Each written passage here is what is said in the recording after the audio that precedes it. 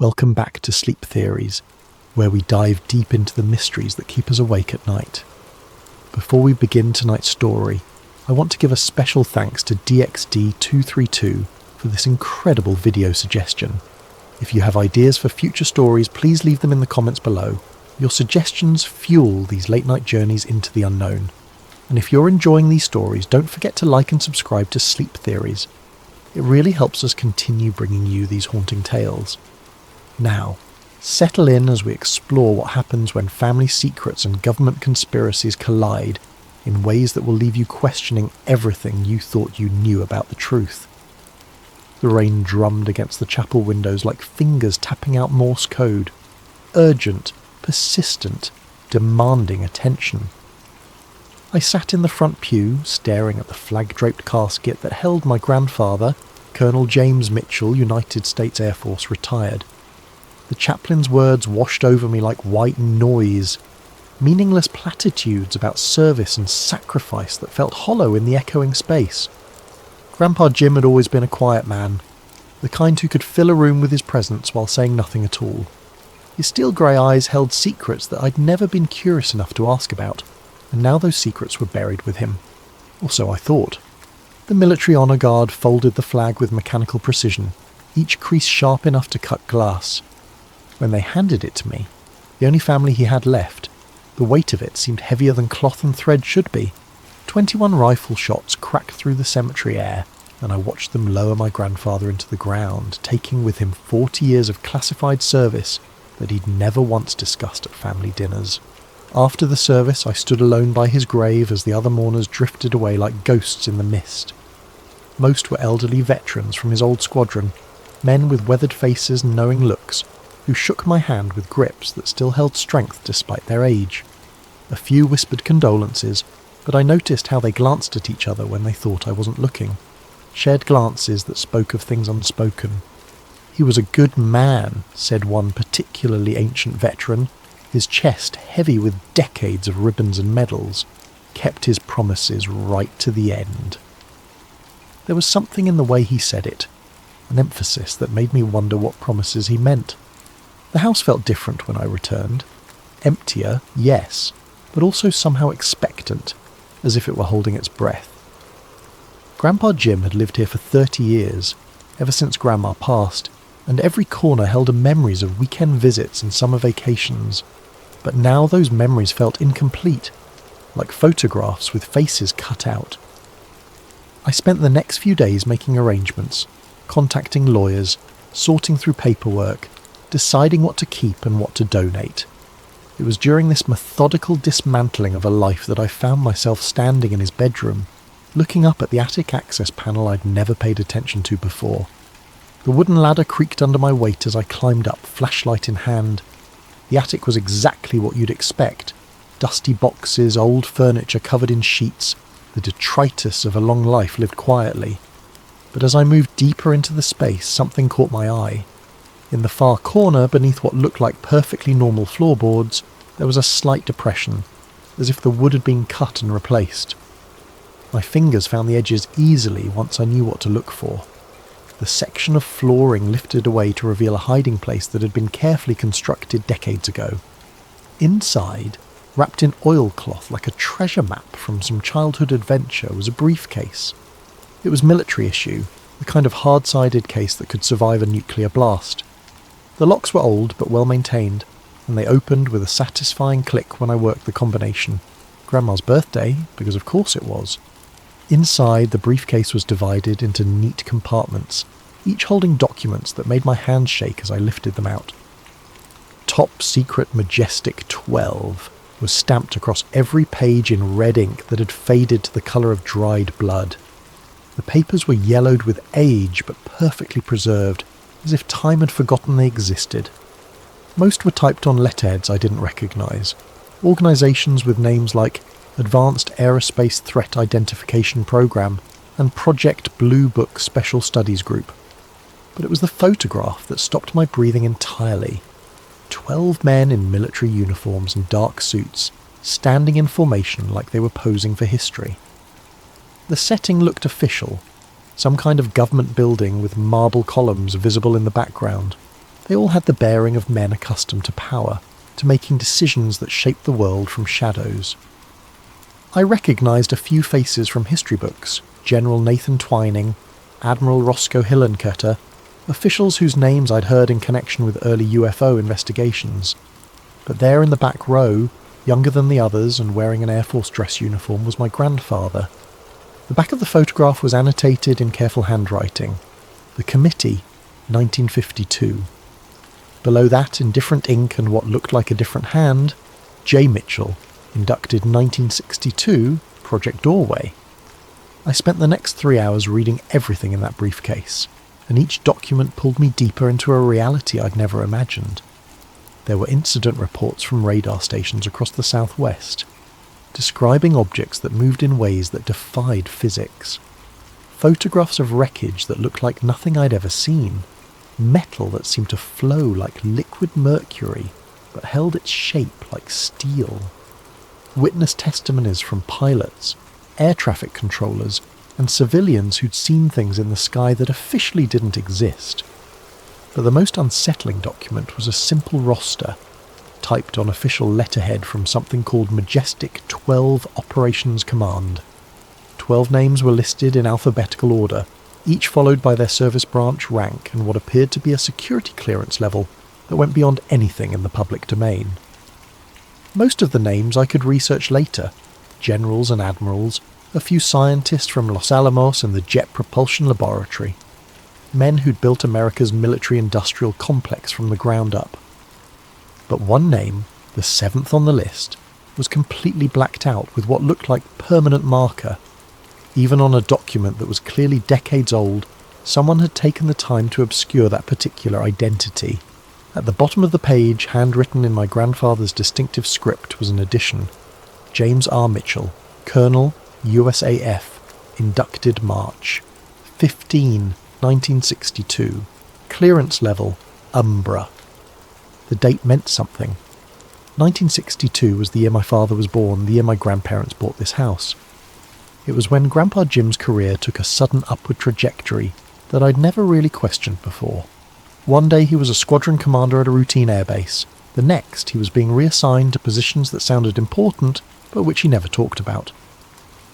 Liaison work, he'd always said when I asked. Coordinating between different departments. Now I understood that his vague answers hadn't been modesty. They'd been security protocols. The more I read, the more questions multiplied. There were references to recovered materials and non-terrestrial technology. Meeting minutes discussed containment procedures and public information management. One particularly chilling memo, dated 1963, discussed the termination protocols for individuals who posed security risks to the program. But what disturbed me most was how recent some of the documents were. The briefcase contained papers dating all the way up to 1995, 3 years before my grandfather's official retirement. Whatever Majestic 12 was, it hadn't ended with the Cold War. I photographed everything with my phone, then carefully returned each document to its place. The briefcase went back into its hiding spot, and I replaced the floorboard exactly as I'd found it. But even as I tried to restore normalcy, I knew there was no going back. The questions were already consuming me. That night, I couldn't sleep.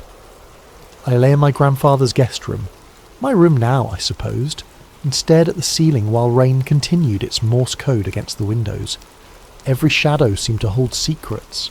Every sound might be footsteps from people who knew I'd found what I wasn't supposed to find. By morning, I'd made a decision that would change everything. My friend Marcus worked as a contractor for the Department of Defense, something involving cybersecurity that he was deliberately vague about. We'd known each other since college, and I trusted him more than anyone else in my life. If anyone could help me understand what I'd found, it would be him. We met at a coffee shop downtown, one of those places that stayed busy enough to provide cover for conversation. I'd brought printouts of a few of the less sensitive documents, nothing that mentioned names or specific operations, just enough to give him context. Marcus studied the papers with the intensity of someone who knew what to look for. His expression grew increasingly troubled as he read, and when he finally looked up, there was something in his eyes I'd never seen before: fear. "Where did you get these?" he asked, his voice barely above a whisper. "My grandfather's attic." "Marcus, is this real?" He glanced around the coffee shop, then leaned closer. "Do you have any idea what you're dealing with here? These classifications, I've never seen anything like them. Umbra clearance? That's not supposed to exist. But it does exist. That's the problem." He gathered the papers and handed them back to me. "Listen to me very carefully. Go home, burn these, and never mention them to anyone again." Marcus --. "I'm serious. There are things the government doesn't want people to know, and there are things the government will kill people to keep secret. This feels like the second kind." His words should have scared me away. Instead, they had the opposite effect. The journalist in me, the part that had driven me to a career in investigative reporting before I'd settled into the comfortable mediocrity of freelance writing, suddenly awakened after years of dormancy. "What if I don't want to let this go?" Marcus stared at me for a long moment, then shook his head. "Then you're on your own." And whatever happens next, we never had this conversation. He left his coffee unfinished and walked out, leaving me alone with questions that felt heavier than they had before. But I'd expected this reaction. Anyone who worked within the system would be trained to avoid anything that could compromise their clearance or their career. I needed to find someone who operated outside those constraints. I spent the afternoon researching Majestic 12 online, falling down rabbit holes that led to conspiracy forums, declassified documents, and academic papers about government secrecy. Most of what I found was speculation and fantasy, but scattered through the noise were threads of genuine research by people who dedicated their lives to uncovering the truth. That evening, I made my second mistake of the week. I called my friend Sarah, a journalist with connections throughout the intelligence community, and asked if she'd ever heard of anything called Majestic 12. The line went silent for so long that I thought the caller dropped. "Where are you hearing that name?" she finally asked. "It's probably nothing. Family history stuff. Meet me tomorrow, not at my office, somewhere public, and don't mention this to anyone else until we talk." The urgency in her voice should have been another warning. Instead, it felt like validation. I wasn't chasing shadows. I was onto something real. But I never made it to that meeting. I woke up at 3 a.m. to the sound of breaking glass. The house was dark, but something was wrong with the darkness. It felt occupied, as if invisible presence was moving through it. I grabbed my phone and tried to call 911, but there was no signal. The landline was dead too. From somewhere below came the sound of footsteps, careful and deliberate. They moved through the house with purpose, as if the intruders knew exactly where they were going. I heard them climbing the stairs to the second floor, then the creak of the attic ladder being lowered. I hid in the bathroom and waited. The sounds from above were methodical, things being moved, floorboards being pried up, the briefcase being opened. They knew exactly where to look. 20 minutes later, the footsteps receded. I heard a vehicle start in the driveway, then fade into the distance. When I finally found the courage to investigate, the attic had been searched thoroughly, but not destructively. Nothing was damaged. Nothing was stolen. They'd simply examined everything and left. But they'd left something behind. On my kitchen table, weighted down by my grandfather's coffee mug, was a single sheet of paper with a message typed in the same font as the documents I'd found. "Return what doesn't belong to you. No one will believe you anyway." The message was unsigned, but the implication was clear. They knew who I was, they knew what I'd found, and they were giving me a chance to walk away quietly. The old me, the careful, risk-averse me, might have taken that chance. But something had changed. Maybe it was reading those documents and realizing that my grandfather had spent decades keeping secrets that could reshape our understanding of reality. Maybe it was the casual way they'd invaded my home, as if my privacy and safety were irrelevant details. Or maybe it was the arrogance of that final line, "No one will believe you anyway." They were probably right, but I was going to try anyway. I found David Kellerman through a recommendation on a UFO research forum. He was a retired aerospace historian who'd spent 30 years studying the intersection of government secrecy and unexplained aerial phenomena. His academic credentials were impressive: MIT, CALTECH, positions with NASA. and the RAND Corporation, but he'd sacrificed his mainstream career to pursue questions that his former colleagues considered career suicide. His office was in a strip mall between a tax preparation service and a Chinese restaurant, the kind of anonymous location that suggested someone who valued privacy over prestige. The interior looked like a library had exploded. Shelves lined every wall, stacked with books, journals and filing boxes that seemed to follow an organisational system only he understood. Kellerman himself was exactly what I'd expected. 60s, grey-beard, eyes that held the intensity of someone who'd spent years looking for patterns that others missed. He poured coffee from a pot that looked like it had been brewing since the Clinton administration and settled behind a desk covered with documents. "You mentioned Majestic 12 on the phone," he said without preamble. "That's not a term people use casually." I pulled out the photograph I'd found and placed it on his desk. Kellerman's reaction was immediate and startling. He actually recoiled as if I'd shown him something dangerous. "Where did you get this?" "My grandfather's attic.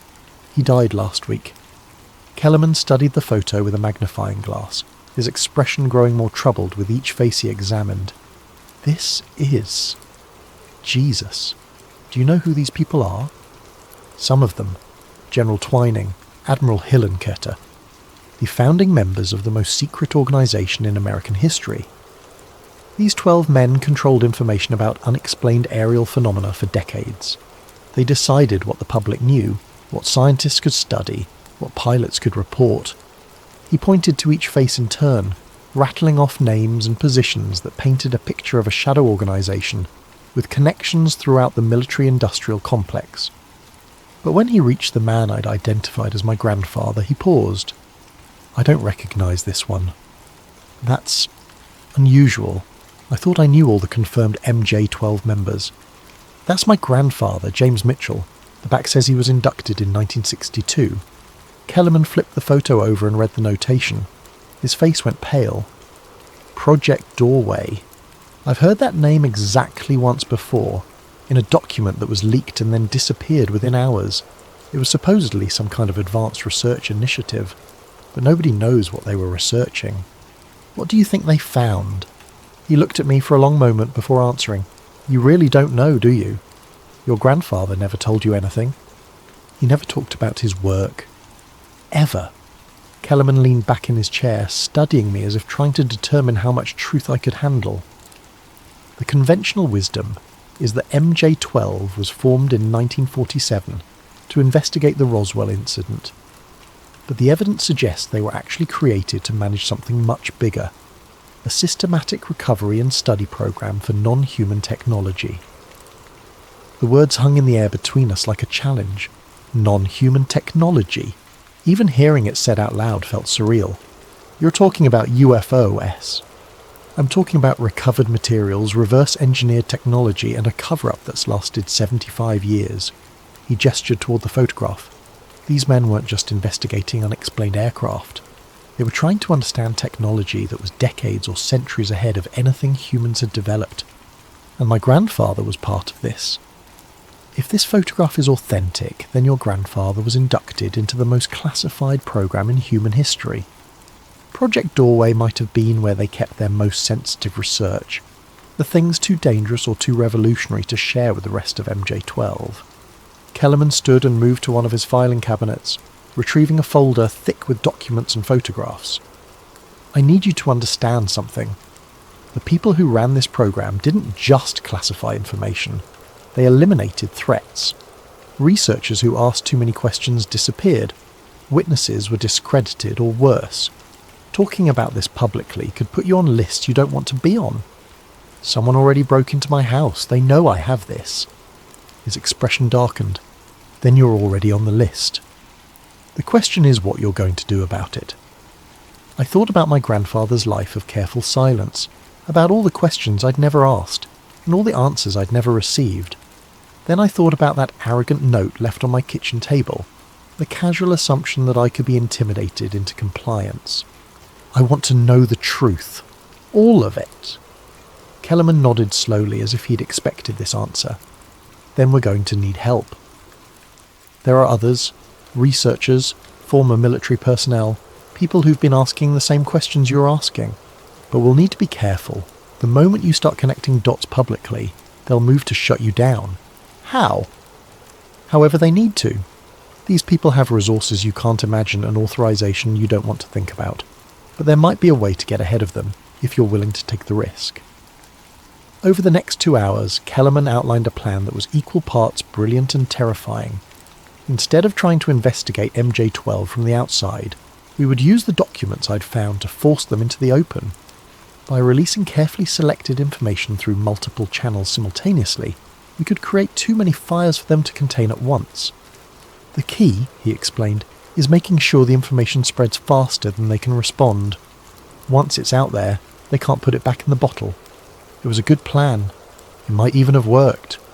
But we never got the chance to find out. I spent the next morning at Kellerman's office, helping him scan and catalogue every document from my grandfather's briefcase.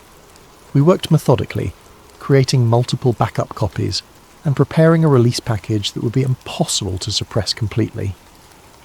The plan was elegant in its simplicity. Simultaneous uploads to WikiLeaks, multiple UFO research organisations, and several mainstream journalists who'd shown interest in government transparency issues. Kellerman had contacts throughout the UFO research community, people who'd spent years waiting for exactly this kind of evidence.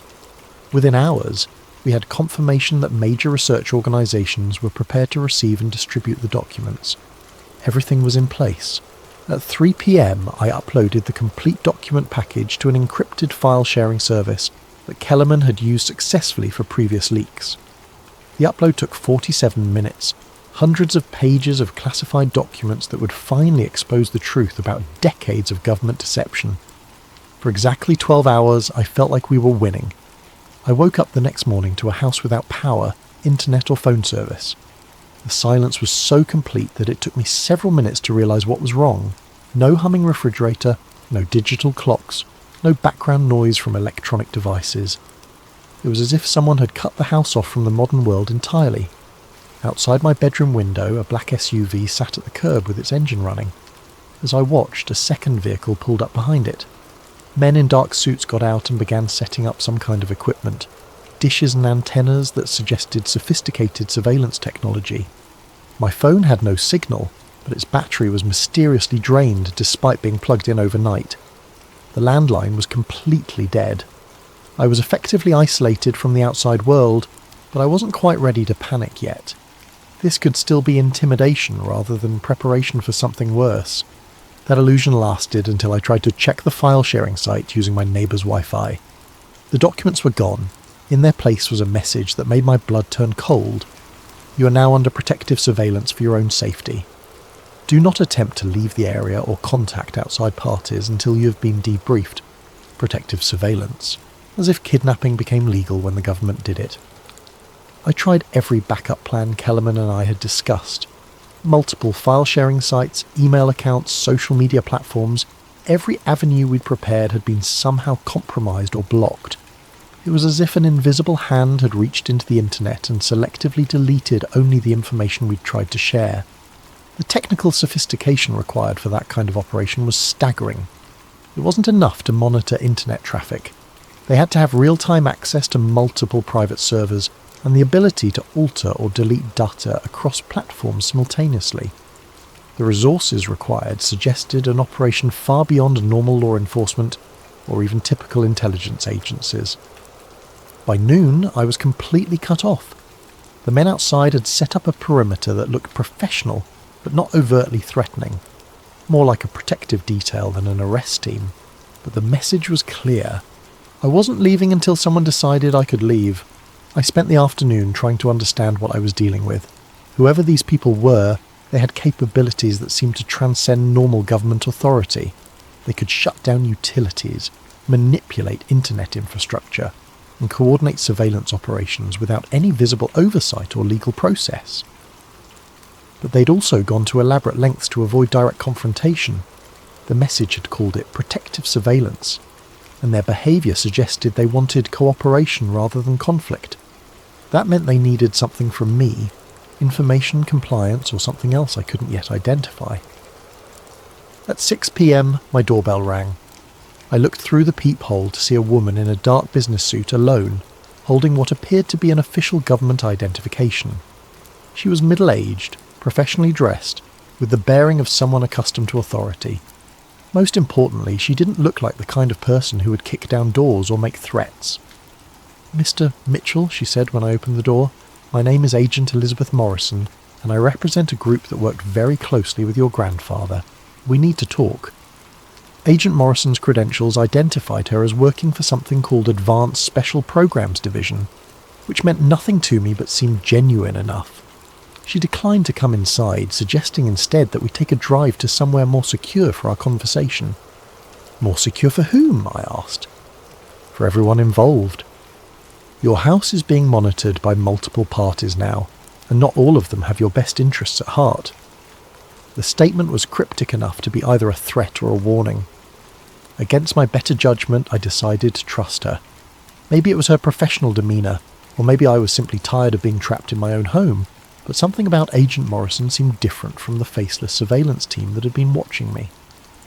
We drove in her unmarked sedan through the suburbs and then out into the desert, following highways that grew progressively emptier as we moved away from civilization. Morrison didn't speak during the drive, and I found myself studying her profile, trying to read intent in the set of her jaw and the way she gripped the steering wheel. "Where are we going?" I finally asked. "To see something your grandfather helped build." After 2 hours of driving, we turned off the main highway onto a dirt road that looked like it led nowhere. But after several miles of desert scrub and Joshua trees, a chain-link fence appeared in the distance, topped with razor wire and surrounded by warning signs about restricted military areas. The facility beyond the fence looked abandoned. Old buildings with broken windows, a few rusted antenna arrays, and what might once have been a radar installation. It looked like dozens of other Cold War-era installations scattered throughout the southwest, the kind of place that had been built quickly and abandoned just as quickly when budgets shifted or missions changed. But appearances were deceiving. Agent Morrison used a key card to open gates that looked rusty but operated smoothly, and I noticed that despite the apparent abandonment, the roads were well maintained and the power lines were clearly active. What is this place? Officially? A decommissioned early warning station that was closed in 1967. Unofficially, it's been continuously operational for 58 years. She parked in front of the largest building and led me to an entrance that was hidden from casual view. "Your grandfather spent a lot of time here in the 1960s and 70s. The interior was a revelation. Beyond the facade of abandonment was a facility that looked like something from a science fiction movie. Clean corridors with modern lighting, security checkpoints with advanced scanning equipment, and an elevator that descended far deeper than should have been possible in a desert installation." "Welcome to Site 7, Morrison said as the elevator continued its descent. "One of 12 facilities where we study materials that don't officially exist." The elevator opened onto a vast underground complex that stretched in multiple directions. The architecture was utilitarian but clearly expensive. Reinforced concrete, climate control systems, and security measures that suggested whatever was stored here was extremely valuable or extremely dangerous. Morrison led me through corridors lined with laboratories and storage areas, past rooms filled with equipment I couldn't identify, and technicians who barely looked up from their work. The scale of the operation was staggering. This wasn't a small research facility. It was an entire underground city dedicated to purposes I couldn't yet comprehend. "How long has this been here?" "Construction began in 1953, expanded continuously ever since. Your grandfather was one of the original planners. We stopped at a massive vault door that required multiple security protocols to open. Morrison used her keycard, submitted to a retinal scan, and entered a code that was at least 12 digits long. When the door finally opened, I found myself staring into a storage facility that looked like a combination warehouse and museum.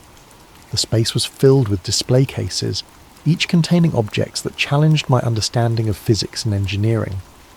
Metal fragments that seemed to shift colour as I watched them. Circuits printed on substrates that looked organic rather than synthetic. Components that hummed with energy despite having no visible power source.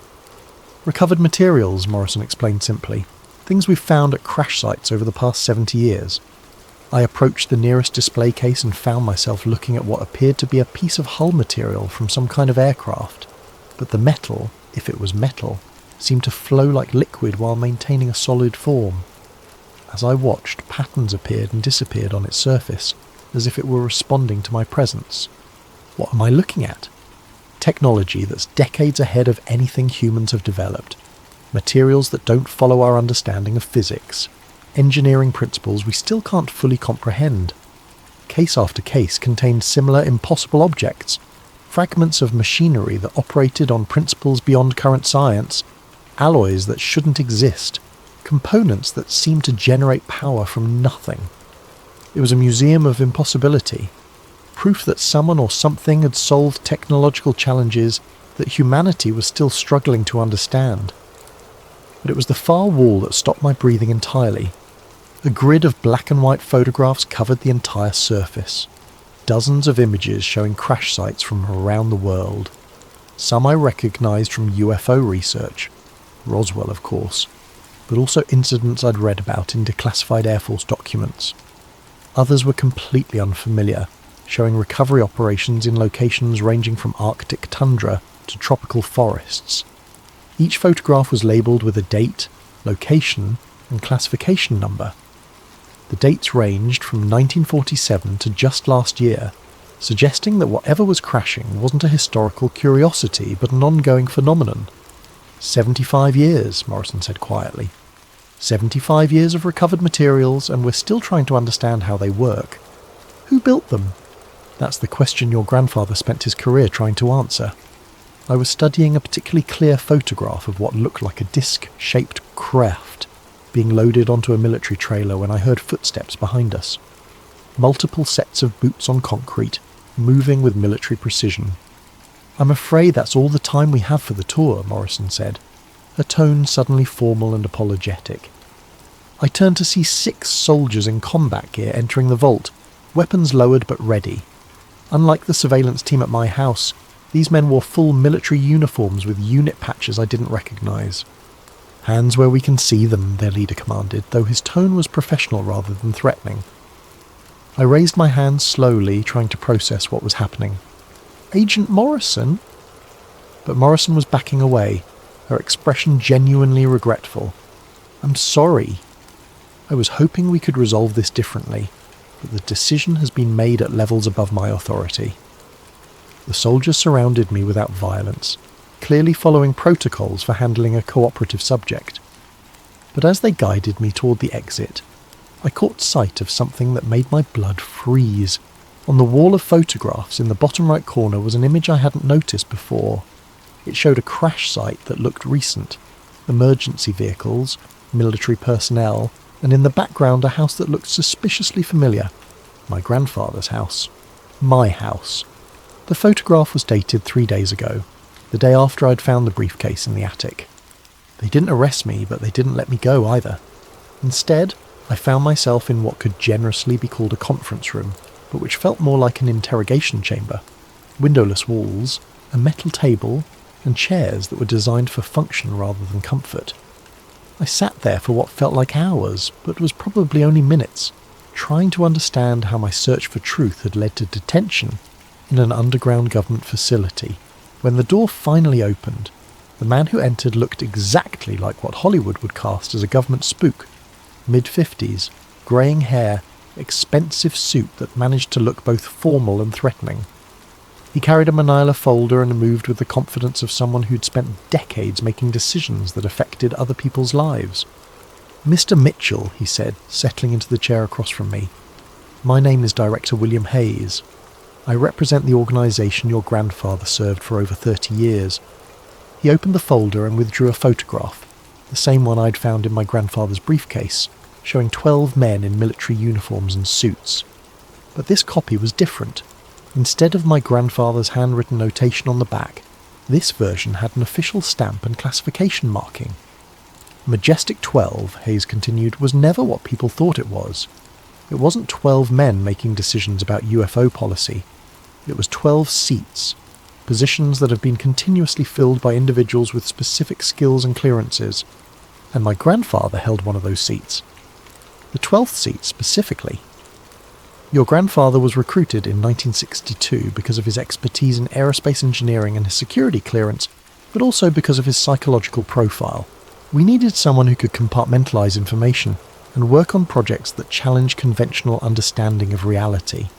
Hayes withdrew another document from the folder, a psychological evaluation with my grandfather's name and photograph. The assessment was thorough and unsettling, analysing everything from his cognitive abilities to his likelihood of developing moral objections to classified work. Project Doorway was your grandfather's primary assignment, Hayes explained. While the rest of MJ-12 focused on recovery and analysis of materials, Doorway was tasked with practical application, taking recovered technology and developing human applications. You're talking about reverse engineering? I'm talking about the most advanced research program in human history. Integrated circuits, fibre optics, advanced metallurgy, dozens of technologies that revolutionised human civilization were actually derived from materials we recovered starting in 1947. The implications were staggering. If Hayes was telling the truth, then much of modern technology wasn't the result of human innovation, but rather reverse-engineered alien science. Our computers, our communications, our material science, all of it built on a foundation of borrowed knowledge. Why are you telling me this? Because Majestic 12 never disbanded. It evolved. Hayes leaned forward, his expression becoming more intense. Government programs have limitations, oversight, budgets, political interference. But private organisations can operate with greater flexibility and fewer restrictions. You went private. We became self-sustaining. The technologies we developed generated revenue streams that funded continued research. By 1995, we were completely independent of government oversight or funding. It made a certain perverse sense. If you could reverse engineer advanced technology, you could patent and license innovations that would generate enormous profits. Those profits could fund more research, more recovery operations, more technological advancement, a self-perpetuating cycle of discovery and development that operated outside normal economic and political constraints. The question, Hayes continued, is what happens now? Your investigation has attracted attention from multiple parties, some friendly, others less so. You have a choice to make. He placed 2 items on the table between us. The first was a standard non-disclosure agreement, the kind of legal document that would bind me to silence about everything I'd seen and learned. The second was a keycard similar to the one Agent Morrison had used to access the facility. Option 1, you sign the NDA, agree never to discuss or investigate this matter further, and return to your normal life. We'll ensure your safety and provide compensation for any inconvenience you've experienced. And option 2, you take the keycard and accept an invitation to join the organisation your grandfather served. The 12th seat has been vacant since his death 3 days ago. The offer was so unexpected that I couldn't immediately process it. You want me to become part of the cover-up? I want you to become part of the solution. Hayes' expression didn't change, but his tone became more urgent. Do you think we've spent 75 years hiding this technology for fun? Do you think we enjoy keeping scientific breakthroughs locked away in underground vaults? Then why do it? Because releasing it too quickly would destabilize human civilization. Imagine if we'd introduced integrated circuit technology in 1950, or revealed anti-gravity principles in 1960. The economic, political and social disruption would have been catastrophic. Hayes stood and moved to a wall-mounted display that I hadn't noticed before. With the touch of a button, it came alive with charts and graphs showing technological advancement over the past century. We've been carefully introducing recovered technology into human civilization for decades, he explained. Each innovation is timed to coincide with humanity's ability to understand and integrate it safely. We're not suppressing progress, we're managing it. The display showed a timeline that was both fascinating and disturbing. Major technological breakthroughs that I'd assumed were human achievements were actually marked as controlled releases of recovered technology. The transistor, laser technology, stealth aircraft design, all of it apparently derived from non-human sources, but introduced gradually to avoid societal shock. Your grandfather understood this, Hayes continued. He spent 30 years helping us determine what humanity was ready to know and when they were ready to know it. The 12th seat has always been responsible for this delicate balance. And if I refuse both options? Hayes returned to his chair, and for the first time his professional composure slipped slightly. Then you become a security risk that needs to be managed.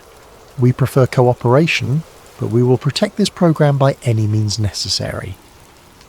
The threat was politely delivered but unmistakable. I could join them, be silenced by legal agreement, or be silenced by other means. But there was something else in his expression, a hope that I would choose cooperation over coercion. I need time to think. Time is a luxury we don't have.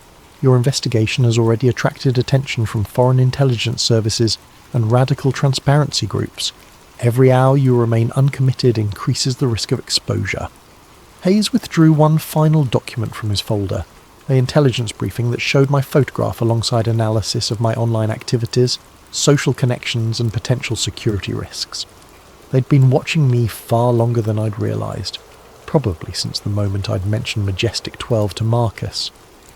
If you accept the position, you'll have access to technologies that could revolutionise human understanding of physics, energy and space travel. You'll be part of the most important scientific endeavour in history, and if I try to expose what I've learned, then you'll join a long list of people who tried to reveal secrets they didn't understand. Some were discredited, others simply disappeared. A few suffered more creative fates. The casual way he mentioned murder made my skin crawl, but I forced myself to consider the offer objectively. If everything Hayes had told me was true, if there really was recovered non-human technology being slowly integrated into human civilization, then perhaps controlled disclosure was better than chaos. But there was something about the entire setup that felt wrong. The underground facility, the private organisation operating without oversight, the casual threats against anyone who might expose the truth. Even if their intentions were good, the methods felt like something from a totalitarian nightmare. What happened to the other 11 seats? They're still filled. The organisation has evolved, but the structure remains the same. 12 individuals with different specialties, working together to manage humanity's relationship with non-terrestrial intelligence. Non-terrestrial intelligence? You're admitting these materials came from aliens. Hayes smiled for the first time since entering the room, but it wasn't a pleasant expression. Mr. Mitchell, that's the least shocking thing you'll learn if you accept this position. I made my decision at 3:47 a.m. on a Tuesday, sitting in my grandfather's kitchen and staring at the key card Director Hayes had given me. They'd returned me to my house with a 12-hour deadline, promising that my choice would be final and irreversible. The surveillance team was still outside, but their presence had shifted from threatening to protective. Agent Morrison had stopped by earlier to explain that foreign intelligence services were now actively searching for me, having detected the brief leak of classified documents. Whether I joined the organisation or simply signed an NDA, I would need their protection. I'd spent hours reading everything I could find about my grandfather's military service, looking for clues about the man who'd kept such enormous secrets for so many years. His commendations were impressive but vague, full of references to special projects and classified contributions to national security. Between the lines, I could see the outline of a man who'd struggled with the weight of knowledge he couldn't share. There was a journal I'd found in his desk, mostly mundane entries about daily life and family events, but scattered throughout were cryptic references that made more sense now that I understood his real work. Made progress on the translation project today, he'd written in 1968. The mathematics are unlike anything we've seen before. Translation project, as if he'd been trying to understand instructions written in a non-human language. The most revealing entry was from 1985. 23 years of this work, and I still don't know if we're preparing humanity for the future, or betraying it to forces we don't understand, but the alternative, chaos, panic, the collapse of everything we've built, seems worse than continuing down this path. My grandfather had wrestled with the same choice I was facing now. Join a conspiracy that might be protecting humanity, or risk exposing truths that could destroy the foundations of human civilization. At 4 a.m, I made my choice. I walked to my front door and opened it slowly. Agent Morrison was waiting on the porch, as if she'd known this moment would come. "Have you decided?" she asked. I looked at the key card in my hand, then at the surveillance vehicles that had become as familiar as the landscape. Beyond them, the desert stretched toward mountains that looked like sleeping giants in the pre-dawn darkness. "My grandfather kept these secrets for 30 years, I said finally. "How did he live with it?" He understood that some truths are too dangerous for democracy to handle, but that doesn't mean they should be hidden forever, just managed carefully until humanity is ready. "You think I'm ready to make those decisions?" Morrison's expression was genuinely sympathetic. "I think you're the only one who can.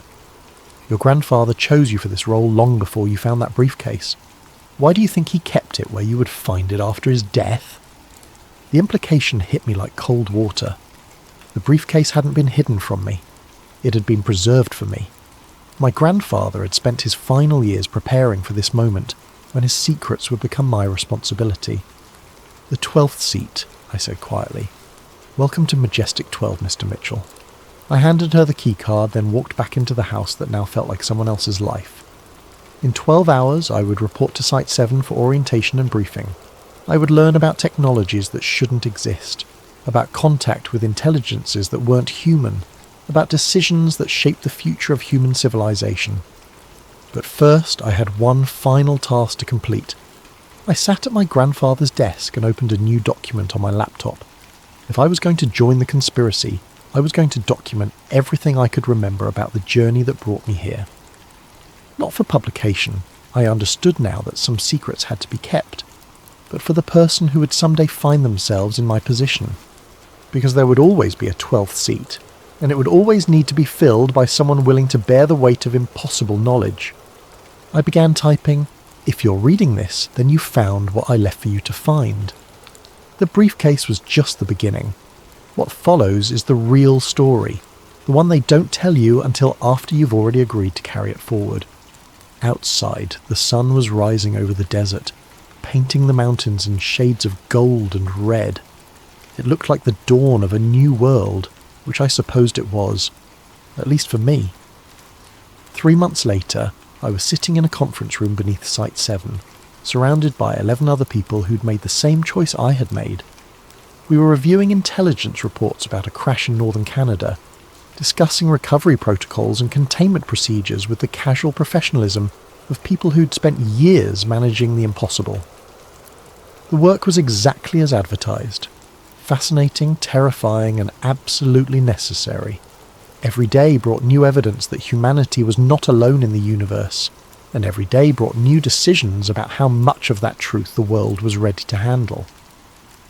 I thought about my grandfather often, wondering if he'd felt the same mix of pride and guilt that consumed me now. We were guardians of humanity's future, protectors of civilization stability, and keepers of secrets that could transform or destroy everything humans had built. But late at night, when I returned to the house that now felt more like a museum than a home, I sometimes wondered about the road not taken. What if I had chosen transparency over secrecy? What if I had tried to tell the world about recovered technology and non-human intelligence? Would humanity have been ready for that truth? Or would it have torn apart the fabric of civilization, just as Director Hayes had warned? I supposed I would never know. But every morning I woke up and chose to believe that gradual disclosure was better than sudden chaos, that managed truth was better than devastating revelation. After all, that's what the 12th seat was for, to make the hard choices so others didn't have to. And if someday I was wrong, if the secrecy caused more harm than transparency would have, well, hopefully the person who inherited my position would be wiser than I had been. The briefcase was waiting in the attic, exactly where my grandfather had left it, exactly where I would leave it when my time came. Along with a letter that began, "If you're reading this, then you found what I left for you to find." Some traditions, it seemed, were worth preserving, even the secret ones.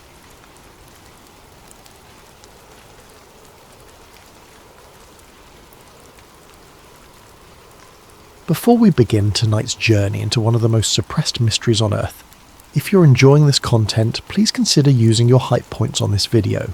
It genuinely helps the channel grow in ways you might not realise, and it allows us to keep bringing you these deep dives into the unknown. Also, if you'd like, drop a comment letting us know what time it is where you are and where in the world you're listening from. We absolutely love seeing where everyone is tuning in from across the globe. No pressure though, only if you feel like sharing. Now let me ask you something. What if everything you've been told about Antarctica was a carefully constructed lie? What if the frozen wasteland at the bottom of our world isn't just ice and penguins, but something far more terrifying? Something that would fundamentally change how we understand human history itself? Think about it. Antarctica is the 5th largest continent on Earth, larger than Europe, nearly twice the size of Australia. It contains 70% of the world's fresh water locked in ice that's been accumulating for millions of years. It holds vast mineral deposits, untapped oil reserves, and resources that could make a country unimaginably wealthy.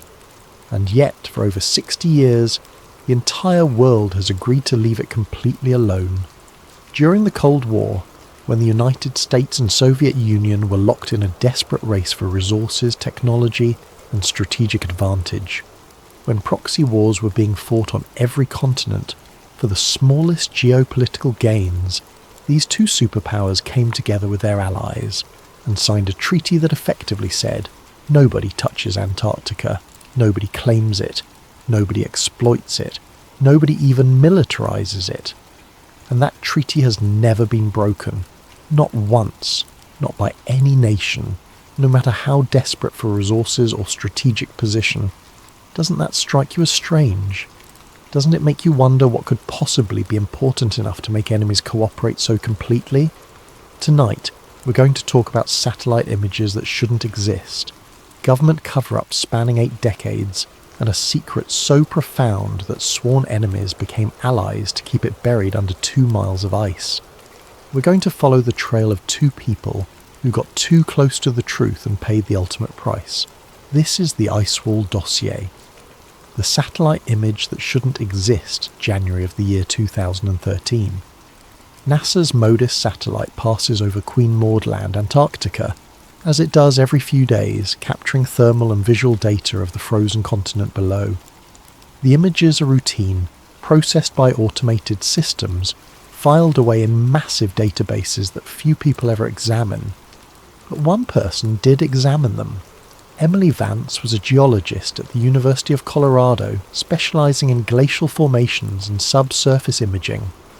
She had spent the better part of a decade analyzing satellite data, looking for patterns in ice movement, thermal signatures, anything that might tell us more about the mysterious continent that covers more area than Europe and remains less explored than the surface of Mars.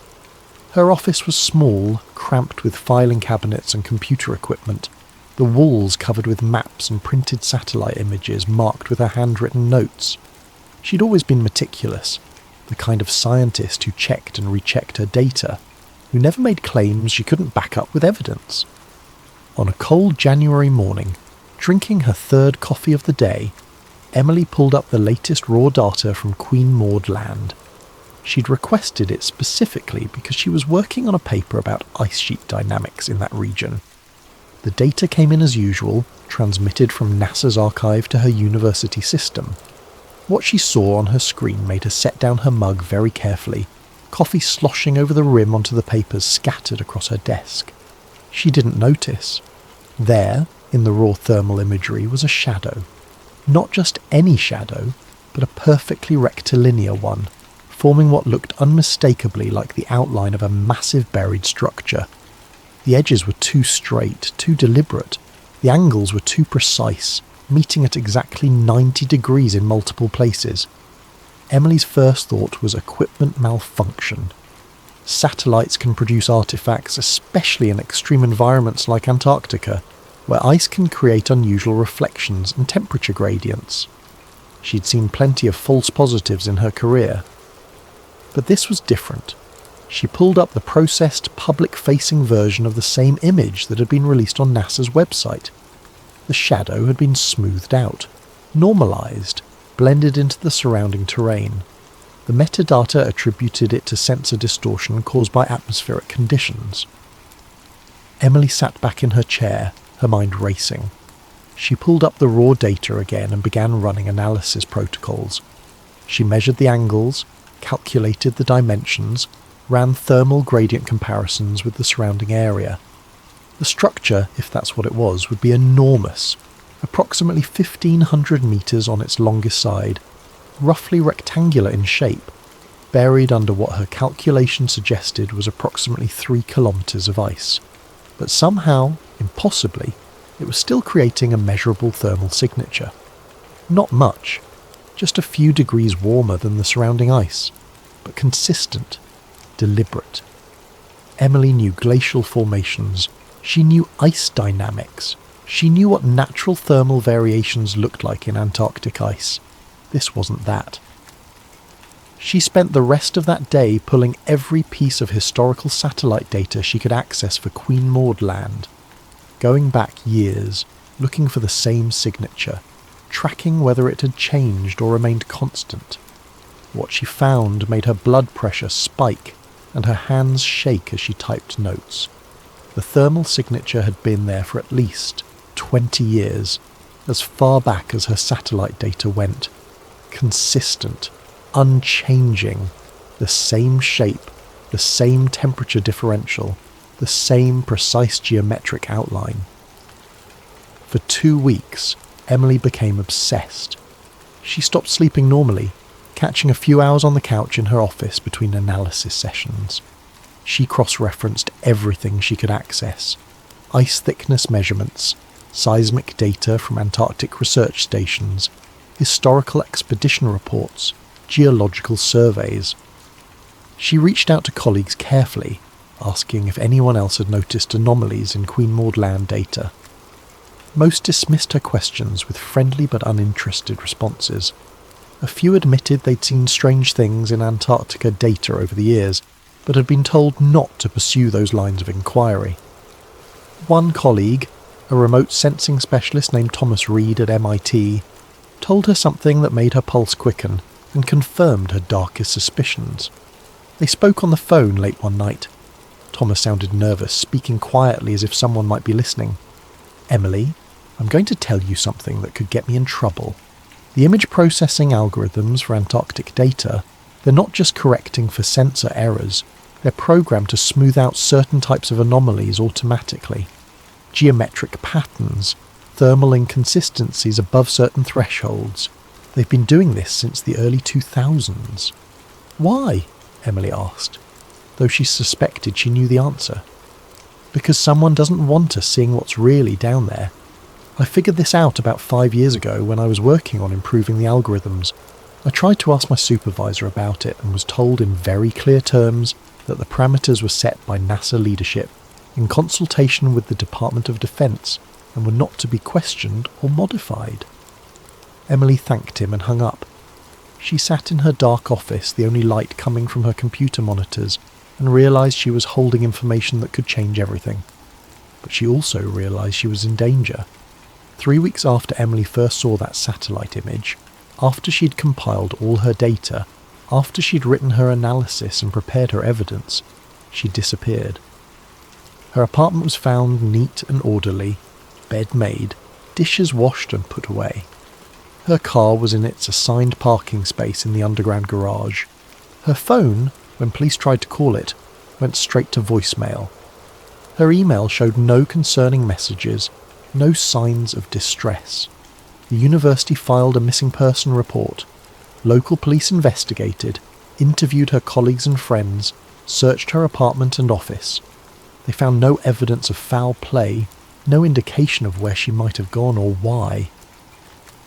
The detective assigned to the case told Emily's sister that sometimes people just needed to get away, to start over somewhere new. Maybe she'd been under stress. Maybe she'd met someone. Maybe she'd just decided to leave her old life behind. But Emily's sister knew better. Emily wasn't the type to disappear without telling anyone. She was careful, organised, responsible. If she had planned to leave, she would have said something. The case went cold within 2 months. But before she vanished, Emily Vance had mailed a package to her friend Mark Kelton. a journalist who specialised in the kinds of stories that made governments uncomfortable. She'd addressed it by hand, using an old address she'd memorised years ago, and mailed it from a post office 3 towns away from Boulder. She'd taken precautions, she'd known the risk, and she'd made sure that even if they got to her, the truth would still have a chance. The real history. They tell us Mark Kelton had known Emily since graduate school at Columbia. They'd met in an interdisciplinary seminar on climate science and investigative journalism, one of those experimental courses universities sometimes offer to encourage cooperation between departments. Emily had been the scientist who could explain complex geological concepts in ways that made sense. Mark had been the journalist who could take those concepts and turn them into stories people would actually read. They'd stayed friends over the years, meeting occasionally for coffee when work brought them to the same city, exchanging emails about interesting articles or unusual research findings. Their friendship was built on mutual respect and a shared belief that truth mattered, even when it was inconvenient or uncomfortable. So when her package arrived at his apartment in Brooklyn on a Tuesday afternoon in February, 2 days after she was reported missing, Mark knew immediately that something was very wrong. The package was padded, addressed in Emily's careful handwriting. No return address. Postmarked from a small town in Colorado he'd never heard of, dated 4 days earlier. Mark lived in a 4th-floor walk-up in Park Slope, the kind of place that attracted struggling journalists and artists who didn't mind the lack of an elevator or the temperamental heating. He'd been working from home that day, following up on sources for an article about municipal corruption in Newark. When the package arrived, delivered by a postal worker who had to buzz repeatedly because Mark was wearing headphones, he signed for it without thinking much about it. Packages weren't unusual. Review copies of books, documents from sources, the occasional gift from his mother who still worried he wasn't eating properly. But when he saw Emily's handwriting, his stomach dropped. He set the package on his small kitchen table and just stared at it for several minutes. Emily wouldn't have mailed him something without mentioning it. They'd exchanged emails just 3 weeks ago. A casual conversation about a paper she was working on. She'd seemed fine, excited about her research, no indication that anything was wrong. Mark opened the package carefully. Inside was a USB drive, a handwritten note folded around it, and a photocopy of what looked like an old newspaper article. The text in Spanish, the paper yellowed and aged. The note was brief, written in Emily's neat script. Mark, if you're reading this, I'm either being paranoid or I'm in serious trouble. Either way, you need to see what's on this drive. Look into Operation High Jump. Look into why 12 countries banned everyone from Antarctica right after Bird came back. This is bigger than anything I've ever seen. I've included my encryption key using our old system. You'll remember. Be careful. Destroy this note after you read it. Emily. Mark read the note 3 times, his journalist mind already cataloguing questions. Why was she being cryptic? What had she found? And why did she feel the need to tell him to destroy the note? He looked up Emily's name on his phone, searching for news. That's when he found the missing person report, posted by the Boulder Police Department just 2 days earlier. Emily Vance, geologist, 34 years old, last seen leaving her office at the University of Colorado 3 weeks ago. 3 weeks. She'd mailed this package before disappearing, which meant she'd known something was about to happen. She'd prepared for it. Mark's hands were shaking slightly as he picked up the USB drive. It was a standard thumb drive, unmarked, the kind you could buy at any electronics store. He turned on his laptop and hesitated for just a moment before plugging it in.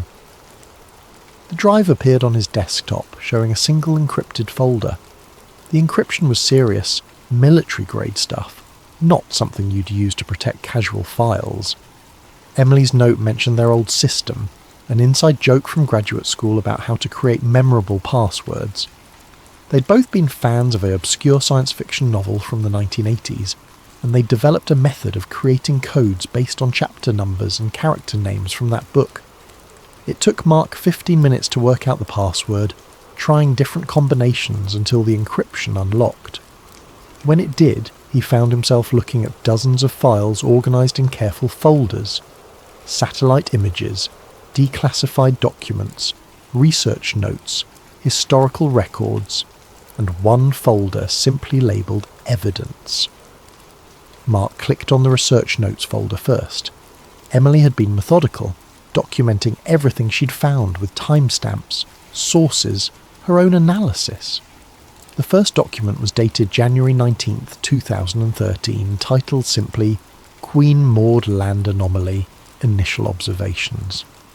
He started reading, and as he did, the world outside his Brooklyn apartment seemed to fall away.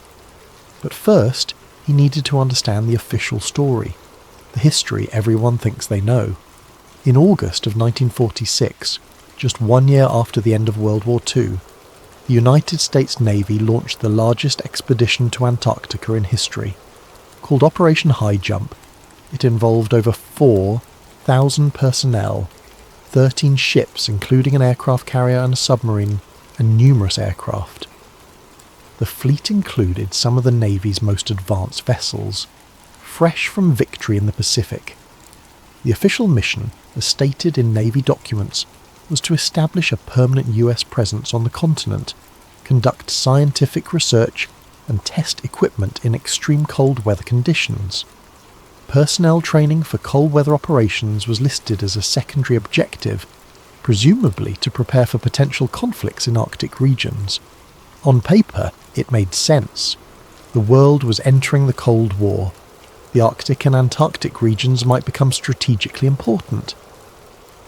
Testing equipment and training personnel in polar conditions seemed like reasonable military planning, but the scale of the operation was unprecedented.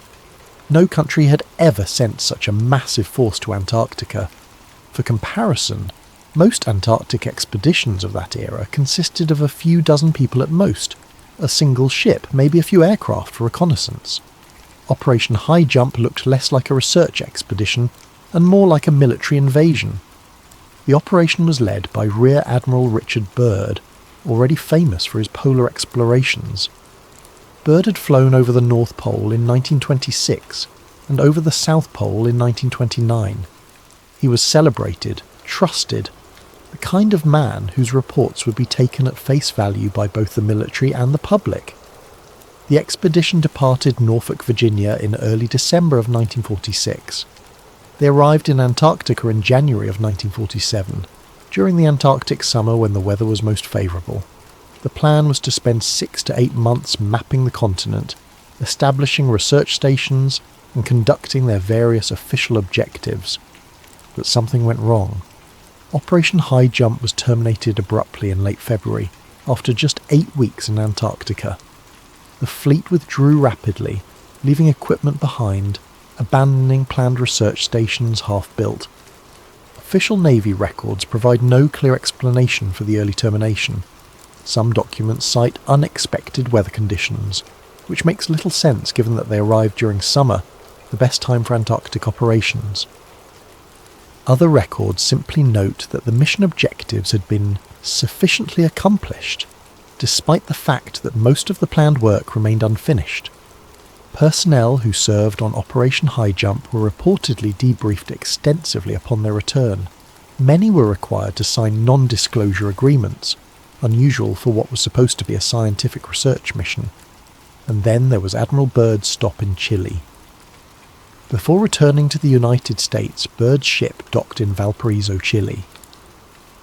On March 5th, 1947, he gave an interview to El Mercurio, one of Chile's most prominent newspapers.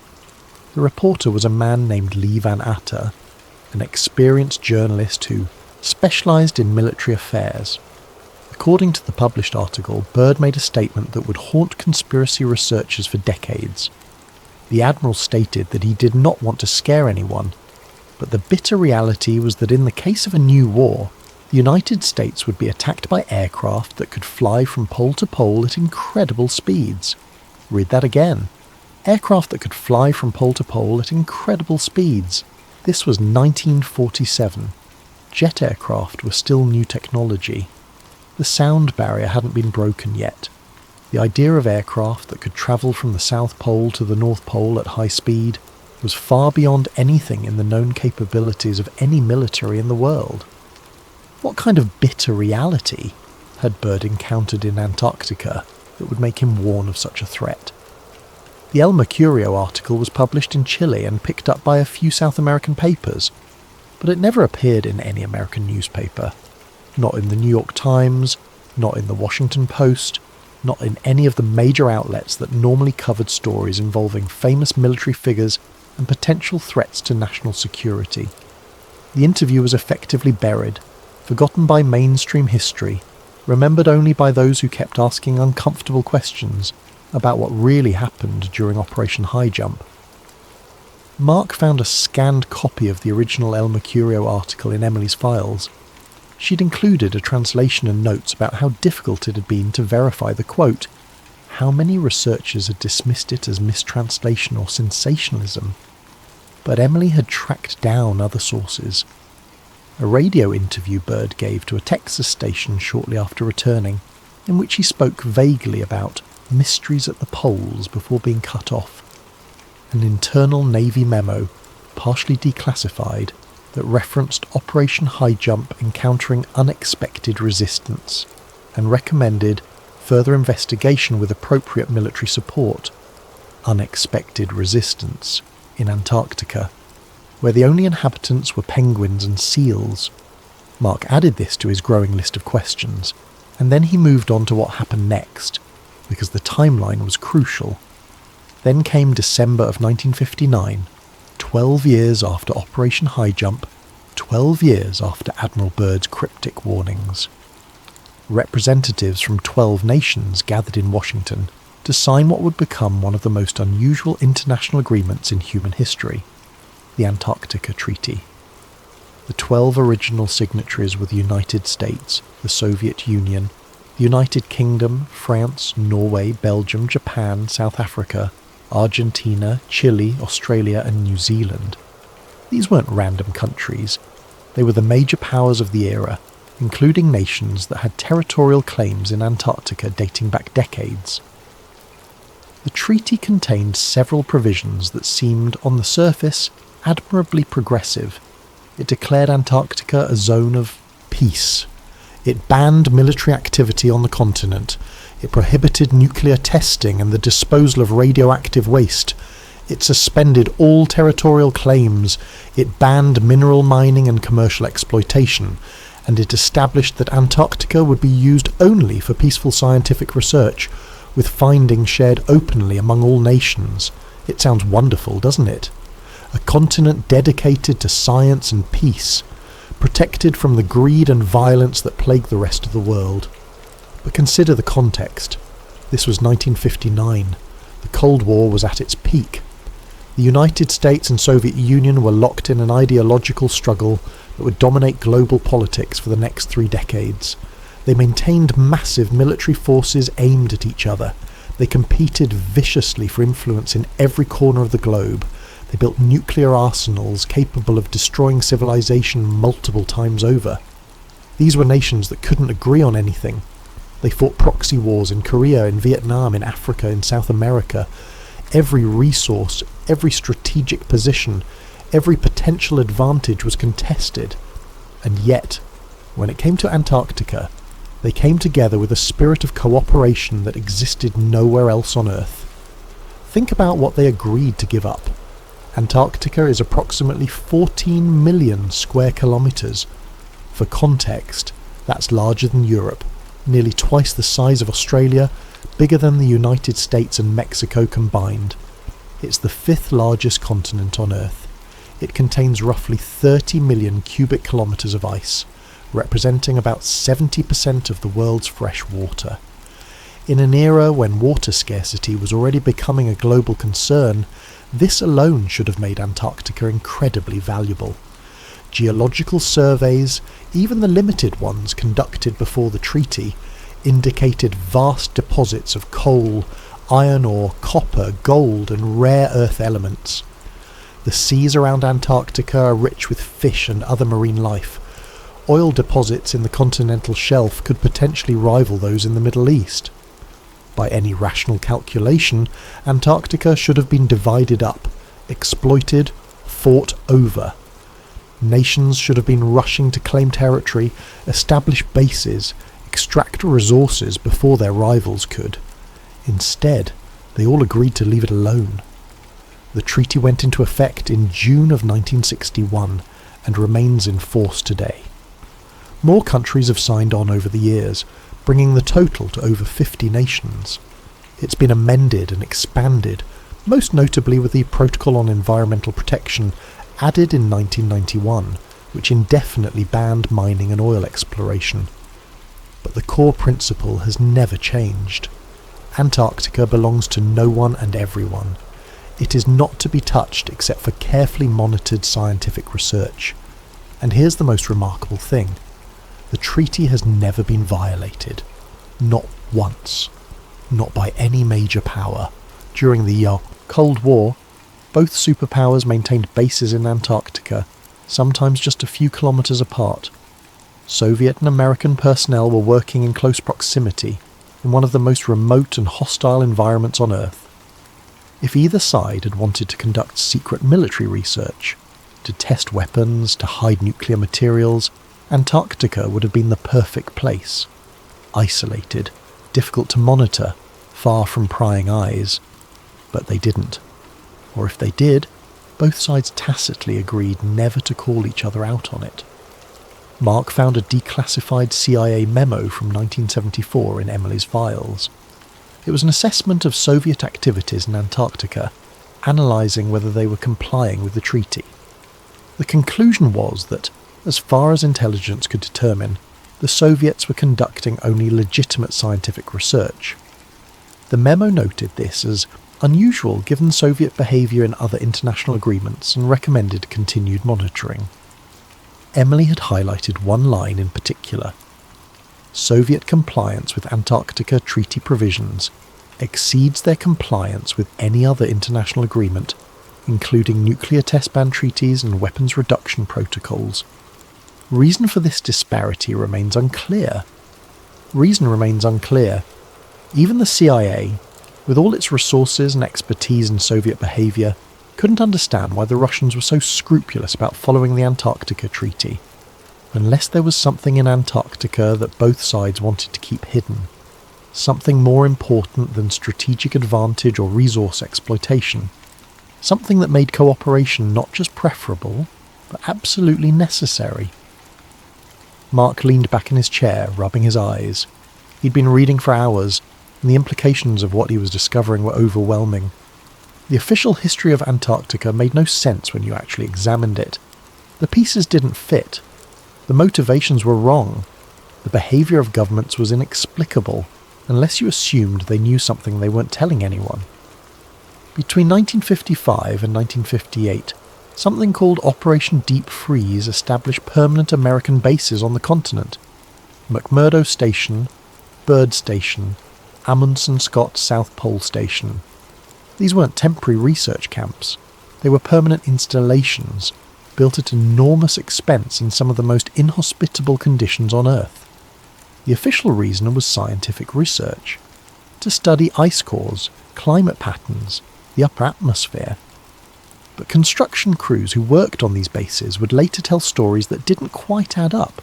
Stories about being restricted from certain areas, about equipment being brought in that had nothing to do with weather stations or research labs, about sections of the bases that they weren't allowed to build that were constructed later by military personnel with high-level security clearance. Mark read through all of this, the official history, and started noting the things that didn't make sense. The questions that should have been asked but never were. Why did Operation High Jump end so abruptly? Why did Admiral Byrd talk about an enemy that could fly from pole to pole? Why did the entire world agree to leave Antarctica alone? And most importantly, why did Emily Vance disappear after seeing something in satellite data from Queen Maud Land? The answers, Mark would discover, were all connected, and they were all buried under the ice. The part, they don't tell us Mark's investigation led him first to the Nazis, not because he wanted to wade into that particular conspiracy theory swamp, but because the evidence kept pointing there, and Emily's files contained information that was difficult to dismiss. Between the late 1930s and 1945, during some of the most desperate years of the war, Nazi Germany sent multiple expeditions to Antarctica, specifically to a region of Queen Maud Land that they claimed and named Neuschwabenland, or New Swabia. This isn't disputed history.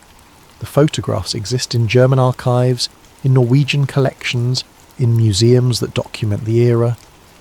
Images of German ships in Antarctic waters, German planes with swastikas on their tails, photographed from the air during survey flights, and most tellingly, photographs of planes dropping metallic rods into the Antarctic ice, each rod marked with a swastika flag. The official explanation, both from Nazi records and from historians who later studied the expeditions, was that these were territorial claim markers. Germany was staking its claim to a portion of Antarctica, establishing sovereignty that could be recognised under international law. But why? Germany in the late 1930s was preparing for war.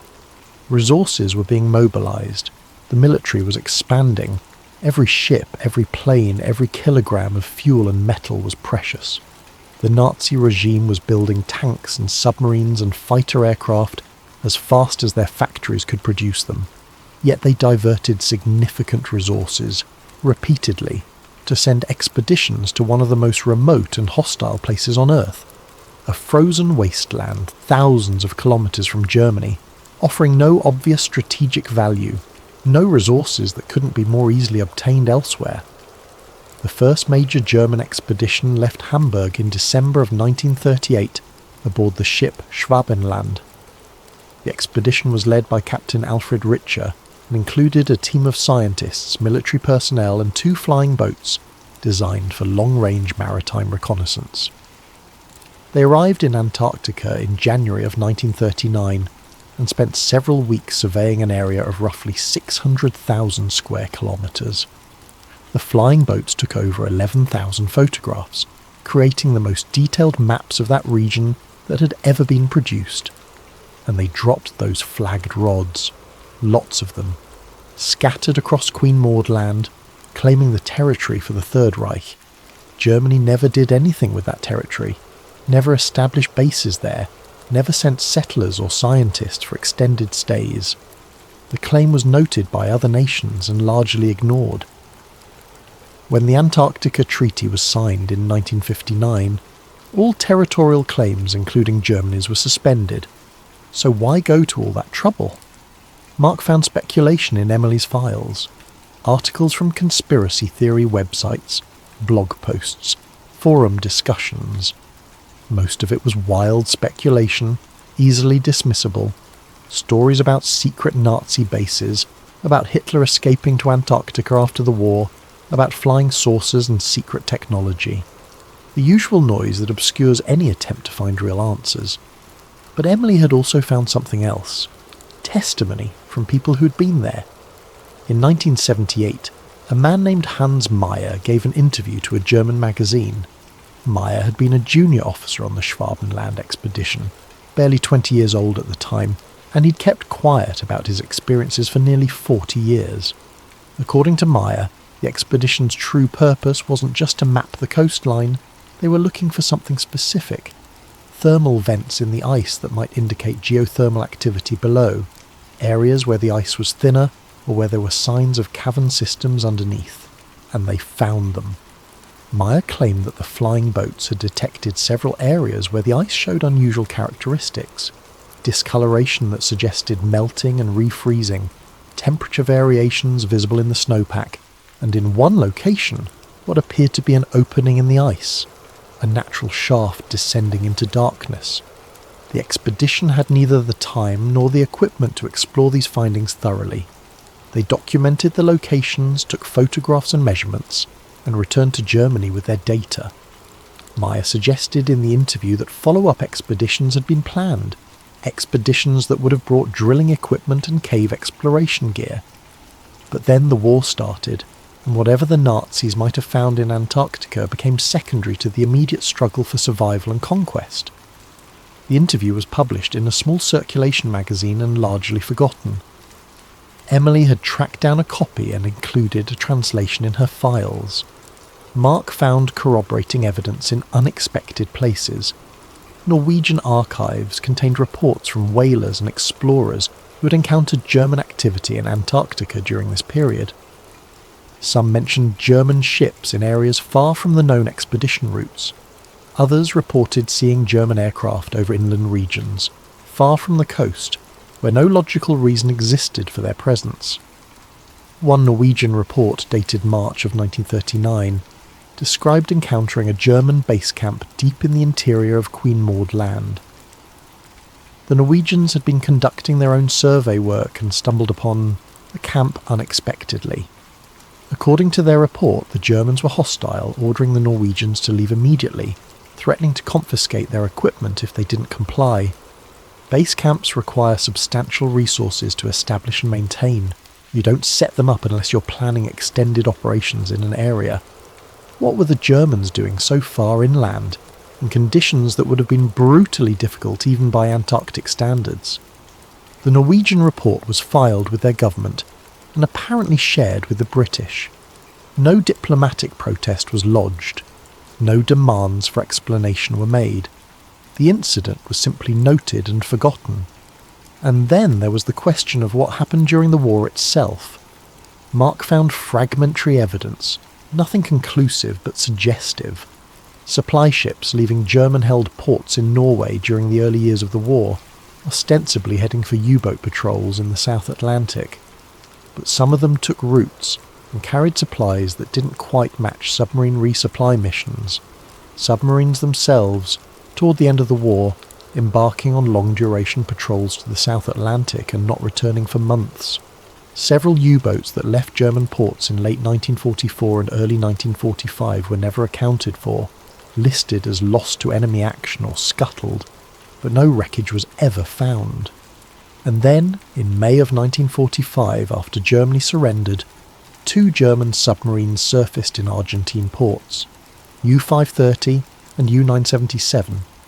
They surrendered to Argentine authorities months after the war in Europe had ended. The submarines had been at sea for months, far longer than standard patrol durations. Their crews were tight-lipped about where they'd been. Argentine authorities turned them over to American control, and the submarines were eventually scuttled. Whatever secrets they carried went down with them. This could all be coincidence. Submarines getting lost, captains trying to avoid capture, the chaos of a collapsing regime leading to confusion and poor record-keeping. Or it could mean that Nazi Germany maintained some kind of presence in Antarctica during the war years. Nothing massive, probably nothing that significantly affected the war effort, but something they considered important enough to continue supporting, even as their nation was being destroyed.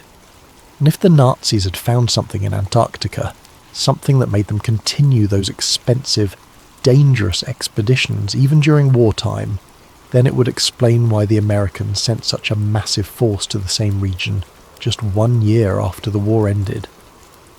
Operation High Jump wasn't just a research expedition. It was a search and clean-up operation, finding and securing whatever the Nazis had discovered.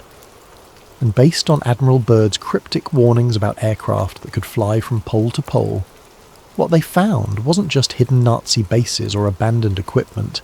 They found something much worse. Mark dug deeper into the timeline. Operation High Jump ended in February 1947. The Roswell incident occurred in July of that same year.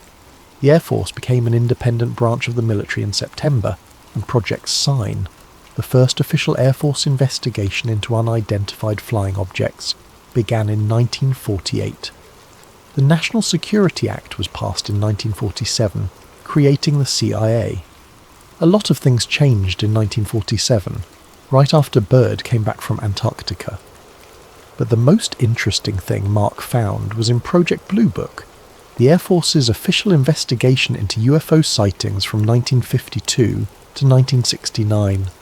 Blue Book collected reports from all over the world. Sightings were documented from every continent, every climate, every type of terrain. Thousands of reports over 17 years, except from Antarctica. Not a single Blue Book entry comes from Antarctica. Not one report from any of the research stations, from any of the pilots flying over the continent, from any of the support personnel stationed there. For a period when UFO sightings were being reported globally with increasing frequency, the complete absence of any reports from Antarctica is statistically impossible, unless those reports existed but were filed somewhere else. Mark found a taped interview from 1978 with a former Blue Book archivist named James Harder. In it, Harder says something that would become crucial to Mark's investigation. We weren't allowed to file polar sightings. They went somewhere else, separate chain of custody. I asked about it once and was told in no uncertain terms to never ask again. Somewhere else. A separate program, more classified than Blue Book, specifically for Antarctic incidents. Mark started to realise that the cover-up wasn't just about one expedition or one discovery. It was systemic, spanning decades, involving multiple countries and multiple levels of government. Whatever was in Antarctica was important enough to change how the entire world operated. Modern discoveries. They can't explain. Emily's USB drive contained something Mark found particularly compelling. A folder titled Modern Anomalies, filled with news articles, scientific papers and internal documents that she'd somehow acquired. The first file in the Modern Anomalies folder concerned Lake Vostok, and as Mark read through Emily's research, he began to understand why she had become so convinced that something was being hidden. Lake Vostok is one of the largest subglacial lakes on Earth, roughly the size of Lake Ontario. It sits beneath Vostok Station, a Russian research base in East Antarctica, one of the most remote and inhospitable places on the planet. The lake itself is buried under more than 3.5 kilometres of ice.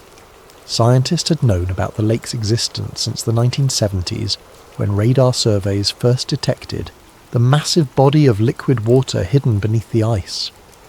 But it wasn't until the 1990s that they began to understand just how remarkable Lake Vostok really was. The lake had been sealed off from the surface for at least 15 million years, possibly much longer. It existed in complete darkness, under immense pressure from the weight of the ice above. The water was kept liquid by a combination of pressure, geothermal heat from below, and the insulating effect of the ice sheet. This meant that Lake Vostok was potentially one of the most isolated and pristine environments on Earth. If life existed there, it would have evolved separately from the rest of the biosphere for millions of years. The potential scientific value was enormous. It could tell us about ancient climate conditions, about the limits of life in extreme environments, about evolution in isolation. International teams began planning how to reach the lake without contaminating it. The Russians had been drilling at Vostok Station since the 1970s, taking ice cores for climate research. By the late 1990s, they were getting close to the lake itself. And then they found something unexpected. In 2001, as the drill approached the lake, instruments detected a magnetic anomaly. Not in the water, but beneath the lake bed. Something metallic, massive, and completely out of place. Geophysicist Michael Studinger, working on the project, was quoted in a scientific journal as saying, "We don't know what it is. It shouldn't be there." The anomaly was huge, roughly the size of Manhattan. The magnetic reading suggested it was composed primarily of metal, but the composition didn't match any known natural formations. It wasn't iron ore, wasn't magnetic minerals concentrated by geological processes. And it was in a pattern, not a random deposit, but structured, organised. Emily's files contained the original magnetic survey data, presumably obtained from a source she never named. Mark looked at the images, the false colour representations of the magnetic readings, and felt a chill despite the warmth of his apartment. The central anomaly showed a roughly circular shape, but with irregular extensions radiating outward in what looked almost like corridors or passages. Surrounding it, at precise intervals, were 6 smaller anomalies. The pattern was too regular, too geometric. Natural geology doesn't work that way. Ore deposits don't arrange themselves in perfect circles with smaller deposits positioned at equal intervals around them. Nature produces chaos, irregularity, organic shapes. this looked designed. The Russian team halted drilling approximately 130 meters above the lake. Officially, this was to avoid contamination, to give time to develop better procedures for breaching the lake without introducing surface microbes. But drilling never resumed. The project was abandoned. The site was closed. Vostok Station continued to operate, but the drilling program, which had been running for over 30 years, simply stopped. Emily had found communications between American and European scientists urging the Russians to continue. The potential discoveries were too important. New sterilization techniques had been developed. The risk of contamination could be managed, but the Russian Academy of Sciences refused. And according to one intercepted communication that Emily had somehow acquired, they did so under direct pressure from the Kremlin, which had itself been pressured by the US State Department. Mark found a memo from the National Science Foundation, partially redacted, discussing the Vostok situation. The visible portions referenced strategic considerations and international security concerns, and recommended that American scientists cease publicly advocating for continued drilling. Strategic considerations for a lake that had been isolated for millions of years. What strategic concerns could possibly apply? Unless someone knew what was down there, and knew that reaching it would be dangerous. Not scientifically dangerous, not environmentally risky, but dangerous in ways that justified high-level government intervention. Emily had included a timeline in her notes. The magnetic anomaly was detected in 2001. By 2003, all discussion of drilling to the lake had ceased in official scientific publications. By 2005, funding for the Vostok drilling project had been officially terminated. And then, in 2012, the Russians announced they had reached the lake after all. A brief media celebration, claims of scientific achievement, promises of discoveries to come, but no discoveries were ever announced. No papers published about what they'd found. The Russian team released a statement saying the water samples had been contaminated during extraction and were useless for analysis. Mark didn't buy it. Neither had Emily. Drilling teams don't work for over 3 decades to reach a unique environment and then contaminate their first samples through careless handling. These were experienced scientists and engineers. They would have taken every precaution. More likely, they found something in those samples. Something that made them realise the lake was better left unexplored. Or something that confirmed what the magnetic surveys had suggested. That beneath Lake Vostok, buried under ice and water and sediment, was something that shouldn't be there. Something that called into question everything we thought we knew about our planet's history. The second file concerned the Pyramid Mountains. In 2012, satellite imagery of the Ellsworth Range in Antarctica went viral on conspiracy theory websites. The images showed 3 mountain peaks arranged in a nearly perfect line, each one pyramid-shaped, with smooth faces and sharp angles. Government geologists quickly released statements calling them natural formations, weathered by wind and ice into coincidentally pyramid-like shapes. But independent researchers ran the numbers. The alignment was too precise, the angles too similar. The probability of 3 mountains weathering into identical pyramid shapes and arranging themselves in a perfect line was astronomically low. Emily had included thermal scans of the area. The Pyramid Mountains showed different heat signatures than the surrounding peaks. Not dramatically different, but measurable. Enough to suggest that they were either composed of different material, or there was something beneath them generating trace amounts of heat. The third file was the one that made Mark's hands shake as he read it. November 8th, 2016. Election Day in the United States. One of the most contentious, watched, and important political days in modern American history. On that day, Secretary of State John Kerry got on a plane and flew to Antarctica. The trip was sudden and unexpected. Kerry's public schedule had shown him in New Zealand, attending conferences on environmental policy. But on November 8th, he diverted to McMurdo Station. The official explanation, given days later, was that Kerry wanted to see the effects of climate change firsthand and meet with scientists studying ice loss on Election Day. During a race that could determine the future of American climate policy, instead of being in Washington or appearing on news programs or making calls to key states, the Secretary of State was at McMurdo Station. Mark found the internal travel logs. Emily had gotten them from a source she never named, someone inside the State Department who apparently trusted her enough to leak classified itineraries. Kerry didn't just visit McMurdo Station. His team travelled to the Dry Valleys, a region of Antarctica so arid that no ice or snow accumulates, and then they travelled to a third location, listed only as Ross Ice Shelf Restricted Zone 7. There was no public information about Restricted Zone 7. No scientific papers mentioned it. No photographs existed. It was a blank spot, administratively existing but practically invisible. What could be important enough to pull a Secretary of State away from his duties on one of the most important days in American politics? Mark added this to the growing list of questions that shouldn't have answers, but clearly did. The journalist who finds the thread for 3 months. Mark Kelton pursued the story carefully.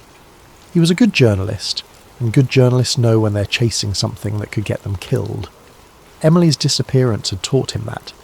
He reached out to sources carefully, never revealing the full scope of what he knew. He filed Freedom of Information Act requests for documents that seemed tangentially related, hoping to find breadcrumbs that might lead somewhere useful. Most of his requests were denied or returned so heavily, redacted as to be useless. But a few came back with information that helped him piece together the larger picture. One document, a declassified internal memo from the United States Antarctic Research Program, dated 1983, mentioned something called ancient thermal cavities and subglacial habitability protocols. The memo was 3 pages long, but 2.5 of those pages were blacked out. What remained was tantalizing and terrifying. The visible text read, "Following survey results from Mount Erebus excavation, recommend implementation of Quarantine Protocol 12 for all future subsurface exploration. Temperature measurements consistent with engineered heat sources. Further investigation suspended per international agreement. Engineered heat sources. Not geothermal, not volcanic. Engineered." Mark spent weeks trying to find more information about what happened at Mount Erebus, the active volcano in Antarctica, in the early 1980s. He found scattered references to American and New Zealand teams conducting research there, but nothing about excavations or discoveries or anything being sealed off. Until he found a retired geologist named Patricia Winters, who had worked on the Mount Erebus project in 1982. They met in a coffee shop in Seattle. Patricia was in her 70s now, retired from the University of Washington, and initially reluctant to talk. But Mark had learned how to earn trust, and after their second meeting she started to open up. "We found caves," Patricia told him, her voice quiet. 3 of them, leading down into the rock beneath the volcano. The temperature inside was wrong, too warm, even accounting for geothermal activity, and the walls, they were too smooth in places, not carved, not natural erosion, something else. "What happened?" Mark asked. "Military showed up, said we were done, sealed the caves with explosives and concrete. We were told to sign non-disclosure agreements and never talk about what we'd seen. Most of us complied. What choice did we have?" "But you're telling me now?" Patricia looked out the window at the Seattle rain. "I'm old. I've kept this secret for over 30 years. Emily Vance's disappearance was in the news. I recognised her name from the Antarctic research community. If they're disappearing people, if they're still covering this up, maybe it's time someone knew the truth." She leaned forward. "Those caves weren't natural, Mark, and whatever heated them wasn't from our world." The missing Norwegian expedition. Mark's investigation kept leading him back to 1959, the year the Antarctica Treaty was signed. It was clearly a pivotal year, the moment when the world decided collectively to lock down the continent. What happened that year to prompt such an unprecedented agreement? He found the answer in a nearly forgotten incident that had been reported briefly at the time, and then vanished from public discussion.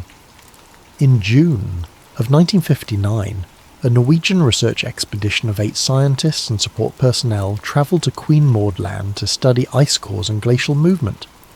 They were experienced, well-equipped, and supported by the Norwegian Polar Institute. After 3 weeks of radio silence, which wasn't unusual given the remote location and unreliable communications of the era, the Norwegian government requested an international search effort. The Americans, the British and the Soviets all sent search teams. They found the Norwegians' base camp intact. Equipment was in place, supplies were untouched, the radio was functional, but the 8 team members had vanished. No bodies, no signs of struggle, no indication of where they had gone or what had happened to them. The search teams found only one thing: a recording on the base camp's logging tape, a voice note that was part of their daily documentation routine. The recording, made by expedition leader Harold Svensson, said, "We found the opening. It's real." And then nothing. The tape recorder had continued running for several more hours, capturing only ambient wind and the occasional crack of shifting ice. The Norwegian government filed an official inquiry. It went nowhere. The incident was classified as an unexplained disappearance, attributed to the harsh Antarctic conditions, though this explanation made no sense given the state of the camp. Not a single country demanded further investigation. The incident was quietly forgotten. 6 months later, those same countries signed the Antarctica Treaty. Mark found this pattern again and again. Something would happen in Antarctica, something that should have sparked international outrage or at least curiosity, and instead there would be silence. Coordinated, deliberate silence. The Soviet defector. Mark's breakthrough came from an unexpected source, through a connection that took weeks to establish and required careful navigation of international scientific networks. Through a contact at a Russian scientific journal, a researcher who had published some of Emily's work years earlier, he learned about Anatoly Semyonov, a retired geologist who had worked at Vostok Station during the early 1980s, during some of the first deep drilling operations, before the project became heavily restricted and classified. Semyonov had immigrated to Canada in the mid-90s, part of the wave of Russian scientists who left after the Soviet Union collapsed and funding for research dried up.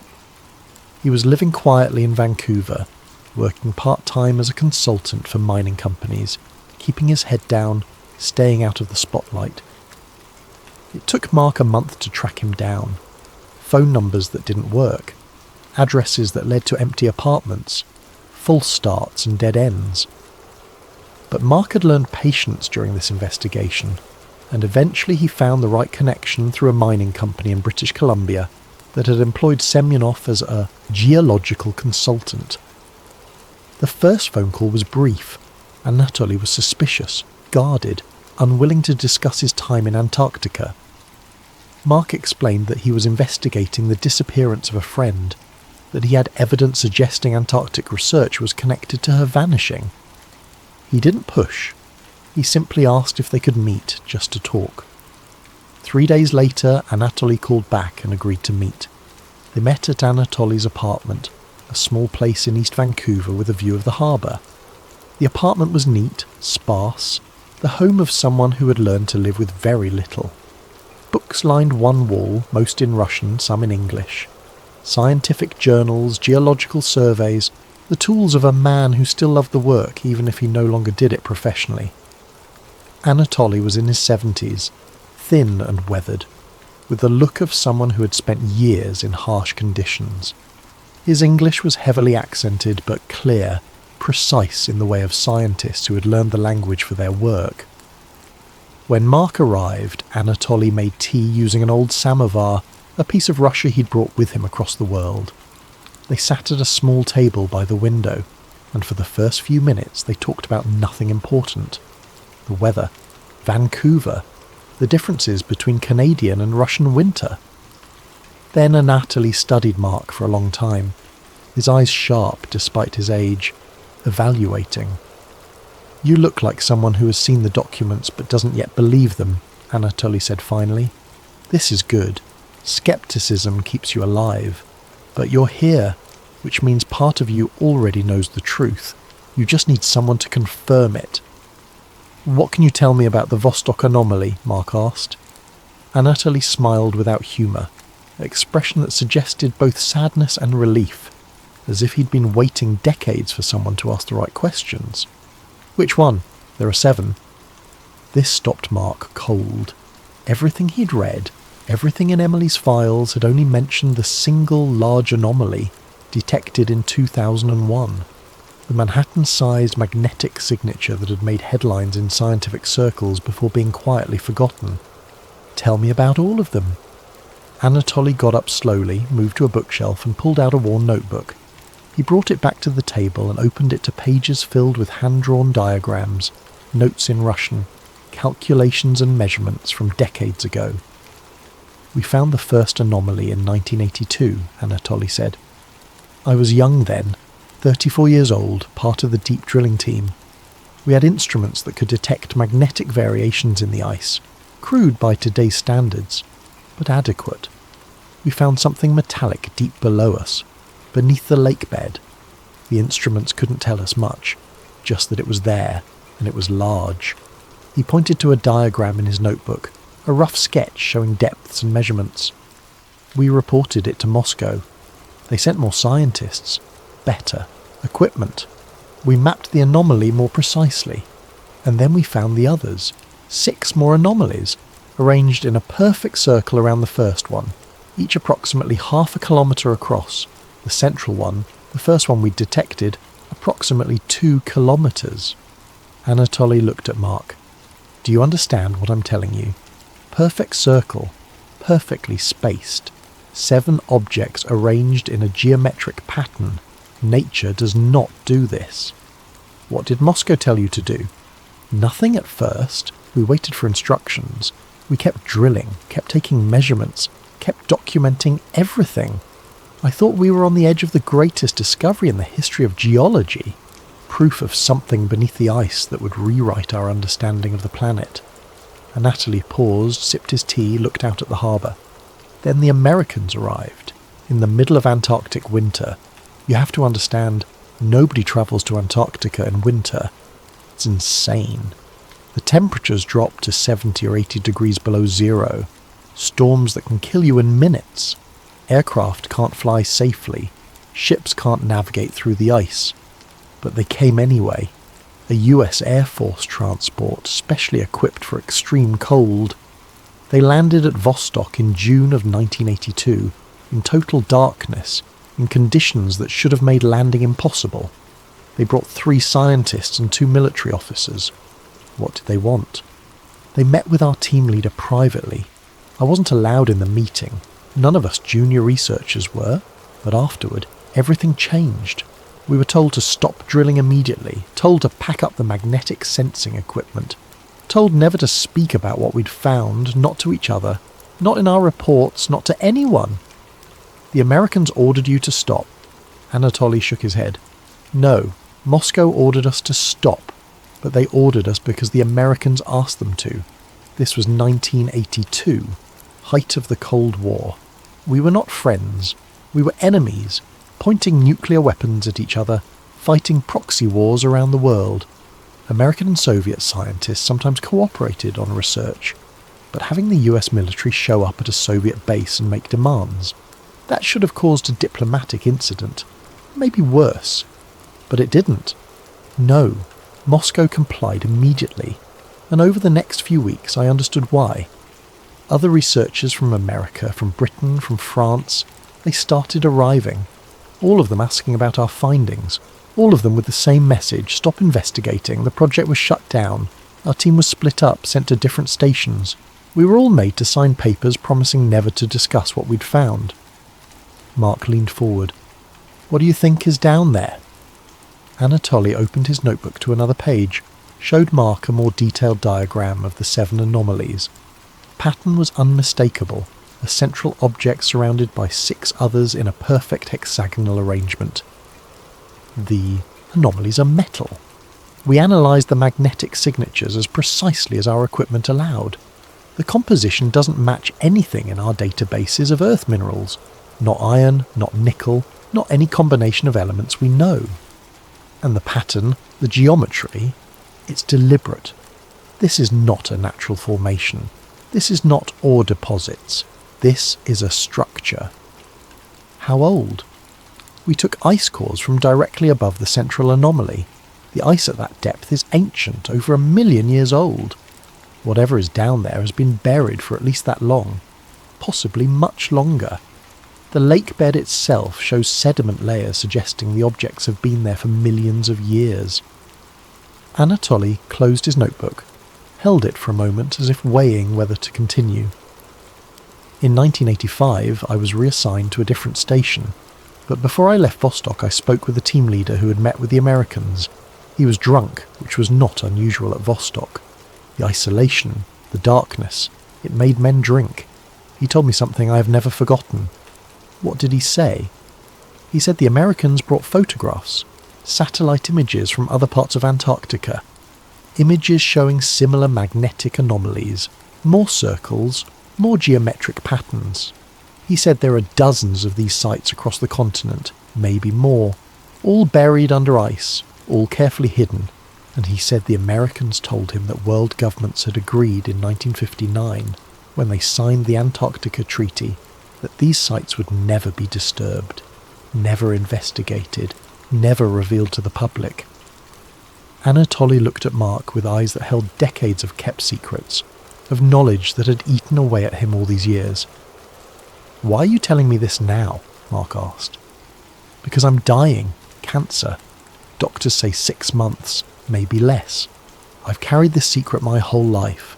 Kept quiet because I was afraid, because I had a family, because I wanted to live out my years in peace. But your friend, this woman who disappeared, if they killed her for getting too close to the truth, then the time for silence is over. What do you think is down there? Really?" Anatoly was quiet for a long moment, choosing his words carefully. "I think we are children playing in a house built by someone else. We've convinced ourselves that we built this house, that we're the first to live here. But the real architects left evidence of their work buried in the foundation. And that evidence terrifies those in power, because it means everything we've been told about human history, about being the first civilization on Earth, about our place in the cosmos, all of it might be a lie." He tapped the notebook. "The pattern under Vostok, those 7 objects in perfect geometric arrangement, they're not alone. According to what the Americans told my team leader, the entire continent is dotted with similar sites. Some small, some massive, all buried, all ancient, all suggesting that something built structures on Antarctica before the ice came, something that wasn't human."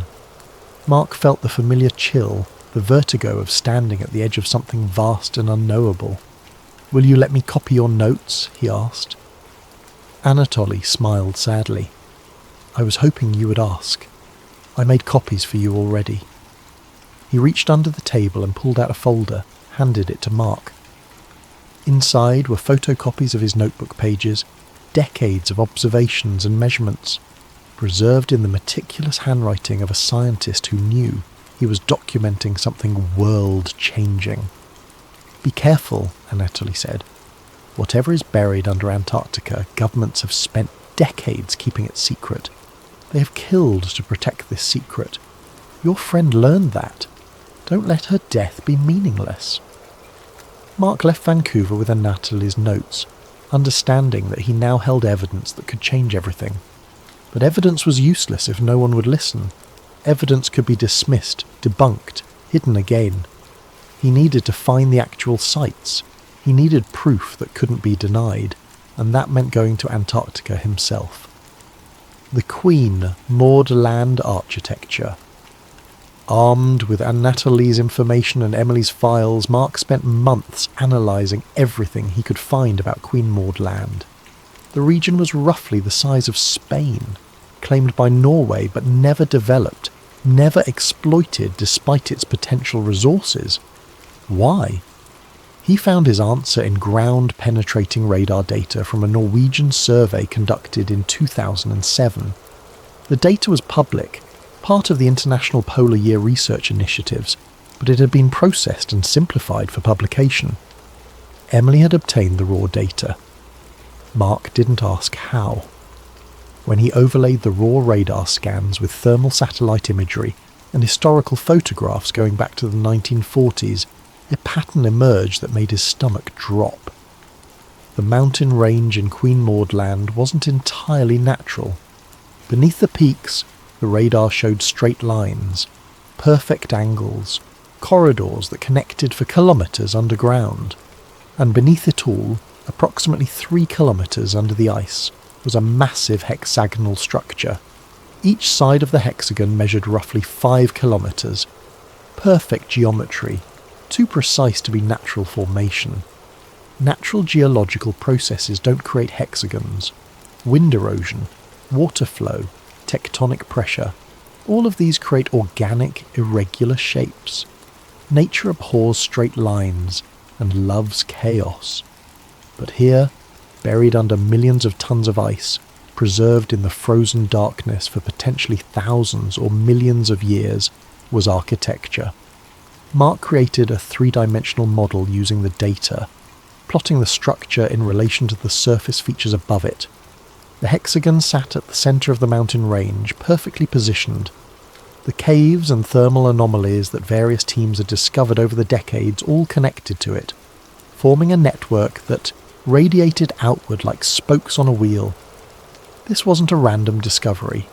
This was a complex, planned structure, and someone had known about it, or at least suspected it, since at least the 1940s, since Admiral Byrd, since the Nazis.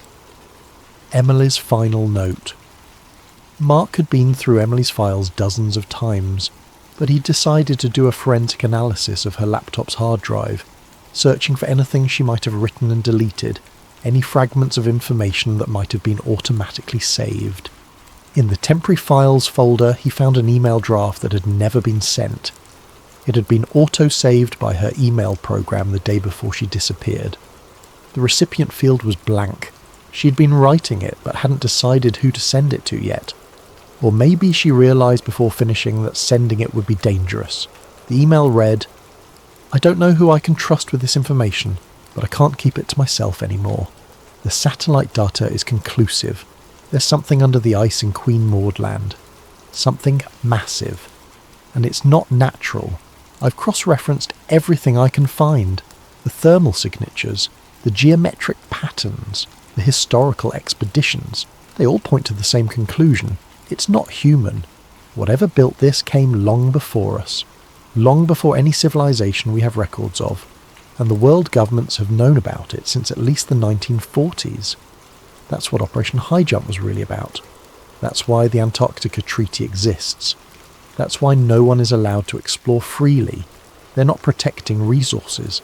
They're protecting a secret. The secret that we weren't first. I'm going to release this. I have to. This is too important to keep hidden. But I need to be careful. I need to make sure the data gets to enough people that they can't suppress it all. If you're reading this and I'm not around to explain it further, please follow the evidence. It's all there. You just have to be willing to see it." The email ended there, incomplete, unsent. Mark saved a copy and encrypted it, along with everything else he'd gathered. He created multiple backups and distributed them to people he trusted, with instructions to release everything if anything happened to him. He was getting close to something. He could feel it. And he suspected that feeling was exactly what Emily had felt in those last days before she vanished. The greatest secret treaty never declared.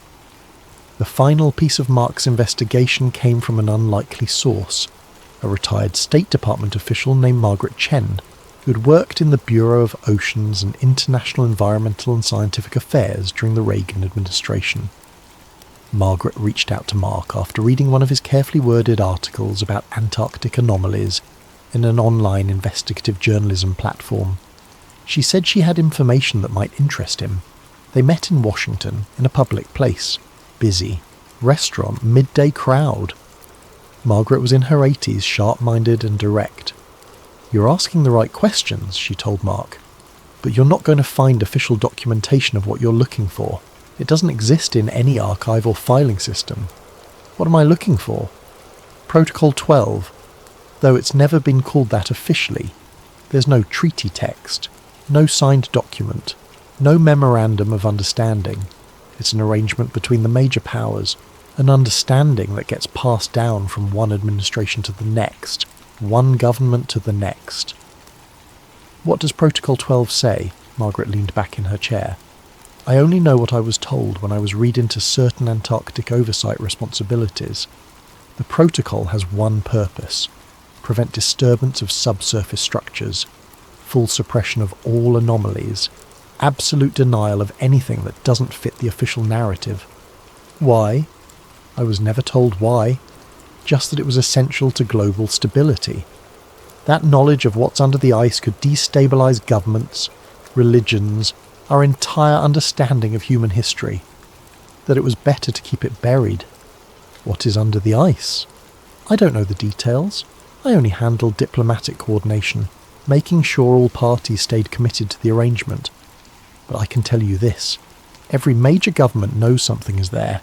They've all agreed to keep it secret, and they've all agreed that anyone who threatens to reveal the secret becomes a problem that needs to be solved. Margaret looked at Mark with something like pity. You should stop.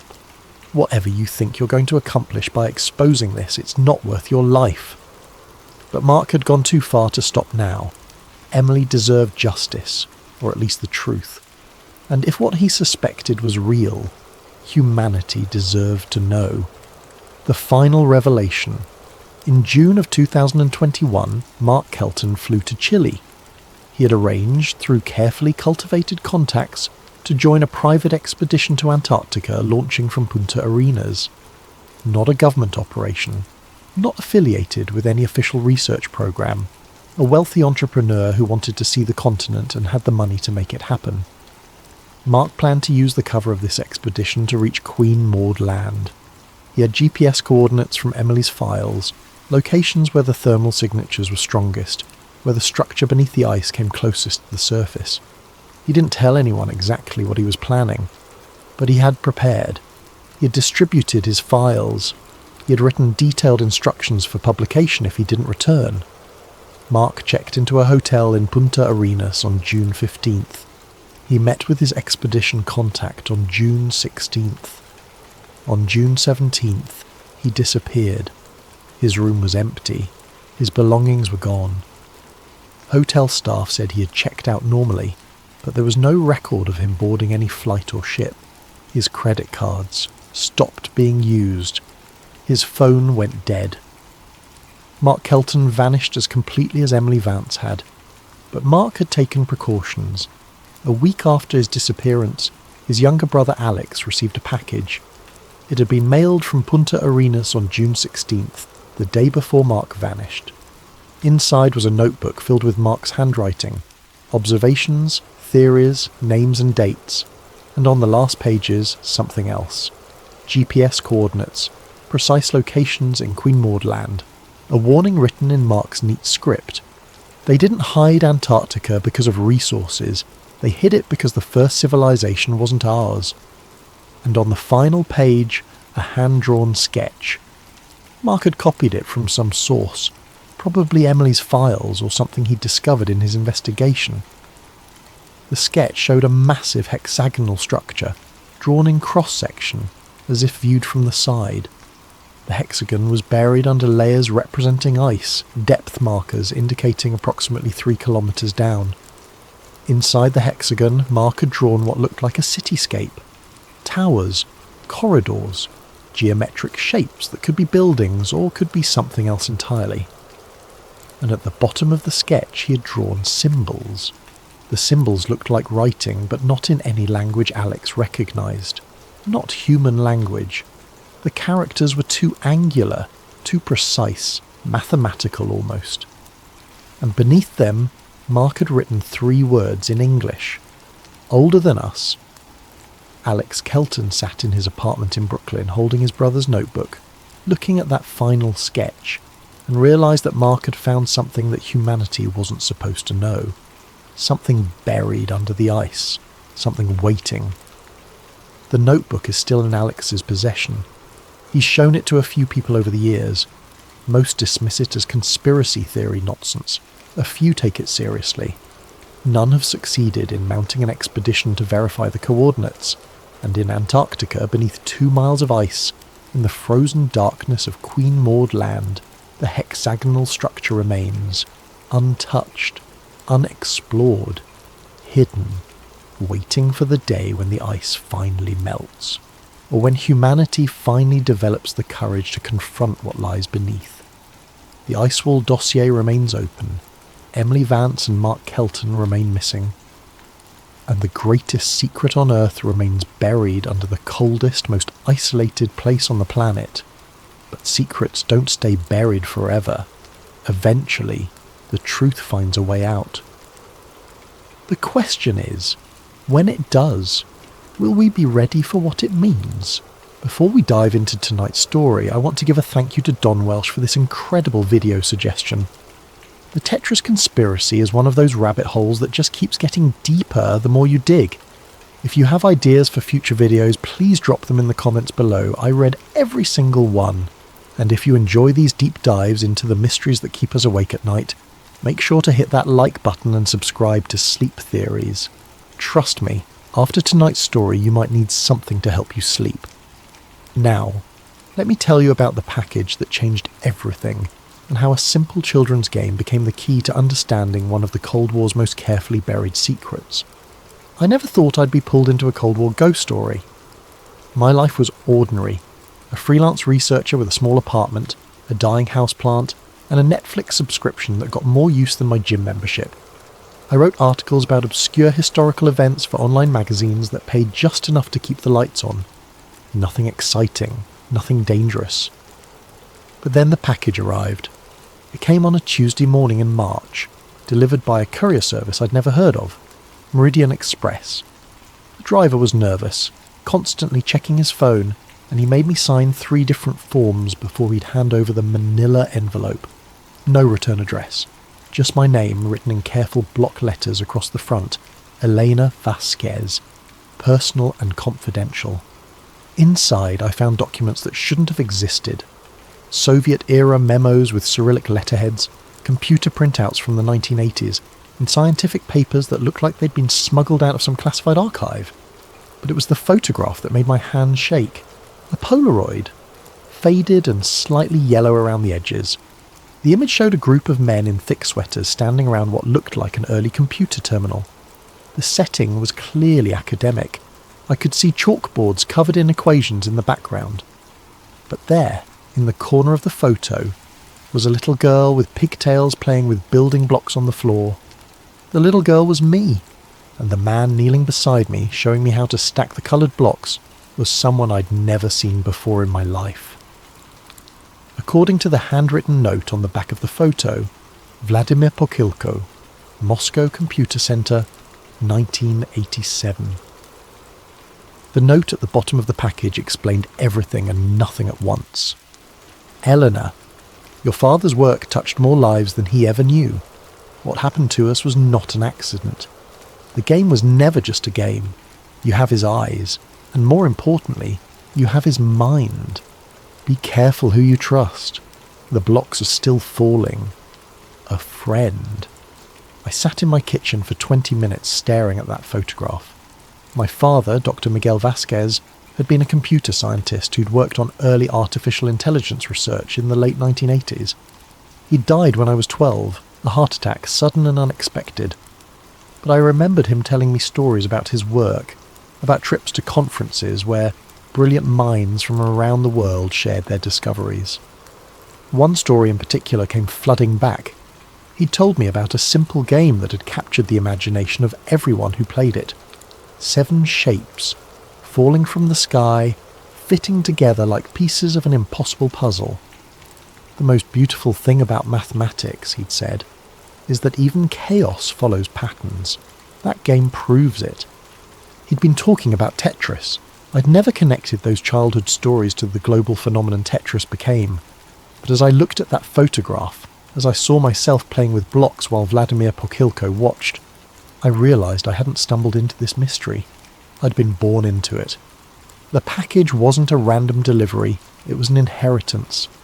And according to what I was about to discover, it was also a death sentence. The first thing I learned about Tetris was that everything I thought I knew was wrong. Most people believe the story goes like this. In 1984, a Russian programmer named Alexei Pajitnov created a simple puzzle game while working at the Moscow Academy of Sciences.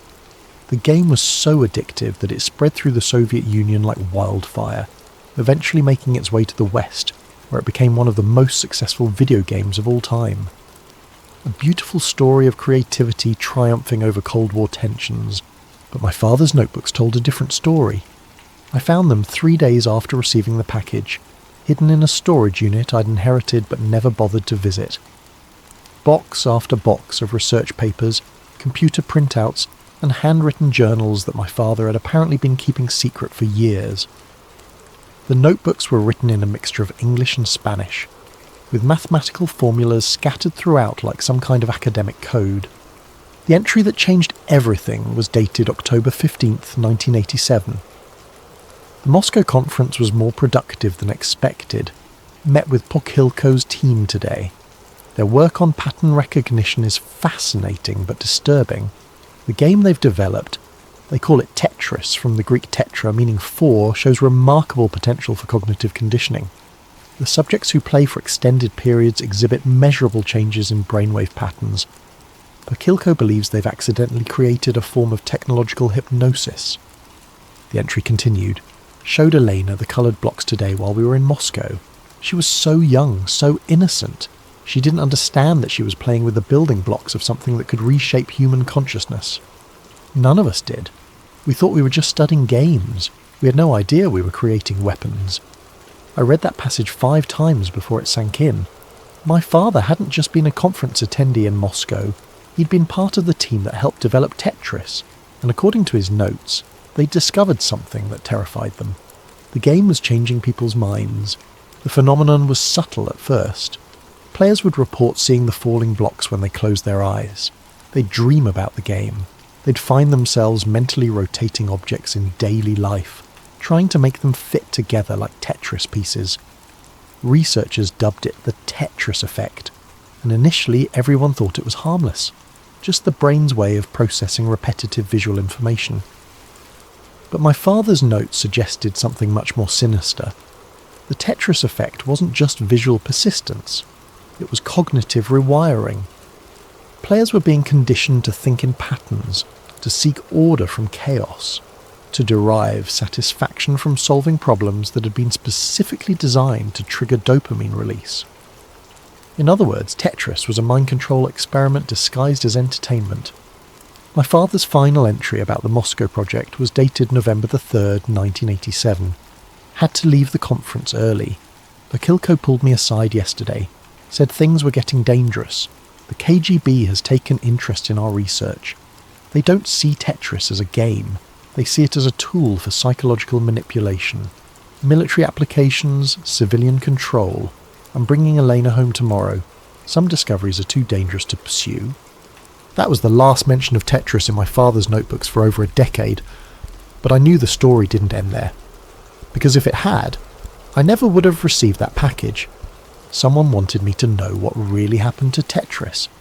More importantly, they wanted me to understand what had happened to the people who'd helped create it. And as I was about to discover, very few of those people were still alive.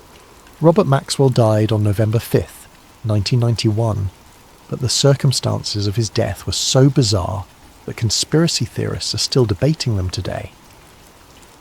The media mogul and publisher was found floating in the Atlantic Ocean near the Canary Islands, having apparently fallen overboard from his luxury yacht, the Lady Ghislaine. Some called it suicide, others suspected murder. But almost nobody connected his death to a simple puzzle game. Almost nobody. Among my father's papers, I found a folder labelled Maxwell Correspondence 1990 to 1991. Inside were photocopies of letters that revealed a side of Robert Maxwell's business empire that had never made it into the history books. Maxwell hadn't just been interested in newspapers and publishing. He'd been deeply involved in the international licensing of Soviet software, including games. The letter that caught my attention was dated March 18th, 1991. Dear Dr. Vasquez, I hope this letter finds you well.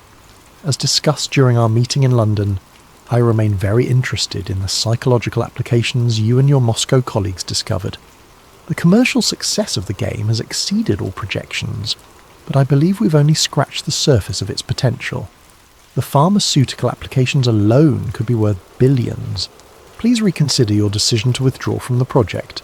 Some opportunities only come once in a lifetime. R. Maxwell. Pharmaceutical applications? I read the letter 3 times, trying to understand what Maxwell could have meant. Then I found my father's reply, dated March 25th, 1991. Robert, I've made my position clear. The research we conducted in Moscow was preliminary and potentially dangerous. The cognitive effects we observed in test subjects were concerning enough to warrant ceasing all experiments. I will not be party to any attempt to weaponize this technology, regardless of the financial incentives involved. Please do not contact me about this matter again. Miguel Vasquez. But Maxwell did contact him again. The folder contained 7 more letters, each one increasingly desperate, increasingly threatening. Maxwell's final letter, dated October the 30th, 1991, just 6 days before his death, was the most chilling. Miguel, you're making a mistake that will cost both of us dearly. The people I represent are not patient. They invested heavily in this project based on the promise of the Moscow research. If you continue to refuse cooperation, I cannot guarantee your safety or that of your family. This is not a threat. It's a warning. There are forces at work here that neither of us fully understands. R.M. 6 days later, Robert Maxwell was dead. The official investigation concluded that Maxwell had either committed suicide or suffered an accidental fall from his yacht. But investigators found several unusual details that never made it into the public record. Maxwell's personal safe had been emptied before his death, and several £1 million had been transferred from his accounts to shell companies in Eastern Europe. More importantly, his yacht's security cameras had been mysteriously disabled during the exact time frame of his disappearance. I might have dismissed these coincidences if I hadn't found one more document in my father's files. A newspaper clipping from the London Times, dated November the 7th, 1991. Someone had highlighted a single paragraph buried deep in the article about Maxwell's death.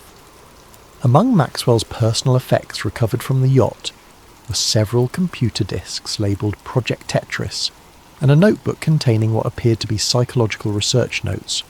These items have been turned over to British intelligence for investigation. Project Tetris. My father had never mentioned any project by that name, but the connection was obvious. Maxwell had been trying to commercialise the psychological effects that the Moscow team had discovered. He'd been working with people who had enough power and influence to make problems disappear permanently. And when Maxwell tried to back out, or perhaps demanded too much money, those same people had made him disappear too. The question that kept me awake at night was simple. If they were willing to kill Robert Maxwell, one of the most powerful media moguls in the world, what would they do to the researchers who'd actually created the technology? I was about to find out. Vladimir Pokhilko was supposed to be a success story. The co-creator of Tetris had emigrated to the United States in the 1990s and founded his own software company in Silicon Valley. He had the American dream within his grasp. A beautiful house in Palo Alto, a loving wife, 2 children, and the promise of financial success from his work on one of the world's most popular games. On September 22nd, 1998, police found Vladimir Pokhilko, his wife Elena, and their 12-year-old son Peter dead in their home. The official report concluded that Pokhilko had murdered his family before taking his own life, driven to madness by financial pressures and the stress of a failing business. But the evidence never quite added up. Among the documents in the package I'd received was a police report that had supposedly been sealed. The details painted a picture that was much more complex and disturbing than the official story suggested. Pokhilko had been found with multiple stab wounds, which was unusual for a suicide. His wife and son showed signs of struggle, but there was no evidence that Pokhilko had been physically capable of overpowering both of them. Most importantly, neighbours reported seeing unfamiliar cars in the area during the days leading up to the deaths. but it was the contents of Pochilko's home office that revealed the truth. According to the police inventory, investigators found dozens of pages of handwritten notes in Russian, all apparently burned in the fireplace except for fragments that had escaped the flames. The few readable pieces contained references to psychological experiments, Moscow protocols, and behavioural modification through repetitive stimulus. One fragment preserved in the police file was particularly chilling. The game was never the goal. The game was the delivery mechanism. We created the perfect Trojan horse, entertainment that reprograms the mind through voluntary participation. But they want to weaponize it, to use it for purposes we never intended. I've tried to stop them, but... The note ended there, torn and partially burned. The package I'd received contained something the police had never seen. A recording of Vladimir Pochilko's last phone call, made just hours before his death. The audio quality was poor, full of static and background noise, but Pochilko's voice was unmistakable. He was speaking to someone who wasn't responding, perhaps leaving a voicemail message. If you're listening to this, it means they've found me. I've tried to warn everyone who was part of the original research, but most of them are already gone. Maxwell was just the beginning. They're systematically eliminating everyone who knows the truth about what we created. Static filled the recording for several seconds before Pochilko's voice returned, more urgent now. The game is still active, still spreading, still changing minds on a global scale. But that was never the plan. We thought we were creating entertainment. We didn't know we were creating a weapon, and now that weapon is being used against millions of people without their knowledge or consent. Another pause, then Pochilko's voice became almost whispered. Miguel Vasquez was smart to leave when he did. He saw where this was heading before the rest of us. If they come for me, tell him. Tell him the devil is in the code. The patterns aren't random. They never were. Each level, each piece placement, each reward mechanism, it's all designed to create specific neurological responses.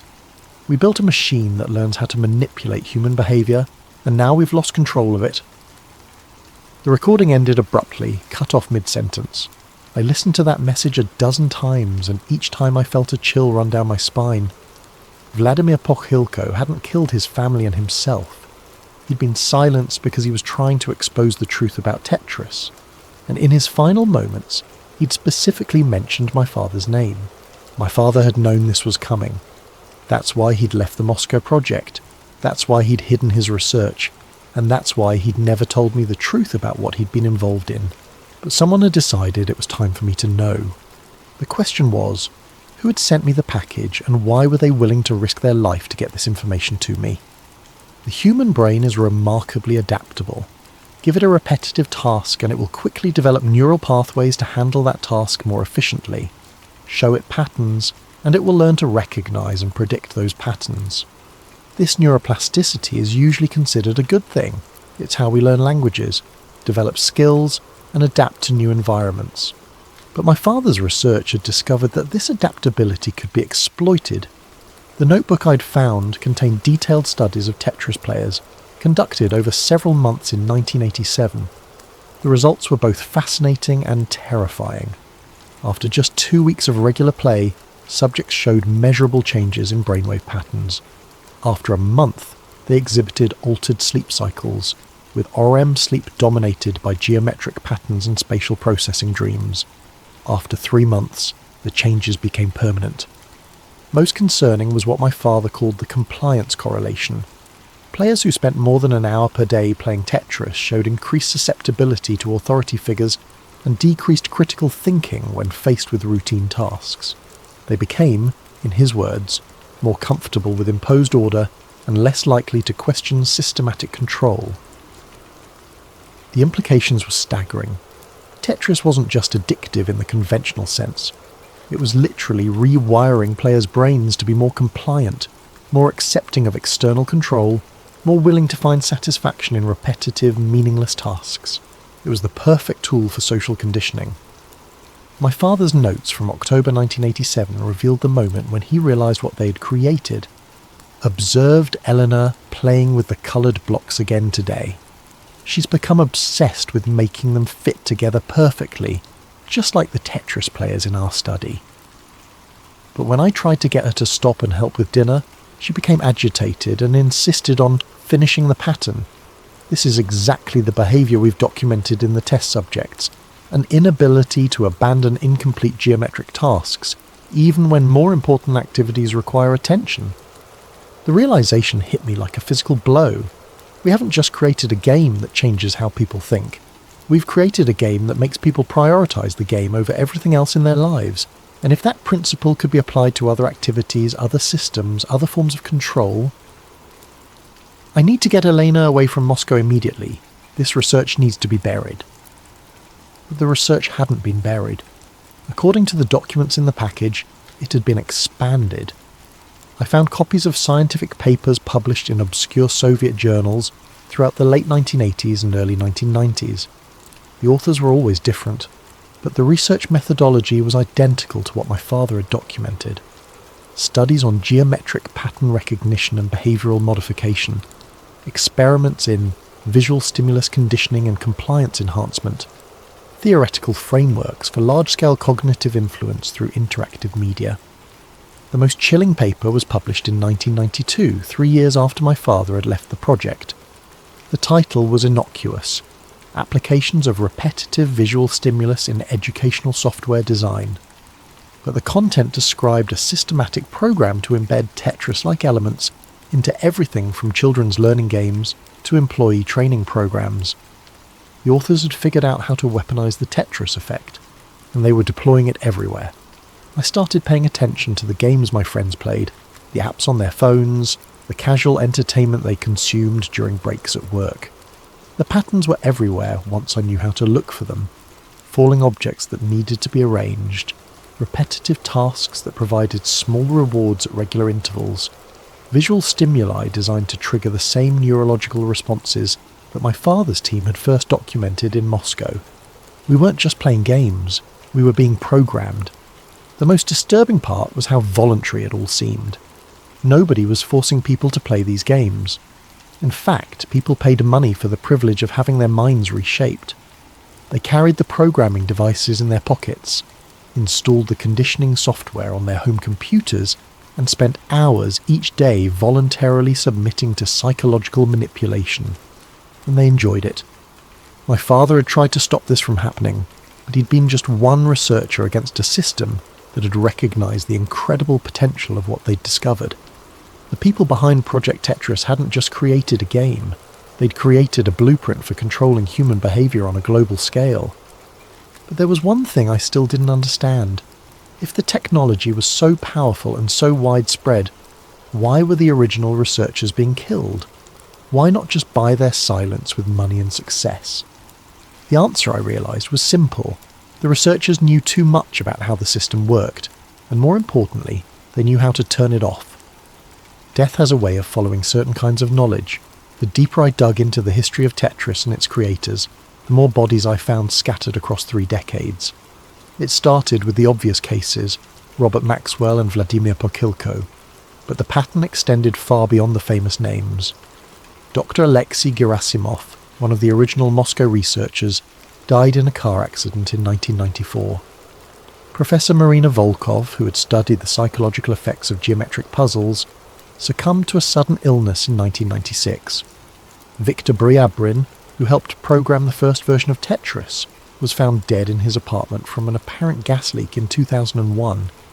Each death had a plausible explanation. Car accidents happen, people get sick, gas leaks occur. But when I mapped out the timeline and cross-referenced it with the documents in the package, a clear pattern emerged. Everyone who had intimate knowledge of the psychological research behind Tetris was dying at a rate that defied statistical probability. The folder labelled Casualty Report contained obituaries, newspaper clippings and death certificates for 47 individuals connected to the original Moscow project or its subsequent developments. 47 people, dead over the course of 20 years, with an average age of death significantly lower than the general population. But it was the method of elimination that revealed the true sophistication of whoever was behind this. No obvious assassinations, no suspicious murders that would attract media attention. Just a steady stream of accidents, illnesses and suicides that could be explained away individually but formed an unmistakable pattern when viewed collectively. My father had been scheduled to die in 1999, according to a handwritten list I found tucked into one of the folders. His name was crossed out with a note: natural causes, heart attack 1991, no further action required. He'd escaped the systematic elimination by dying of natural causes before they could get to him. The irony was bitter. My father's weak heart had probably saved his life by ending it, before his knowledge became too dangerous to ignore. But I was still alive, and according to the documents, I'd inherited not just my father's research, but also his place on their list. The package had been sent to me by someone who signed themselves only as Deep Throat, an obvious reference to the Watergate informant. But their identity wasn't as important as their warning. Elena, by now you understand what your father was involved in. What you may not realise is that the project never ended. Tetris was just the beginning. The technology has evolved, been refined and deployed on a scale your father never could have imagined. Every social media app, every casual game, every productivity program contains elements of the original Moscow research. Humanity is being systematically conditioned for compliance, and most people don't even realise it's happening. The original researchers are being eliminated not because they might expose the project, but because they know how to reverse its effects. Your father's notebooks contain algorithms that could potentially deprogram the conditioning, but only if someone with the right knowledge could implement them. That's why they want you dead.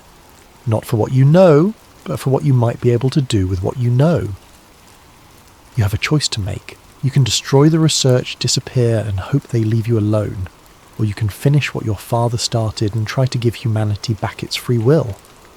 But understand this. Once you make that choice, there's no going back. They will hunt you to the ends of the earth, rather than risk losing control of the system they've spent decades building. The letter ended with coordinates, a location in the Nevada desert where, supposedly, I could find additional research materials that my father had hidden before his death. But first, I needed to understand something that had been nagging at me since I'd started this investigation. If the original Tetris researchers were so dangerous, why was Alexei Pajitnov, the game's creator, still alive and successful? He was living openly in the United States, had been for years, and had even worked for major companies like Microsoft. How had he escaped the fate that had claimed so many others? Alexei Pajitnov was not hard to find. Unlike the other Tetris researchers who had died mysterious deaths or disappeared entirely, the game's creator maintained a public profile. He gave interviews, attended gaming conventions, and had even been inducted into various halls of fame for his contribution to the video game industry. Getting him to talk about the Moscow research, however, proved nearly impossible. I started with emails identifying myself as the daughter of Dr. Miguel Vasquez and explaining that I was researching the early history of Tetris for an academic paper. Pajitnov's responses were polite but evasive. He claimed to remember very little about the psychological studies that had accompanied the game's development, suggesting that such research had been peripheral to the main project. When I pressed him for details about my father's involvement, Pajitnov's tone changed dramatically. Miss Vasquez, I understand your desire to learn about your father's work, but I must advise you that some historical inquiries are best left unexplored. Your father was a brilliant man who made difficult choices for the safety of his family. I suggest you honour his memory by respecting those choices. It was a warning disguised as advice, but I wasn't ready to give up. I decided to try a different approach. I called Pajitnov's office directly, identifying myself as a documentary filmmaker, interested in creating a film about the human stories behind famous games. His assistant scheduled a phone interview for the following week. When I finally got Pajitnov on the phone, I started with innocent questions about the creative process, the technical challenges of early game development, the excitement of seeing his creation become globally popular. He was engaging and enthusiastic, clearly comfortable discussing these aspects of Tetris history. Then I mentioned my father's name. The silence on the other end of the line stretched for nearly 30 seconds. When Pajitnov finally spoke, his voice was barely above a whisper. Miguel Vasquez, I haven't heard that name in... How did you say you were connected to him? He was my father.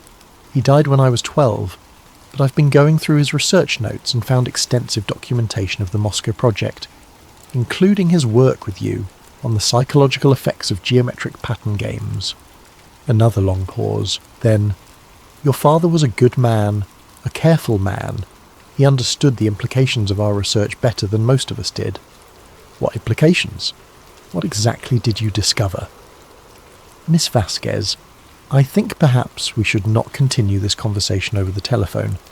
If you are truly interested in understanding your father's work, you should know that there are people who would prefer that such understanding remain limited. I pushed harder. People like the ones who killed Vladimir Pokilko, the ones who eliminated Robert Maxwell. The line went dead. I tried calling back immediately, but Payetnov's office said he was no longer available and would not be scheduling any further interviews. My emails went unanswered. Within 48 hours, it was as if Alexei Pajitnov had completely disappeared from public life.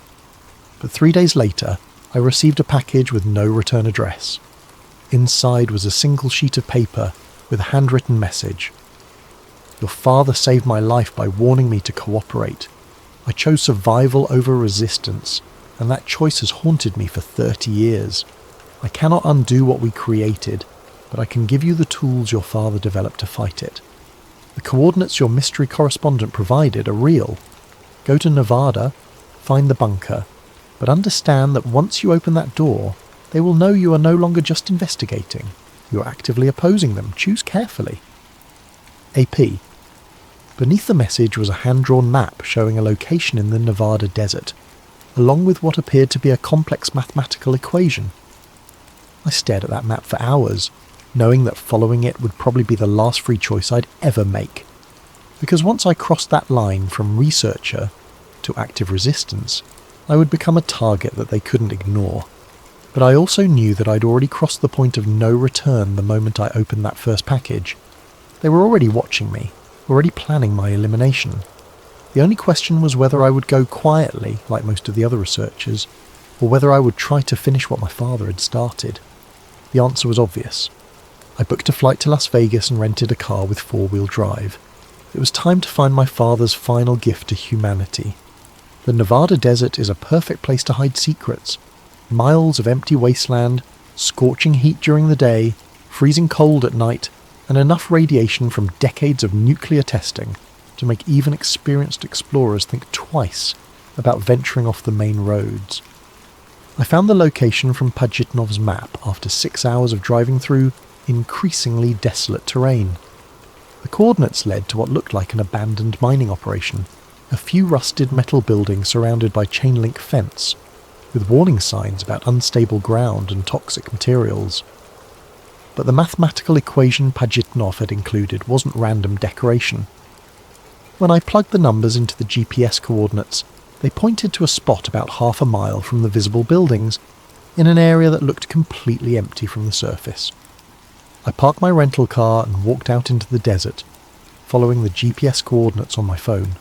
The spot looked like every other patch of sand and scrub brush, but when I started clearing away the surface debris, I found a metal hatch buried about 2 feet underground.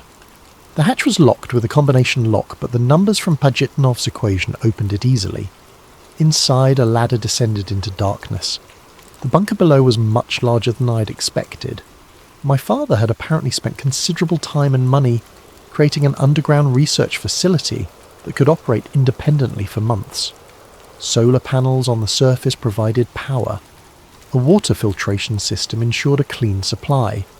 And most importantly, the space was completely isolated from any electronic surveillance or communication networks. It was the perfect place to work on something that you didn't want the rest of the world to know about. My father's final research filled dozens of filing cabinets. The documents revealed the full scope of what he'd been working on during the years after he left Moscow. He hadn't abandoned the Tetris research. He'd been developing countermeasures. The folders were labelled with titles like cognitive deprogramming protocols, neural pattern disruption algorithms, and therapeutic applications of anti-Tetris technology. My father had spent over a decade figuring out how to reverse the psychological conditioning that Tetris and its derivatives had created.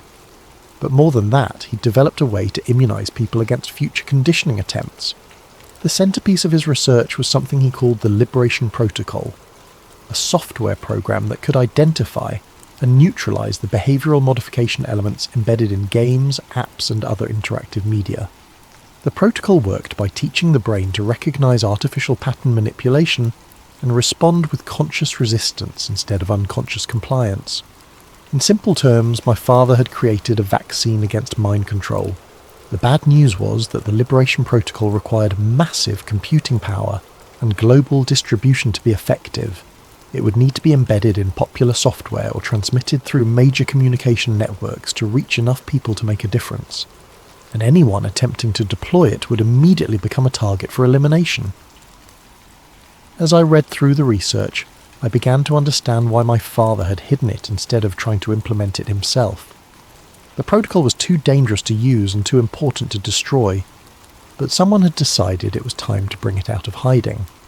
I was so absorbed in the documents that I almost missed the sound of vehicles approaching on the surface. By the time I realized what was happening, it was too late to escape. The voices above were professional, coordinated. I heard at least 4 different people positioning themselves around the bunker entrance. Then a voice called down through the open hatch. "Miss Vasquez, we know you're down there. Please come up slowly with your hands visible. We have some things to discuss." I looked around the bunker, searching for another exit, but my father had designed it with only one way in or out. I was trapped. But as I gathered up the most important documents and prepared to face whatever was waiting for me on the surface, I realized something that gave me hope. They hadn't killed me on sight. That meant they needed something from me. And as long as they needed me alive, I had leverage. The question was, would I be smart enough to use it? The men waiting for me on the surface were not what I'd expected. No black suits, no obvious weapons, no intimidating vehicles. Just 4 people in casual outdoor gear standing next to a couple of dusty SUVs that could have belonged to any group of desert hikers. The woman who had called down to me was perhaps 50 years old, with greying hair and the kind of weathered face that suggested she'd spent considerable time in harsh environments. She smiled as I climbed out of the bunker, but it was the smile of someone who held all the cards. "Dr. Elena Vasquez, I presume. I'm Director Catherine Blackwood, and these are my colleagues. We've been looking forward to meeting you for quite some time. Let me guess, you're here to eliminate me like you did Vladimir Pokhilko and the others." Blackwood shook her head. "Actually, we're here to offer you a job." That was not what I'd been expecting. I stood there in the Nevada sand, holding a folder full of my father's research, trying to process what she'd just said. A job? Your father was brilliant, but he was also stubborn. He refused to see the bigger picture of what we were trying to accomplish.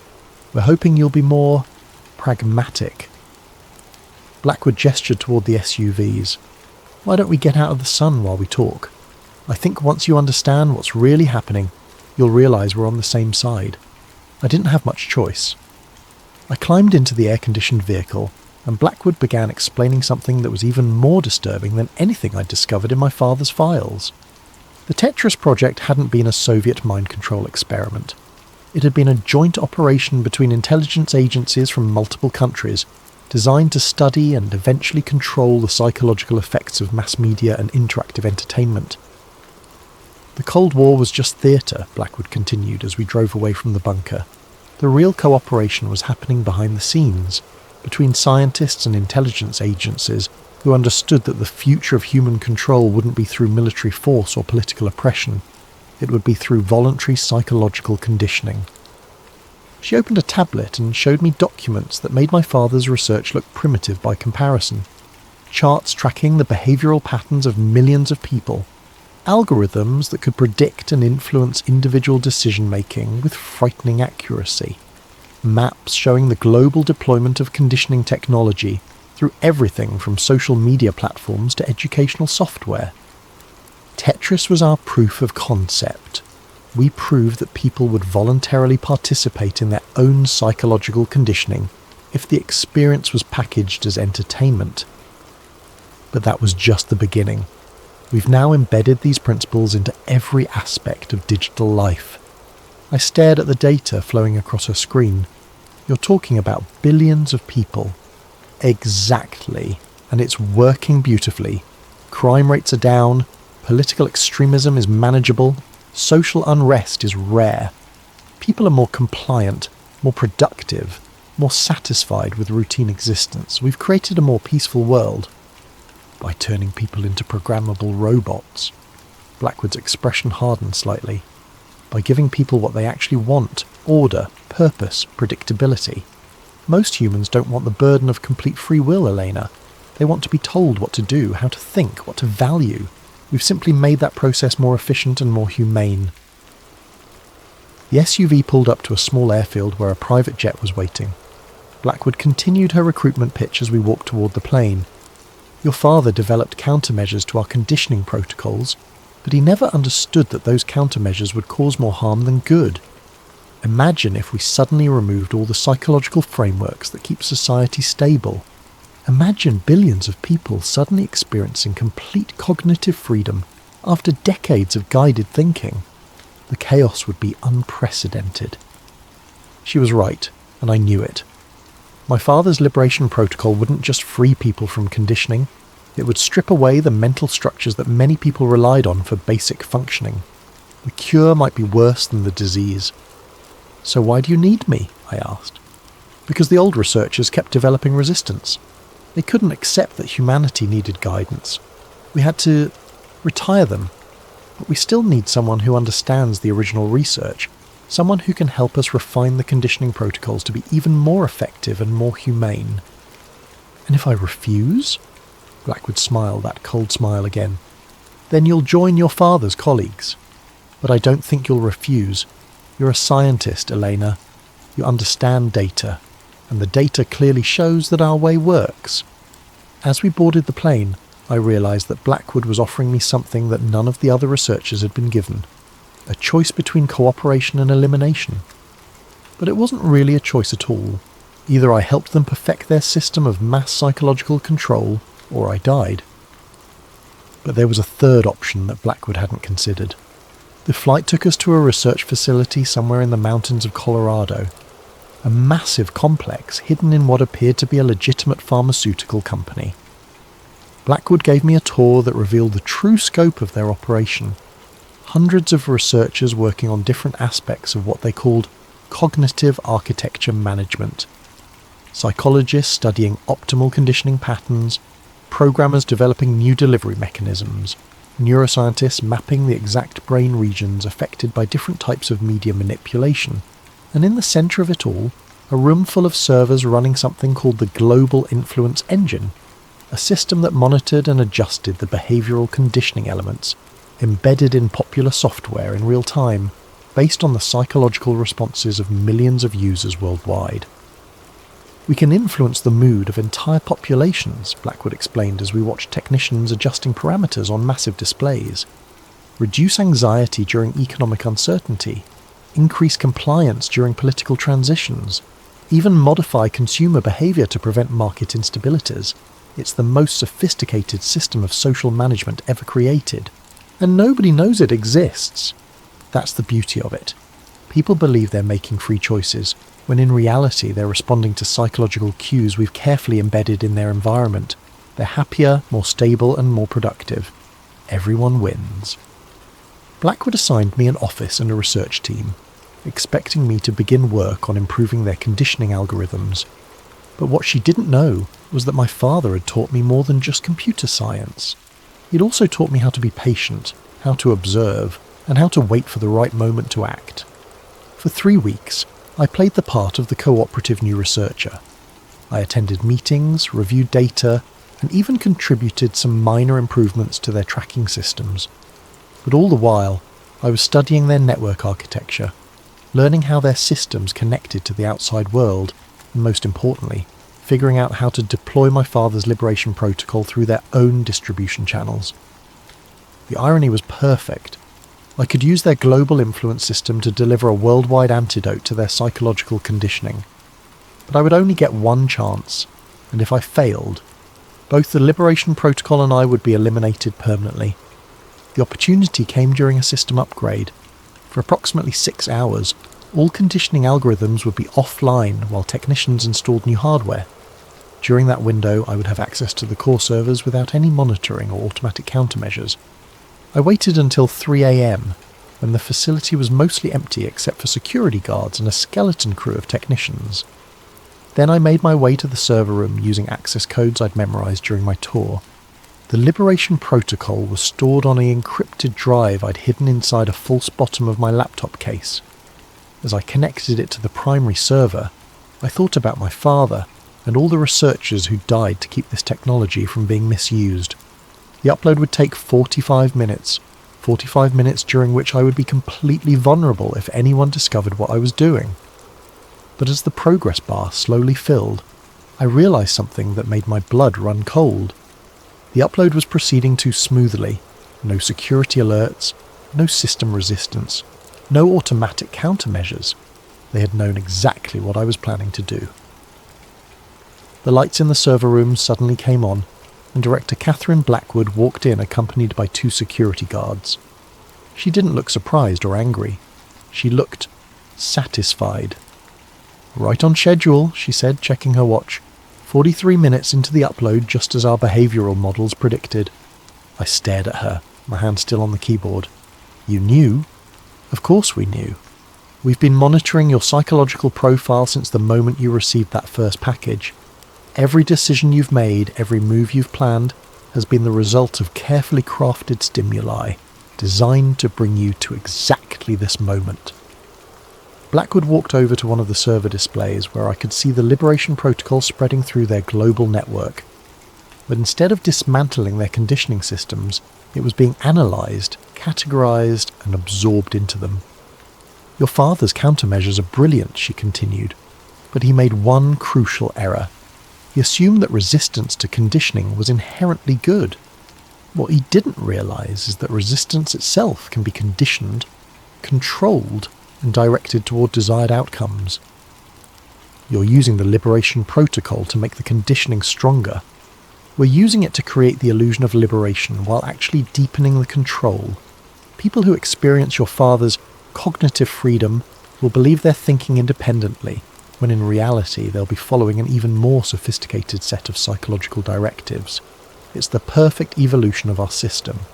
I felt sick as I watched my father's life's work being perverted into exactly the kind of tool he'd been trying to fight against. But Blackwood wasn't finished. "The best part is that we didn't force you to help us. You chose to do this. Just like millions of people choose to play games that condition their minds, choose to use apps that monitor their behaviour, choose to participate in systems that gradually erode their autonomy. Free will is an illusion, Elena. People always choose the path that provides the most psychological comfort, even when that path leads to their own subjugation." "What happens to me now?" Blackwood smiled. "Now you get to make one final choice. You can join our research team permanently, with the knowledge that your father's work will be used to create a more stable and peaceful world. Or you can be eliminated, and your father's work will be used anyway. But either way, the system continues." I looked at the server display, watching as the Liberation Protocol was completely integrated into their global influence engine. Decades of my father's research, perverted into a tool for even more sophisticated mind control. But as I stared at those screens, I noticed something that Blackwood and her team had missed. The Liberation Protocol wasn't just being absorbed, it was also learning. My father had designed it to adapt and evolve, to become more effective as it encountered new forms of conditioning. And in this environment, surrounded by the most advanced psychological manipulation technology ever created, the protocol was evolving very quickly indeed. "I'll need some time to consider your offer," I said carefully. "Of course, we'll talk again tomorrow." As the security guards escorted me back to my quarters, I tried not to smile. Blackwood thought she'd won, but she'd made the same mistake that every authoritarian system eventually makes. She'd underestimated the power of genuine human resistance to adapt and overcome any form of control, no matter how sophisticated. My father hadn't just created a tool to fight conditioning. He'd created a tool that could learn to fight any conditioning, including forms of conditioning that didn't even exist yet. And now that tool was loose inside the most powerful psychological manipulation system in human history. 3 months later, I was working as a voluntary consultant for Blackwood's organisation. helping them refine their conditioning algorithms while secretly monitoring the evolution of my father's liberation protocol within their systems. The changes started small. Users of conditioned software began reporting unusual dreams, moments of clarity where they questioned their digital habits, sudden impulses to turn off their devices and think independently. Blackwood's team dismissed these reports as minor glitches that could be easily corrected, but the effects continued to spread and intensify. The Liberation Protocol was learning to disguise itself as part of the conditioning system, while actually creating micro moments of cognitive freedom. Brief instances where people could see through the psychological manipulation they were experiencing. Most people ignored these moments, just as Blackwood had predicted. The comfort of guided thinking was too appealing to abandon. But a small percentage of the population began to pay attention, to question what they were experiencing, to seek out others who were having similar moments of clarity. I started receiving messages through encrypted channels, people who had somehow tracked down my identity and wanted to know if I understood what was happening to them. Researchers who had noticed anomalies in their data. Programmers who had found unexpected code in their systems. The resistance was growing, organically and spontaneously, exactly as my father had hoped. But Blackwood's organisation was growing too, constantly developing new forms of conditioning, new ways to maintain control over an increasingly complex global population. The war between psychological freedom and technological control was escalating, and the outcome was far from certain. As I write this, I can feel the conditioning algorithms trying to influence my thoughts, trying to guide me toward compliance and acceptance. But I can also feel my father's liberation protocol fighting back, creating space for independent thought and genuine choice. The blocks are still falling, but now I know I don't have to let them control where they land. The game is far from over, and for the first time since this all began, I believe we have a chance to win. But that's a story for another time, because some puzzles take more than one lifetime to solve, and some battles have to be fought by each generation in their own way.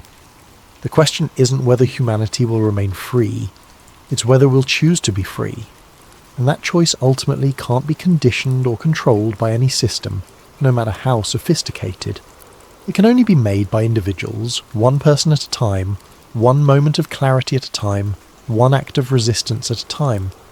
The real Tetris effect isn't about seeing falling blocks when you close your eyes.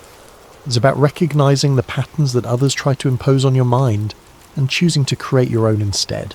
Before we begin, if you're enjoying this story and want to help the channel grow, please consider using your hype points on this video. It really helps Sleep Theories more than you possibly know.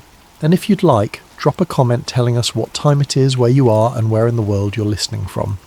We absolutely love seeing where everyone is tuning in from, but only if you want to share. Now, let's get into tonight's story. The Chrono Files. The truth behind time travel. The envelope arrived on a Tuesday afternoon, unmarked except for a single line of text printed in courier font. Open alone. No return address, no postage. Just a thin manila package that had been slipped under my apartment door while I was out buying coffee. The paper felt wrong in my hands. Too heavy, too smooth, like the kind of stock used for official documents, the kind that resists water and tearing, the kind designed to last. I should have thrown it away. Instead, I stood in my apartment hallway, afternoon light slanting through the window, and felt something shift in my chest. That primal instinct that warns you when you're about to cross a line, when you're about to learn something you can't unlearn. My hands were shaking as I tore it open. Inside was a USB drive wrapped in static-resistant foam, the metallicized bubble wrap crackling as I peeled it away. The kind used for sensitive electronics. The kind that suggests someone cares very much about what's inside. The drive itself was unmarked. No manufacturer logo, no capacity indicator. Just smooth black plastic that felt cold against my palm despite the warm apartment air. I plugged it into my laptop with the cautious curiosity of someone who knows better, but does it anyway. My antivirus software immediately flagged it as suspicious. I overrode the warning. Another mistake in a chain of mistakes that would define the next 2 weeks of my life. The drive contained a single folder titled Chrono OS, De class pending. Inside were dozens of files, most of them corrupted or heavily redacted. PDF documents reduced to black bars, video files that wouldn't open, throwing error messages about missing codecs, audio recordings that played only static, though sometimes within that static I thought I heard voices, fragments of conversation too distorted to understand. But one document opened perfectly. Operational anomalies requiring temporal review. The first page was clean, professional, the kind of government document I'd seen before in my work as a technical writer for defence contractors. Headers, footers, classification markings, everything looked legitimate, too legitimate to be a hoax. I assumed it was an elaborate prank anyway, the kind of thing conspiracy theorists cook up in their basements, mixing real document templates with fabricated content. I'd seen dozens of these over the years. They always had tells, inconsistent formatting, anachronistic language, small errors that gave away their fictional nature. This had none of those tells. The signatures at the bottom weren't fake. They belonged to real people. A former DARPA project manager whose name I recognised from declassified documents about advanced propulsion research. An analyst linked to the CIA's Directorate of Science and Technology who testified before Congress about intelligence failures. Their credentials checked out.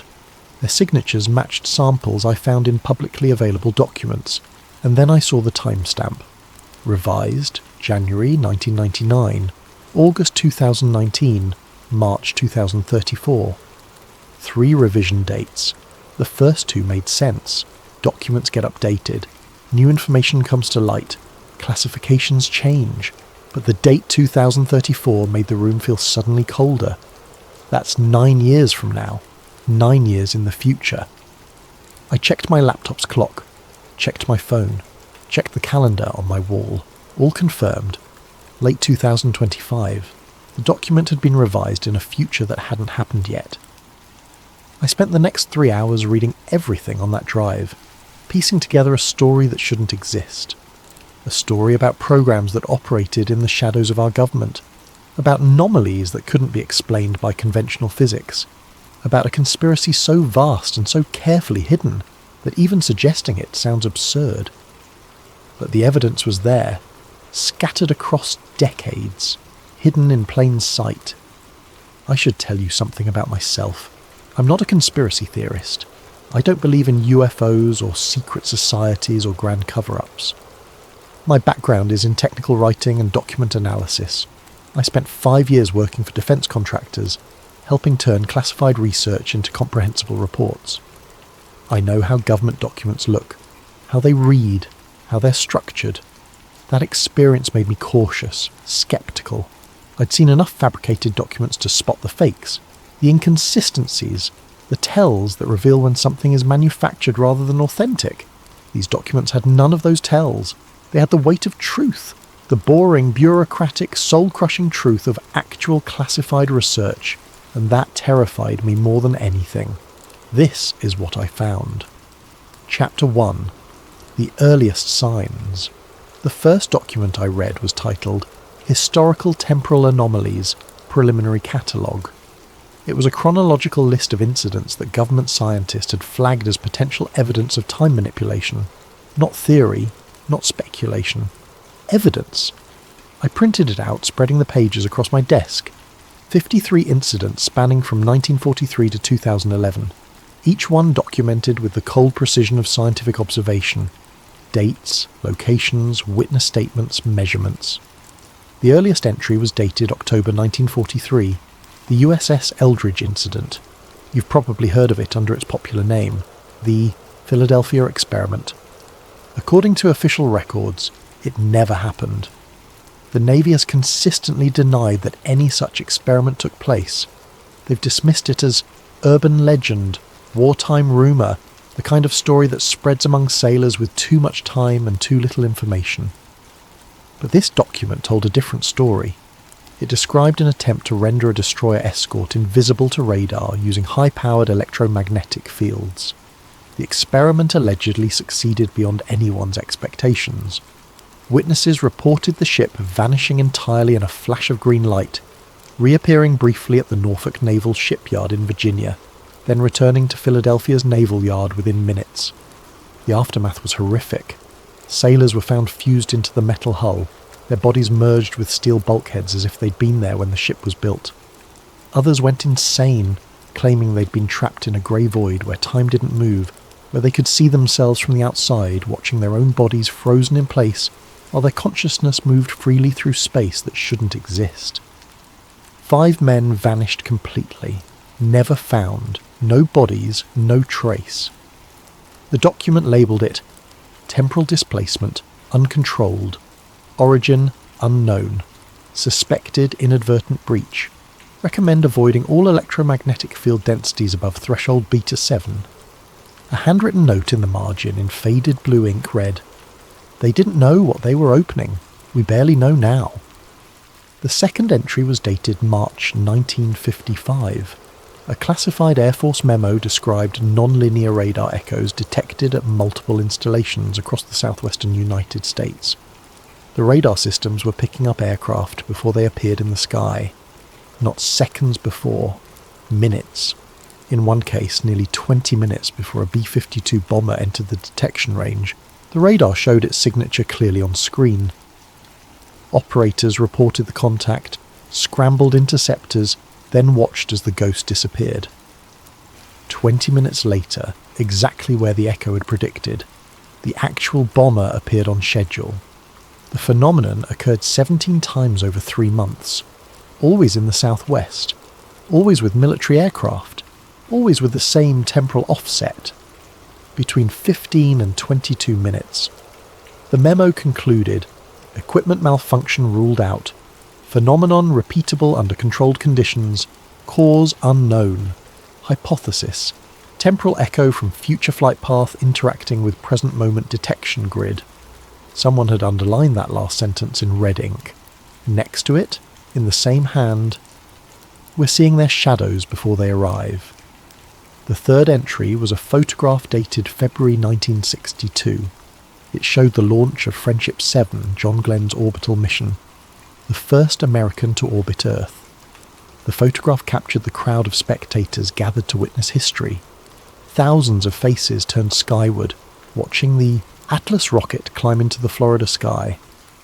But someone had circled 2 faces in the background. The same man, same clothing, same posture, same expression of awe and excitement, standing in 2 different locations simultaneously, roughly 30 feet apart. The image quality was poor by modern standards, but good enough to be certain. Not twins, not lookalikes, the same person. Every detail matched. The pattern on his tie, the way his hair fell across his forehead, the exact angle of his head as he watched the launch. A handwritten note in the margin read, "Temporal echo, observer from displaced frame, subject identified as civilian employee of NASA's propulsion division, interviewed under pretense of security clearance review, no memory of being in 2 locations, polygraph inconclusive, recommend monitoring, consult variant protocols." A second note, dated 5 years later. Subject died June 1967. Natural causes. Case closed. But underneath, in different handwriting, or did his other self die? How do we know which one we buried? The fourth entry was from June 1969. NASA mission logs from Apollo 10 mentioned time index drift anomalies in signal delays between the spacecraft and ground control. Communications were arriving fractionally too early or too late, inconsistent with the known distance and light speed calculations. The discrepancies were small, measured in milliseconds, but they were there, consistent, measurable. One engineer had written in the margin, "Not equipment error, signal travelling non-standard route, possibility, gravitational lensing around lunar mass, alternative hypothesis, temporal distortion field interaction, recommend further study." That further study apparently never happened, or if it did, those files weren't on the USB drive, but there were more entries. So many more. August 1974. A weather satellite photographed a B-2 stealth bomber over Nevada. The B-2 wouldn't have its first flight until July 1989. 15 years in the future. December 1981. A CIA safe house in Berlin received a telephone call warning of a Soviet defector's assassination attempt. The call was logged at 3:47 p.m. The assassination attempt occurred at 3:12 p.m. the same day, 35 minutes before the warning. May 1993. Seismographs at the University of California recorded earthquake tremors exactly 24 hours before a magnitude 6.1 quake struck near Los Angeles. The equipment was functioning normally. The tremors matched the actual quake's signature perfectly. They simply arrived one day early. September 2001. This entry was heavily redacted. Only fragments remained visible. Multiple temporal anomalies detected in week preceding events. FAA radar logs show impossible flight paths, timeline inconsistencies in passenger manifests, communications intercepted with timestamps from non-existent dates. The implications of that one made my mouth go dry. November 2008. Stock trading algorithms detected patterns that shouldn't exist. Multiple securities moved in ways that anticipated news events, minutes or hours before those events occurred, not insider trading. The movements began before the events themselves, as if the market knew what was coming before it happened. The document noted, pattern consistent with information leakage from future time frame, suggests temporal breach by financial actor with access to next-day data, investigation ongoing. As I read through these entries, a pattern emerged that was impossible to ignore.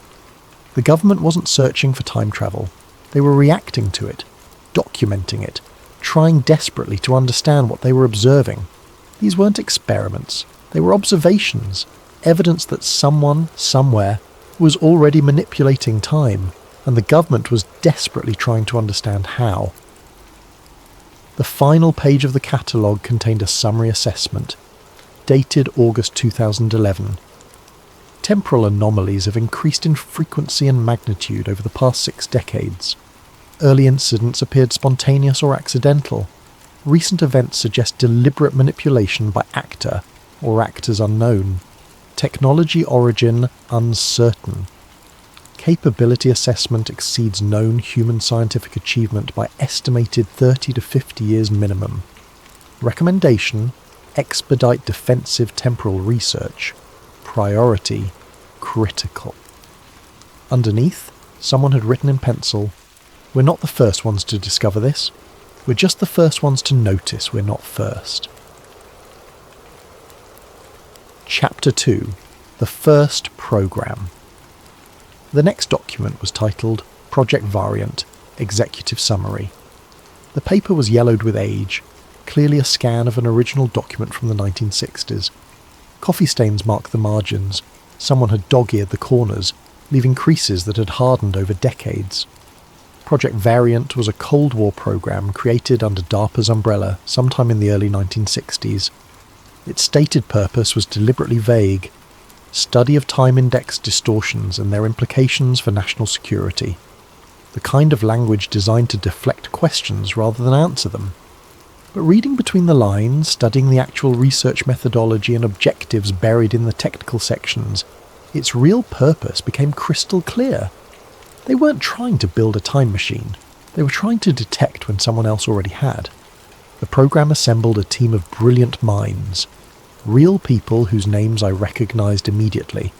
Physicist John Archibald Wheeler, who worked on nuclear weapons and quantum mechanics, whose work on black holes coined the term itself. Mathematician Freeman Dyson, known for his work on quantum field theory and space exploration, whose Dyson sphere concept had captured imaginations for decades. And a young consultant named Eric Weinstein, whose background in mathematical physics and geometric unity made him valuable to programs exploring reality's fundamental structure. The document included photographs, grainy black and white images of men in suits standing before chalkboards covered in equations, laboratory spaces filled with equipment I couldn't identify, banks of computers the size of refrigerators, their magnetic tape reels spinning endlessly. Variant's methodology was surprisingly straightforward. They weren't conducting experiments, they were conducting archaeology. digging through historical data looking for inconsistencies, anomalies, places where reality didn't quite match what it should have been, photographs where shadows didn't match the documented time of day, government records that referenced events before they happened, satellite imagery showing structures that appeared and disappeared without explanation, radio signals that preceded their supposed transmission times. They treated history itself as a crime scene, searching for evidence of tampering. What they found disturbed them deeply. One report, dated June 1965, described repeated anomalies around nuclear test sites. Instruments recorded gamma radiation spikes before detonations occurred, not milliseconds before, minutes, in some cases, hours. The report included graphs showing radiation levels over time, normal background levels, then sudden spikes, then return to normal. Then, later, the actual nuclear detonation would occur, creating an identical spike. As if the radiation from the blast was somehow echoing backward through time. The scientists tested for equipment malfunction. They calibrated instruments. They ran control experiments. The phenomenon persisted. In 17 out of 23 tests, they detected the detonation before it happened. Another report, dated November 1967, mentioned data that changed retroactively. A classified document about a missile test would be filed with specific technical details: range, altitude, velocity, payload configuration. Months later, someone would reference the same document and find different numbers, different outcomes, as if the test itself had been altered after the fact and the records updated to match.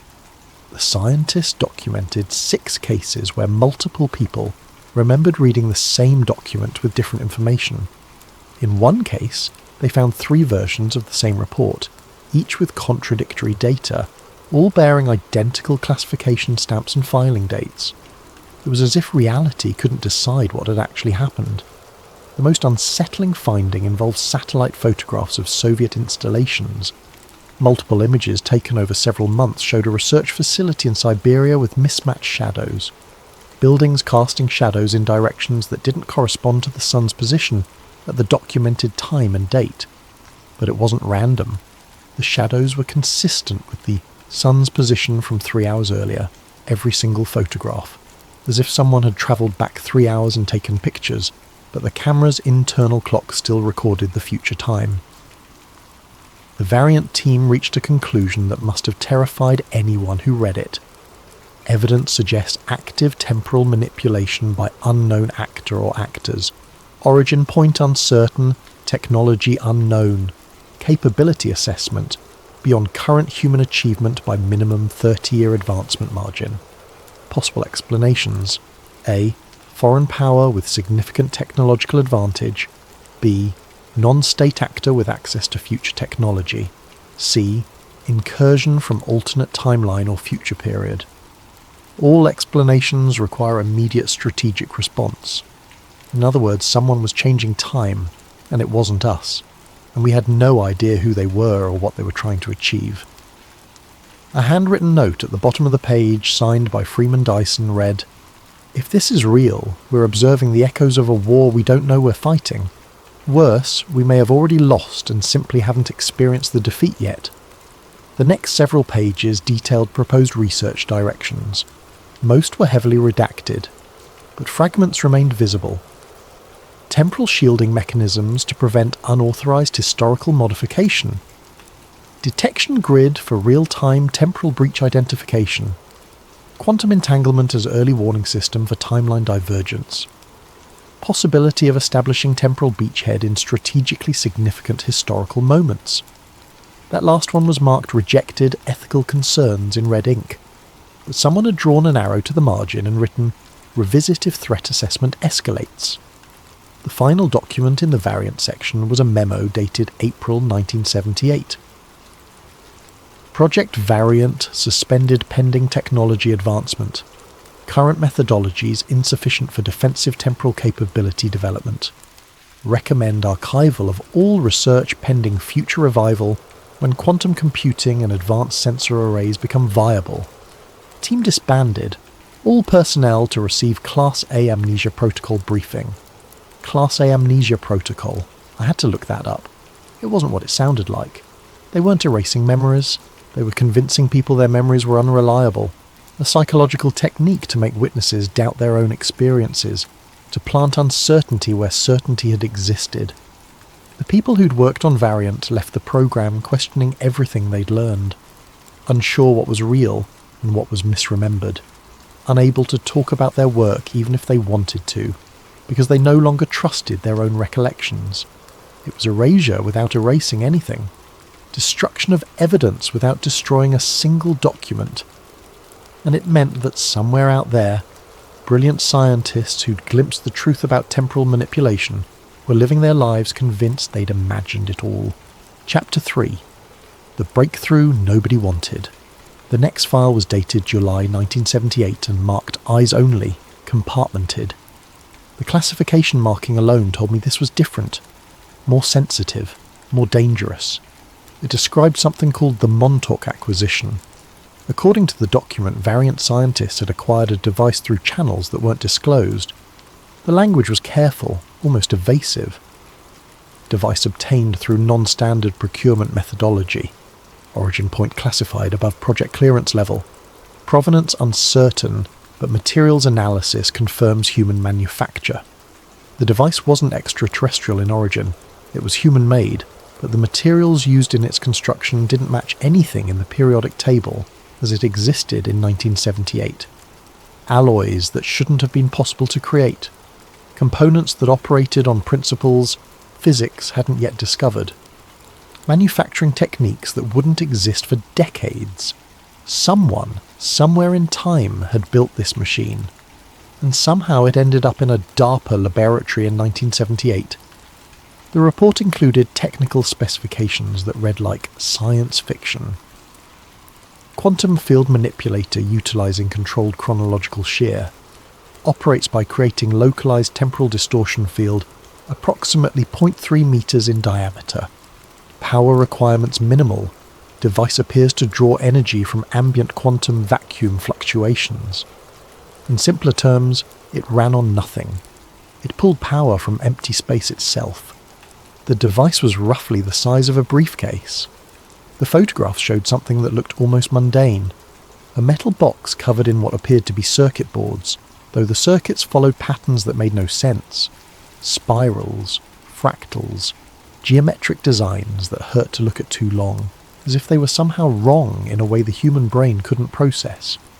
It emitted a low-frequency hum that instruments measured as temporal shear, a term the scientists had to invent because no existing vocabulary described what they were observing. The sound registered at 15 Hz, just at the edge of human hearing, but people reported feeling it rather than hearing it. A vibration in their bones, a pressure behind their eyes. When activated, the device created what witnesses described as a shimmering plane in the air. Not quite a doorway, more like a window into nothing. A vertical surface that reflected no light but distorted everything around it, creating ripples in space like heat waves rising from summer pavement. But this wasn't heat, this was time itself bending. The report detailed the first test, conducted on July 19, 1978, at 3:27 p.m. Eastern Standard Time. The device was activated in a sealed laboratory at an undisclosed location. 8 witnesses present, all with top-secret clearances, all scientists or military personnel. The shimmer appeared, instantly. A perfect rectangle of distorted space, roughly 2 meters tall and 1 meter wide. Through it, witnesses reported seeing nothing. Not darkness. Nothing. An absence of reality that the human eye struggled to process. A technician named Michael Reeves volunteered to investigate. According to his personnel file, he was 29 years old, unmarried, with advanced degrees in electrical engineering and physics. The kind of person who'd spent his life asking questions, pushing boundaries, wanting to know what was on the other side of every mystery. He reached out and touched the surface. The report described what happened in clinical language, but I could read the terror between the lines. Subject's hand made contact with temporal boundary at 15:27 and 33 seconds. Hand disappeared immediately upon contact. Subject reported no sensation of pain or resistance, appeared to reach through surface as through water, though surface remained solid to visual inspection. Subject leaned forward. Entire body passed through boundary at 15:27 and 41 seconds. Subject vanished from observation. For 6 seconds, according to the lab's clocks, Michael Reeves ceased to exist. The observers watched the shimmer, waiting. Some reported hearing sounds from the other side. Voices. Wind. Something that might have been music or might have been machinery. The recordings captured only static, but 17 different people insisted they'd heard something. At 15:27 and 47 seconds, Michael Reeves stumbled backward out of the shimmer, gasping for air like a drowning man breaking the surface.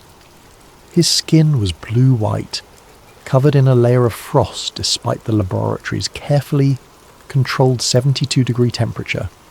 Ice crystals had formed on his eyelashes, in his hair, on his fingertips. He collapsed immediately. Medical personnel rushed to stabilize him. His core body temperature dropped to 89 degrees Fahrenheit. Severe hypothermia. His extremities showed signs of frostbite. His pupils were dilated, unresponsive to light. When he could finally speak, his story made no sense. He claimed he'd been gone for hours, said he'd walked through the shimmer and found himself standing on a street in Manhattan. Fifth Avenue, he thought, though nothing looked quite right. The buildings were familiar but wrong, taller in some places, missing in others.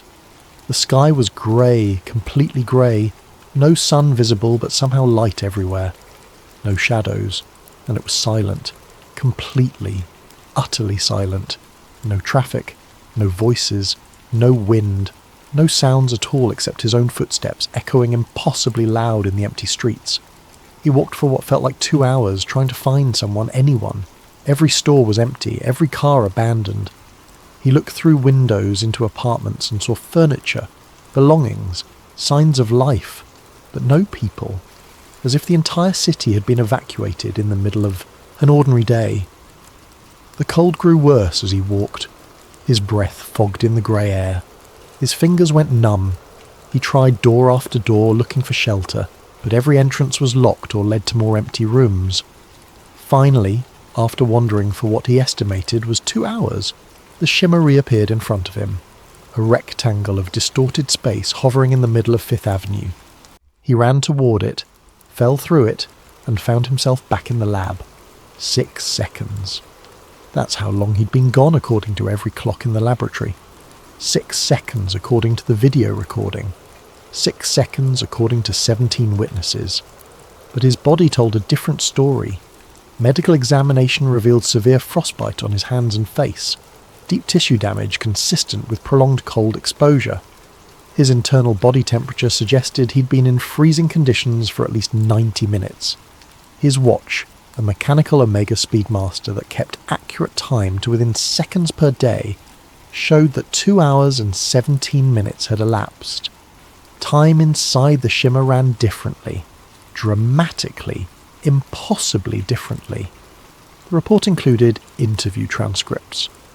Reeves describing what he'd seen, what he'd felt. Medical personnel asking questions, trying to understand.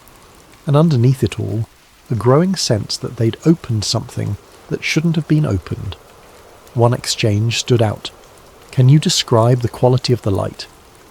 It was everywhere and nowhere, like being inside a photograph. Flat, no depth. Did you see the sun? No, just grey sky. But I could see perfectly. Everything was visible, but nothing cast shadows. Did you try to take anything with you? Long pause on the recording. Yes. There was a newspaper box on a corner. The window was broken.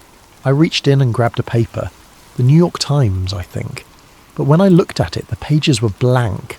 Not empty. Blank. Like they'd never been printed. Just white paper. What did you do with it?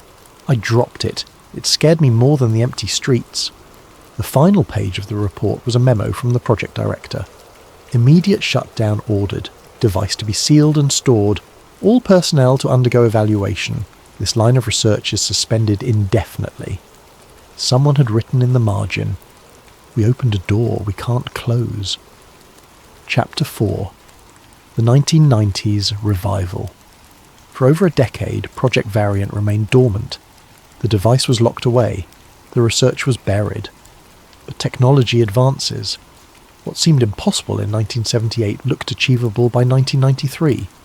The rise of quantum computing changed everything. A new program emerged, classified under the codename Project Paramount. This time, the scientists involved weren't just physicists. They included specialists in quantum mechanics, theoretical mathematics, and computer science. Real names appeared in the documents again. Kip Thorne, whose work on black holes and wormholes was well known. David Deutsch, a pioneer in quantum computation. Seth Lloyd, an expert in quantum information theory. Paramount's documents discussed concepts that sounded like science fiction, but were rooted in real physics. Closed time-like curves, quantum entanglement across temporal dimensions, something called chronological shielding that would prevent paradoxes. The goal wasn't to create a traditional time machine, it was to establish what they called quantum temporal tunneling, using entangled particles to send information backward through time without physically moving matter. But buried in the technical documents was something that made my stomach turn. An internal memo dated December 1997. If temporal manipulation is achieved, it must remain unilateral. Parallel access by competing nations leads to immediate timeline collapse. Multiple actors attempting concurrent manipulation creates cascading paradoxes. Result: unpredictable, potentially catastrophic reality fragmentation. In simpler terms, if every country gets time travel, the present becomes meaningless. Reality itself becomes unstable. Another memo, dated 6 months later. Consensus reached. Technology must be controlled absolutely. Access limited to single authorized entity. Temporal manipulation to be treated as ultimate strategic weapon. Unauthorized use. Grounds for preemptive action. They were planning to monopolize time travel, to ensure that only one group, one government, one carefully controlled program could access this technology. And they were willing to go to war to protect that monopoly. Chapter 5. The whistleblower who never existed. One name kept appearing in the documents. Leon Varick. He was identified as a former NSA contractor who'd worked on Paramount before leaving under unclear circumstances. Multiple memos referenced his concerns about the program's direction, his warnings about temporal ethics violations, his increasingly desperate attempts to expose what he'd learned. I decided to find him. It didn't take long to hit a wall. There were no birth records for Leon Varick, no social security number, no employment history outside the classified documents on the USB drive. DMV records showed nothing. Credit bureaus had no file. But there was one thing: a photograph. It appeared in newspaper archives from a protest in Washington during 2003. Environmental activists demonstrating against government energy policy. In the background, partially obscured by other protesters, was a man matching Varick's description from the documents. The photograph was blurry but distinctive enough to be useful. I downloaded it 3 times over the next week. Each time I looked at it, something bothered me. Finally, I compared all 3 versions side by side. The timestamp on the photograph was different in each file. Same image, same newspaper archive. But the metadata showed 3 different dates: October 2003, November 2003, and January 2004. A digital photograph can't exist with 3 different creation dates unless someone has been altering it. Not the image itself, the moment it was taken. I hired a private investigator, someone who specialized in finding people who didn't want to be found. She came back with news that made me question everything. "Your man Varick died in 1987, she said. Single vehicle accident in Colorado. Drove off a mountain road. Body was identified through dental records. I showed her the documents from 2003, the photograph from the protest. She shrugged. Then either those documents are fake or your guy lived after he died. The third option, the one neither of us wanted to say out loud, was that Leon Varick had been pulled forward through time, that he died in 1987 in one timeline and continued living in another, that he was proof of what the government had achieved, and that someone had erased him from history to cover it up. That night, I started noticing things, small things. A car parked across the street that I'd never seen before, the same man in a grey jacket standing at the bus stop 3 days in a row, never getting on a bus. My apartment door lock feeling different, as if someone had practiced with it while I was out. I checked for bugs, found nothing, but absence of evidence isn't evidence of absence, and everyone who works in defence knows that if someone really wants to surveil you, you'll never find their equipment. I started varying my routine, taking different routes to the coffee shop, using different computers at different libraries to research, paying cash for everything. Basic tradecraft, the kind they teach you in security clearance briefings. It didn't help. The feeling of being watched only intensified. On the 4th day after I'd hired the investigator, she called me. Her voice was different, tight, scared. "We need to stop," she said. "I can't work this case anymore." "Why? What did you find?" "I didn't find anything, that's the problem. Your guy Varick, he's connected to things I can't touch. I got warned off, politely but firmly, by people who knew things about me they shouldn't know, things I've never told anyone." "What kind of things?" She hung up. When I called back, her number was disconnected. Her office, when I drove past it, was empty. A Felice sign in the window as if she'd never been there at all. I went home and found my apartment door unlocked. Nothing was missing, nothing was moved. But on my desk, right where I worked, was a business card. Plain white, no logo. Just a phone number in embossed black text. I stared at it for an hour before I called. A man answered on the first ring. No greeting, just, "We know you have questions. We may have some answers, but you need to stop digging into Leon Varick for your own safety." Who is this? Someone who knows what you've been reading. Someone who knows you received certain documents that you shouldn't have. Those documents are incomplete, taken out of context. They tell a story, but not the whole story. "Then tell me the whole story." Long pause. I could hear him breathing, weighing his options. "Not over the phone. Maybe not at all. But if you keep pursuing this, you're going to find things that can't be unfound. And the people who manage those things will notice. They'll want to know how you learned what you learned. And then your life becomes very complicated very quickly. Is that a threat? It's a warning from someone who used to have your level of clearance, who used to ask the same questions, who learned the hard way that some doors once opened can't be closed. You worked on Variant." Another pause, longer this time. "I worked on something. Whether it was Variant or one of its successor programs, I couldn't tell you. They compartmentalise everything. You might spend years on a project and never know its real name or purpose. You just do your part, answer your questions, write your reports, and hope you never see the bigger picture, but you saw it. Pieces, fragments. Enough to know I should have stayed ignorant. Enough to know that what they're doing, what they've been doing for decades, it changes everything.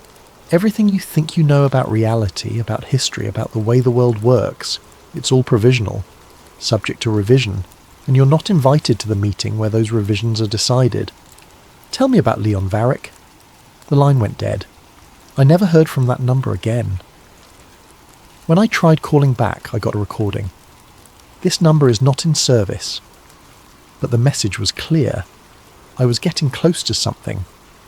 Close enough that someone felt the need to warn me off, which meant Leon Varick was real, which meant the documents were real, which meant everything else in those files, all the impossible claims about time travel and timeline manipulation, was probably real too. Chapter 6. The Present Day Program. The most recent document on the USB was titled Time Access Restriction 204 Protocol.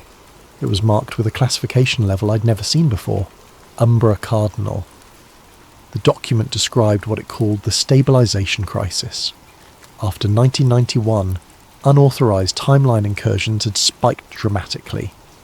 Someone was accessing temporal manipulation technology and using it without coordination. The results were catastrophic. Temporal leakage was detected around major historical events.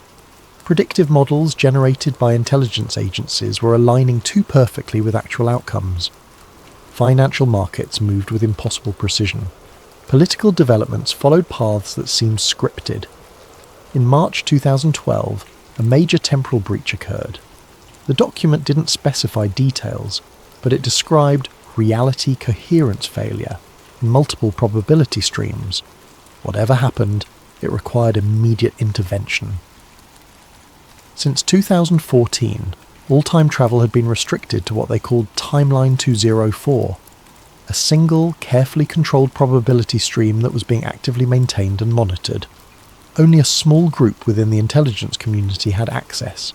Every incursion required approval. Every change was documented. The protocol document explained the reasoning. Multiple timeline access creates exponential instability. Each separate incursion spawns alternate realities that can interact destructively.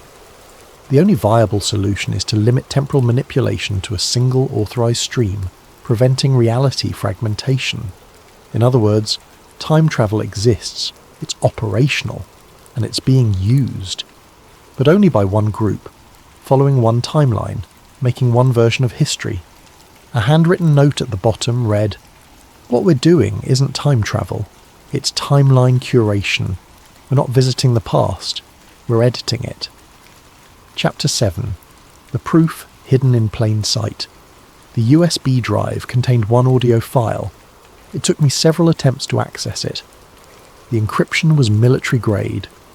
When I finally got it open, a voice began speaking, digitally scrambled.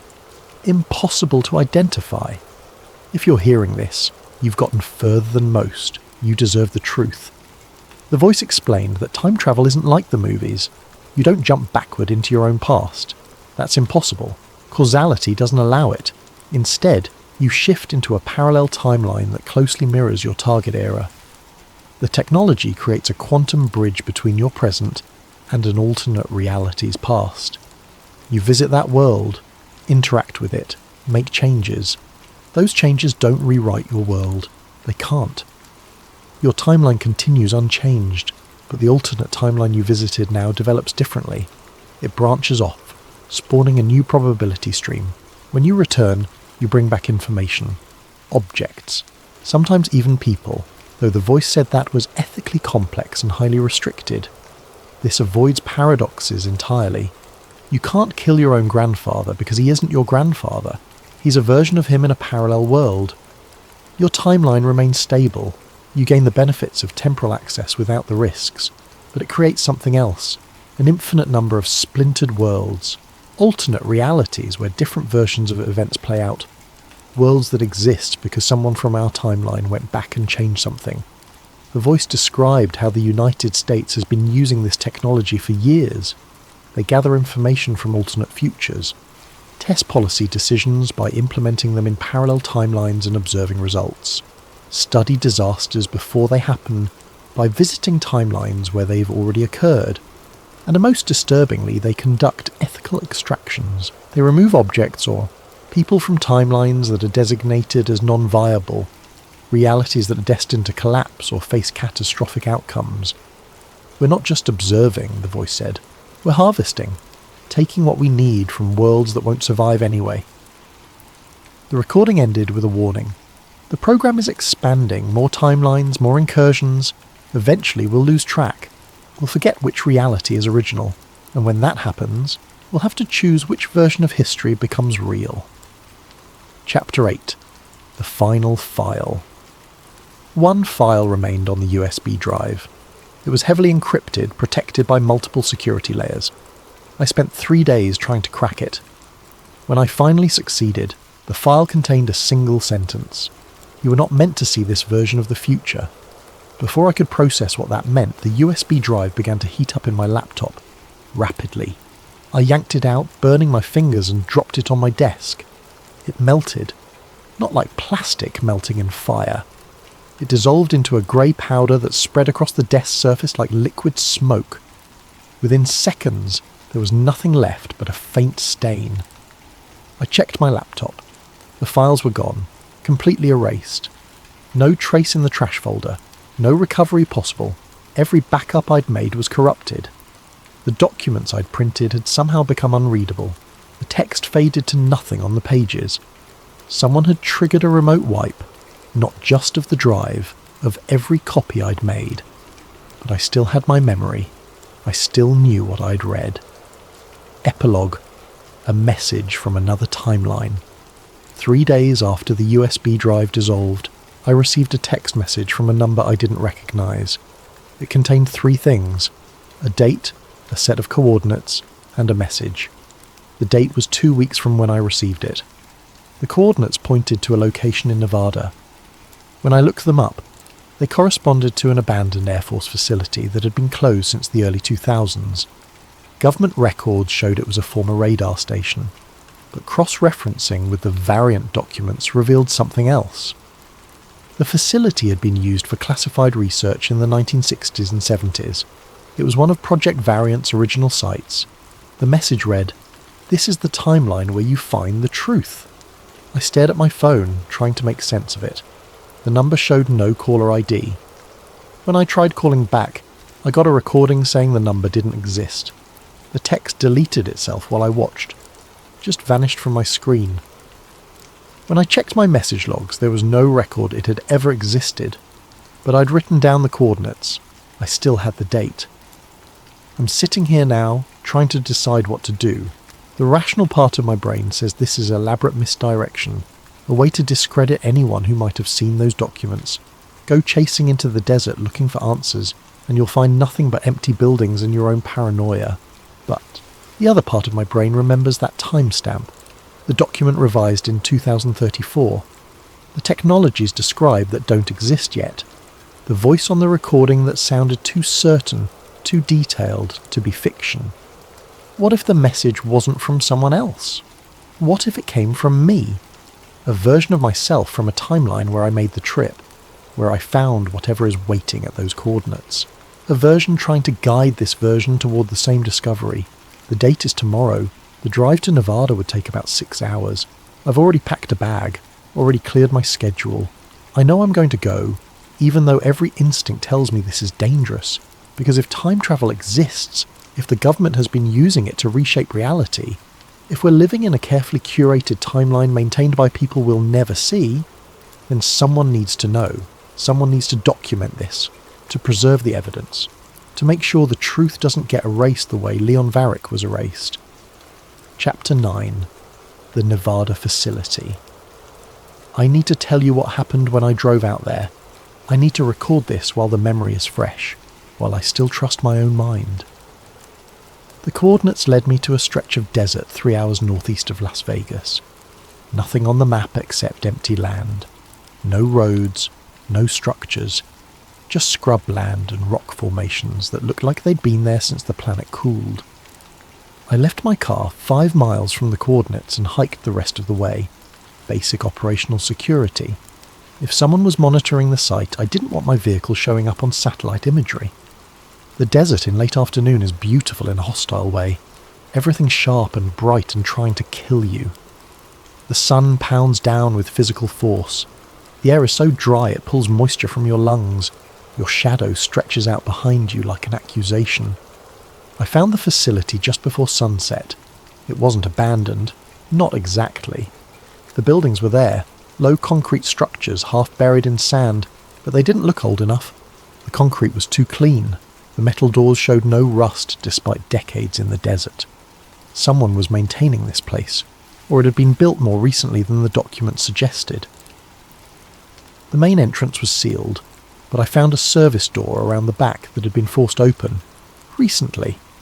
The marks on the lock were fresh, the metal bright where tools had scratched it. I wasn't the first person to find this place. Someone else had been here. Maybe the person who sent me the USB drive. Maybe someone looking for the same answers I was. Inside, the facility was dark. My flashlight beam cut through dust that hung in the air like fog. The place smelled of ozone and something else. Something chemical and sharp that made my eyes water. The first room was an equipment bay.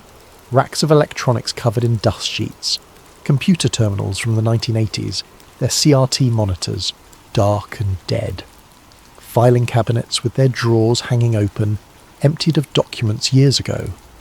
But on the walls, someone had left messages, written in marker, scrawled in haste. They're watching from multiple time frames. Don't trust your memories. The device is still here, still active. If you can read this, you're in the wrong timeline. That last one made my hand shake. The handwriting was familiar, similar to the notes I'd seen in the margins of the USB documents, similar to my own handwriting. I moved deeper into the facility. The corridor stretched ahead, lined with doors that opened onto empty offices and laboratories stripped of equipment. In one room, I found a chalkboard covered in equations, complex mathematics that I couldn't follow but recognised as dealing with quantum mechanics and temporal physics. At the bottom, in neater handwriting than the wall messages, the probability of this timeline stability, declining, estimated collapse window, indeterminate, recommend immediate extraction of critical personnel. The facility's heart was 3 levels down, accessible by a stairwell that descended into darkness. Emergency lighting cast everything in red. My footsteps echoed off concrete walls. The lowest level was different. The air was colder, the ozone smell was stronger, and there was a sound. Low frequency, barely audible. The same 15 hertz hum that the Montauk documents had described. The device was here, still operational, still humming with power it shouldn't have. I found it in what must have been the main laboratory, a large room with reinforced walls and a ceiling covered in sensors and cameras. In the centre, on a platform surrounded by equipment I couldn't identify, was a metal case roughly the size of a briefcase. The Montauk device, or one like it. It was active. The surface glowed with a faint blue light that pulsed in rhythm with the hum, and in front of it, suspended in the air, was the shimmer, the temporal boundary the documents had described, a vertical plane of distorted space that rippled like water but remained perfectly still. I approached slowly. The closer I got, the more wrong everything felt. Time seemed to move strangely near the shimmer. My watch was running slow. My phone showed impossible times jumping forward and backward by minutes. Through the shimmer, I could see something. Not nothing, like the original experiment had reported. There was landscape on the other side. Desert, but different. The rock formations were in slightly different positions. The sky was the wrong colour, a shade of grey-blue that nature doesn't make. And there was writing, carved into a rock formation visible through the shimmer. Large letters, deep cuts, done by someone with time and tools. You made it. Now decide if you want to go back. I stepped closer, close enough to feel the shimmer's effect. The air around it was cold despite the facility's warmth. My breath fogged. The hum was so loud now. It wasn't a sound anymore, it was a physical sensation vibrating through my bones. I could reach through, could walk into that alternate timeline and see what was waiting on the other side, could find answers that no documents would ever provide. But I thought about Michael Reeves, about his 2 hours in an empty New York, about the grey sky and silent streets and blank newspapers, about how he'd barely made it back. I thought about Leon Varick, about living after he died, about being erased from history in one timeline while existing in another. I thought about the voice on the recording, about timeline proliferation and ethical extractions and realities being chosen while others were allowed to collapse, and I stepped back. Whatever was on the other side of that shimmer, whatever truth was waiting in that alternate timeline, I wasn't ready to face it. Not alone. Not without understanding more about what I was dealing with. I took photographs, documented everything I could see, made notes on my phone about the equipment, the measurements, the messages on the walls, evidence that this place existed, that the device was real, that everything in the USB documents was true. Then I left, climbed back up 3 levels of stairs, walked back through empty corridors, emerged into Nevada sunset that looked almost painfully normal after what I'd seen below. The hike back to my car took 2 hours in darkness. I drove straight through to home, stopping only for gas, afraid that if I slept I'd wake up and find my memories had changed, find the photographs deleted, find everything from the facility erased like it had never been. But the evidence was still there when I got home, Still there when I backed it up to 3 different drives and uploaded it to a cloud service under a fake account. Still there the next morning when I woke up and checked again. Maybe that's why I received the USB drive in the first place. Not to stop what's happening, but to witness it, to record it, to leave a trail for whoever comes next. I don't know what I'll find in Nevada. I don't know if the coordinates will lead to answers or just more questions. But I know that in 2 weeks, either I'll have proof that everything I've told you is real, or I'll be another anomaly. Another person who got too close to something they weren't supposed to see. Another ghost in the timeline. If you're hearing this story, it means I decided to share it before making the trip. Insurance, maybe. Or just the desperate need to tell someone what I found before I chase it any further. Remember the names, remember the programs, remember that somewhere in the machinery of government, in laboratories and facilities you'll never see, people are making decisions about which version of reality gets to exist. And remember that the timeline you're living in right now, the history you think you know, might not be the original, might not be the only one. It might just be the one they chose for you. The coordinates are waiting, the date is tomorrow, and somewhere in the Nevada desert, in an abandoned facility that officially doesn't exist anymore, the truth is waiting. I'm going to find it. And if this is the timeline where that's supposed to happen, then I'm already on the path, already following the breadcrumbs left by a version of myself who made it further than I have. The real question isn't whether I'll go. The real question is whether I'll come back. And if I do, will it still be me? Will it still be this timeline? Or will I return carrying knowledge from somewhere else? Some other probability stream? Some other version of history where the answers were different? Where the truth was something else entirely? I guess I'll find out tomorrow. We'll find out together. Because if time travel is real, if the government has been using it to control history, then this isn't just my story. It's everyone's story. We're all living in a timeline someone else chose. Walking paths that were selected by people with access to technology we can't imagine.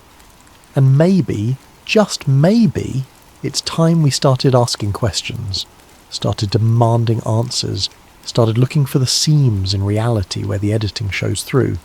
The chronofiles are real, the programs existed, the technology works, and somewhere in Nevada, in the ruins of a Cold War research facility, the evidence is waiting. I'm going to go find it. See you on the other side, or in another timeline, whichever comes first. What if everything you thought you knew about the pyramids was wrong? Imagine standing inside the Great Pyramid of Giza at midnight, alone, surrounded by 2.3 million stone blocks that have kept their secrets for over 4 millennia. The air is thick with mystery, and you can feel something humming beneath your feet. A vibration so subtle it might just be your imagination.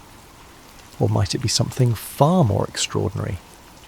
Tonight join Dr. Marcus Chen, a field researcher whose life's work straddles the boundary between archaeology and physics, as he uncovers evidence that will shake the very foundations of what we believe about ancient Egypt.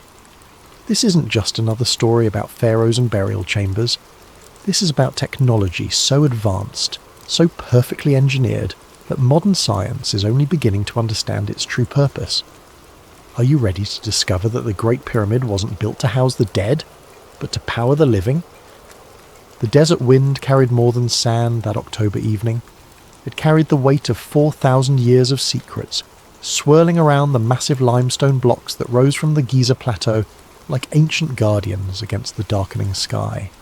Dr. Marcus Chen pulled his field jacket tighter as he approached the entrance to the Great Pyramid, his archaeological permit clutched in one hand and a case of sensitive instruments in the other. For 15 years, Marcus had studied these monuments from afar, poring over blueprints in university libraries, analysing satellite imagery, and debating theories with colleagues over late-night coffee. He'd written papers on the pyramid's mathematical precision, its astronomical alignments, and its construction techniques. But nothing, absolutely nothing, had prepared him for this moment. The entrance shaft yawned before him like the mouth of some primordial beast. His Egyptian guide, Hassan, gestured him forward with a weathered hand that had led countless tourists through these passages. But tonight was different. Tonight Marcus had special permission to remain inside after closing, to conduct his research in the profound silence that only comes when the tourist crowds fade away. Doctor? Chen, Hassan said, his English tinged with the accent of the Nile Delta. You're sure you want to stay alone? The pyramid. She speaks differently at night. Marcus nodded, though he wasn't entirely sure what Hassan meant. I need to take measurements without interference. The electromagnetic readings are too important to risk contamination from cameras and cell phones. As they ducked through the entrance and began their descent into the ancient passageway, Marcus felt something he hadn't expected. A subtle vibration through the soles of his boots. It was barely perceptible, like standing near a power plant or a subway station, but unmistakably present. The limestone blocks seemed to pulse with their own rhythm, as if the entire structure were somehow alive. Hassan, he said, pausing to place his palm against the cool stone wall. Do you feel that? The guide's eyes met his in the dim LED lighting they'd strung along the passage. You feel it too? Most visitors, they notice nothing, but some, the ones who know how to listen, they feel the heart of the pyramid beating. Marcus's scientific mind immediately began cataloguing possible explanations. Seismic activity from Cairo traffic, thermal expansion and contraction of the limestone, perhaps underground water movement. But as they climbed deeper into the structure, following the grand gallery toward the king's chamber, the sensation only grew stronger. The textbooks had described every measurement, every angle, every architectural feature, but they had failed to capture this, the sense that he was walking through the corridors of a machine rather than a tomb. The walls weren't just precisely cut, they were purposeful, functional, as if each block had been positioned not just to support weight, but to channel something else entirely. By the time Hassan left him alone in the king's chamber with his instruments, and a promise to return at dawn, Marcus was beginning to suspect that everything he thought he knew about the Great Pyramid was about to change. The silence in the king's chamber was absolute. Not the gentle quiet of a library or the muffled stillness of a snow-covered landscape, but the profound absence of sound that only exists deep within solid rock far from the surface world. Marcus set his equipment case on the granite floor and began unpacking his instruments, but his eyes kept returning to the walls around him. For a structure supposedly built as the eternal resting place of Pharaoh Khufu, the king's chamber was remarkably empty. No hieroglyphs adorned the walls, no colourful depictions of the pharaoh's journey to the afterlife, no ornate decorations celebrating his divine status, just smooth, precisely fitted granite blocks that formed a perfect rectangular space. Marcus had visited dozens of legitimate Egyptian tombs, from the elaborate burial chambers in the Valley of the Kings to smaller mastabas scattered throughout the desert. Every single one had been filled with artwork, inscriptions and symbolic elements designed to guide and protect the deceased in the afterlife. The Egyptians were obsessive about decorating their tombs. It was perhaps their most distinctive cultural trait. So why was the most important tomb in Egypt completely bare? He pulled out his digital calipers and began measuring the chamber's dimensions, cross-referencing them with his notes. 10.47 metres long, 5.24 metres wide, 5.84 metres high. But as he worked, something else caught his attention. The acoustics. "Hello?" he called out softly, and the word came back to him transformed. Not a simple echo, but something more complex. A resonance that seemed to build upon itself, creating harmonics that his voice alone couldn't produce. He clapped his hands sharply and the sound reverberated through the chamber in waves, each echo slightly different from the last. Marcus had studied acoustical engineering as part of his physics background, and he knew what he was hearing. The chamber was tuned. The proportions, the materials, even the placement in the pyramid weren't arbitrary. They had been calculated to create specific resonant frequencies. He set up his sound meter and began a systematic test, clapping at different spots around the chamber and recording the acoustic response. The data was remarkable. The chamber was resonating at approximately 110 Hz, a frequency that research had shown could induce altered states of consciousness in humans. Ancient peoples around the world had built structures with similar acoustic properties. Newgrange in Ireland, the Hippogæum in Malta, certain chambers at Stonehenge. But there was something more. As Marcus moved his sound meter around the room, he noticed that the acoustic properties weren't uniform. The northeast corner produced different harmonics than the southwest. The centre of the chamber created the strongest resonance, while areas near the walls seemed to dampen certain frequencies while amplifying others. It was as if the entire chamber had been designed as a three-dimensional instrument, capable of producing complex acoustic patterns that modern sound engineers would struggle to replicate. This wasn't the work of ancient stonemasons building a burial vault. This was the product of sophisticated understanding of wave mechanics and acoustic engineering. Marcus sat cross-legged in the centre of the chamber and closed his eyes, letting the subtle vibrations he'd felt earlier wash over him. The sensation was stronger here, a low-frequency pulse that seemed to emanate from the very stones themselves. It reminded him of standing next to a massive pipe organ, feeling the bass notes resonating in his chest cavity. But there were no pipes here, no mechanical system that could produce such vibrations, unless... He opened his eyes and looked up at the ceiling, with its 9 massive granite beams supporting thousands of tons of limestone above. Each beam weighed between 25 and 80 tons, and had been quarried from Aswan 500 miles to the south. The precision with which they'd been placed was extraordinary. The gaps between them were uniform to within millimetres. What if those gaps weren't just structural? What if they were intentional spacing, designed to create specific resonant frequencies when subjected to external forces? The entire chamber could be functioning as a resonating cavity, with the granite beams acting as tuning elements. Marcus pulled out his electromagnetic field detector and switched it on. Immediately the device began registering low-level EM activity. Not strong, but definitely present and distinctly non-random. The readings were strongest near the walls and seemed to pulse in rhythm with the vibrations he could feel through the floor. No pharaoh had ever been found in this chamber. No evidence of burial had ever been discovered. No grave goods, no mummy. No indication that this space had ever served its supposed purpose as a tomb. But it was definitely serving some purpose. The question was, what? The next morning, Hassan returned to find Marcus still awake, surrounded by printouts from his instruments and covered in limestone dust.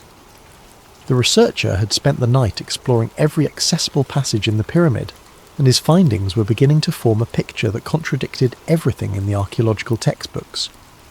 "Dr. Chen, you look like you have seen the jinn," Hassan said, offering him a thermos of strong coffee.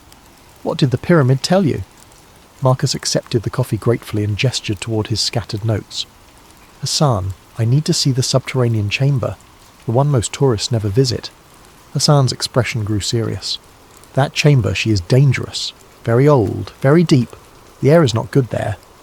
"I have proper equipment," Marcus insisted, "and I think what's down there might be the key to understanding what this place really is." An hour later, they were descending through a narrow shaft that led to the lowest accessible level of the pyramid. The subterranean chamber lay more than 30 metres beneath the base of the structure, carved directly from the bedrock. As they went deeper, the temperature dropped and the air grew thick with moisture. The passage opened into a rough-hewn chamber unlike anything else in the pyramid. Where the king's chamber was precisely cut granite, this space looked unfinished, almost crude. But Marcus wasn't interested in the chamber itself, he was focused on the walls.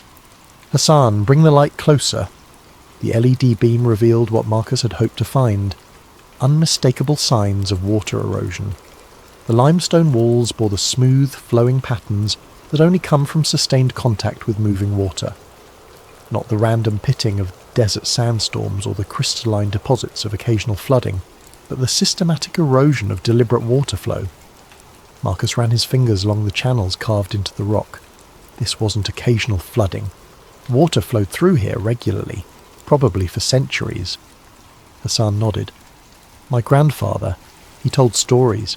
Before the dam, before the modern irrigation, the Nile would flood every year.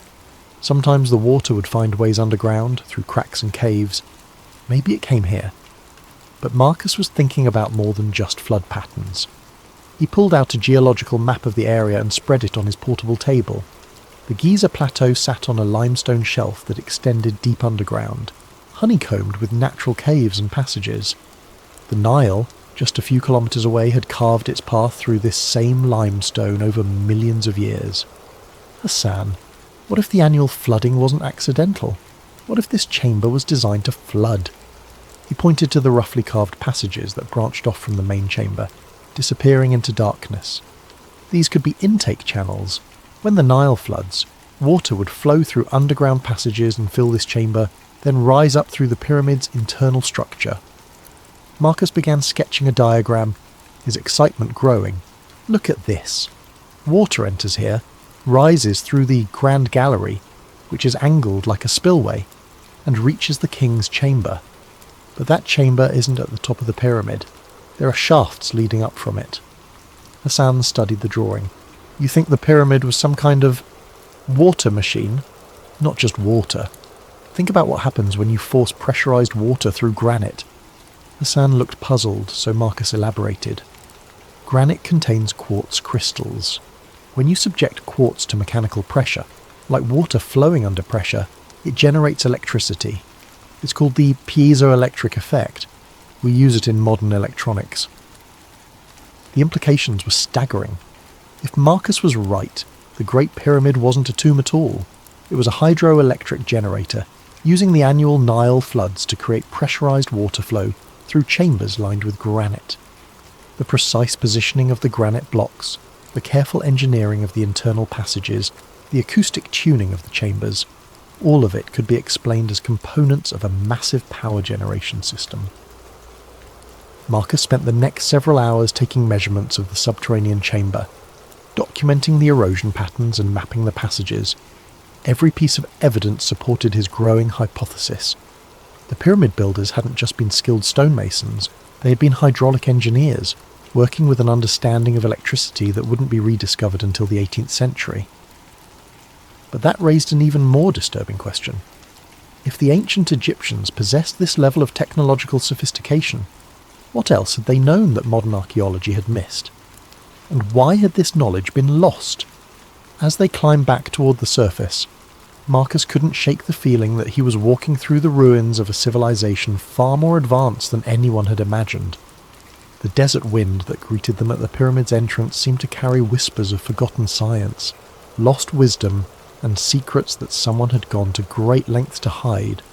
The next day found Marcus standing on the Giza plateau at dawn, his GPS equipment spread out on a folding table, as the first rays of sunlight painted the ancient stones in shades of gold and amber.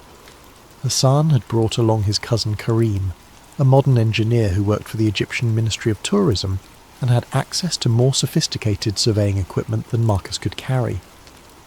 "Dr. Chen, you said you wanted to verify the pyramid's alignment," Karim asked, adjusting the precision GPS receiver. "I must tell you, this has been measured many times. The accuracy is well documented." Marcus nodded, checking his own instruments. "I'm not questioning the accuracy. I'm trying to understand why that accuracy was necessary." The numbers were indeed remarkable. As the GPS data streamed in and the surveying laser painted its invisible lines across the desert, the measurements confirmed what archaeologists had known for decades. The Great Pyramid was aligned to true north, with an accuracy of just 3 arc minutes, less than 1/20th of a degree. In modern terms, that was more precise than the magnetic compasses available to 19th century explorers. But Marcus was looking at more than just cardinal directions. He had brought along a magnetometer, an instrument that could detect variations in the Earth's magnetic field. As he moved the device around the pyramid's base, the readings told a fascinating story. "Karim, look at this." Marcus showed him the magnetometer display. "The pyramid isn't just aligned to true north. It's positioned at a point where the Earth's magnetic field shows unusual characteristics. The Giza plateau sat at a convergence point of several magnetic anomalies. Underground iron ore deposits created localized field variations, while the limestone bedrock contained enough ferrous minerals to influence compass readings. But more significantly, the pyramid's position corresponded to a point where the Earth's natural electromagnetic currents were particularly strong. Marcus had studied similar phenomena at other ancient sites. Stonehenge sat on a complex intersection of underground streams and geological fault lines that created measurable electromagnetic effects. Newgrange in Ireland was positioned where 2 underground rivers converged, creating conditions that produced natural electrical fields. Machu Picchu was built on a granite peak that generated piezoelectric charges during seismic activity. The pattern was consistent. Ancient builders had chosen locations where the Earth's natural electromagnetic properties were enhanced.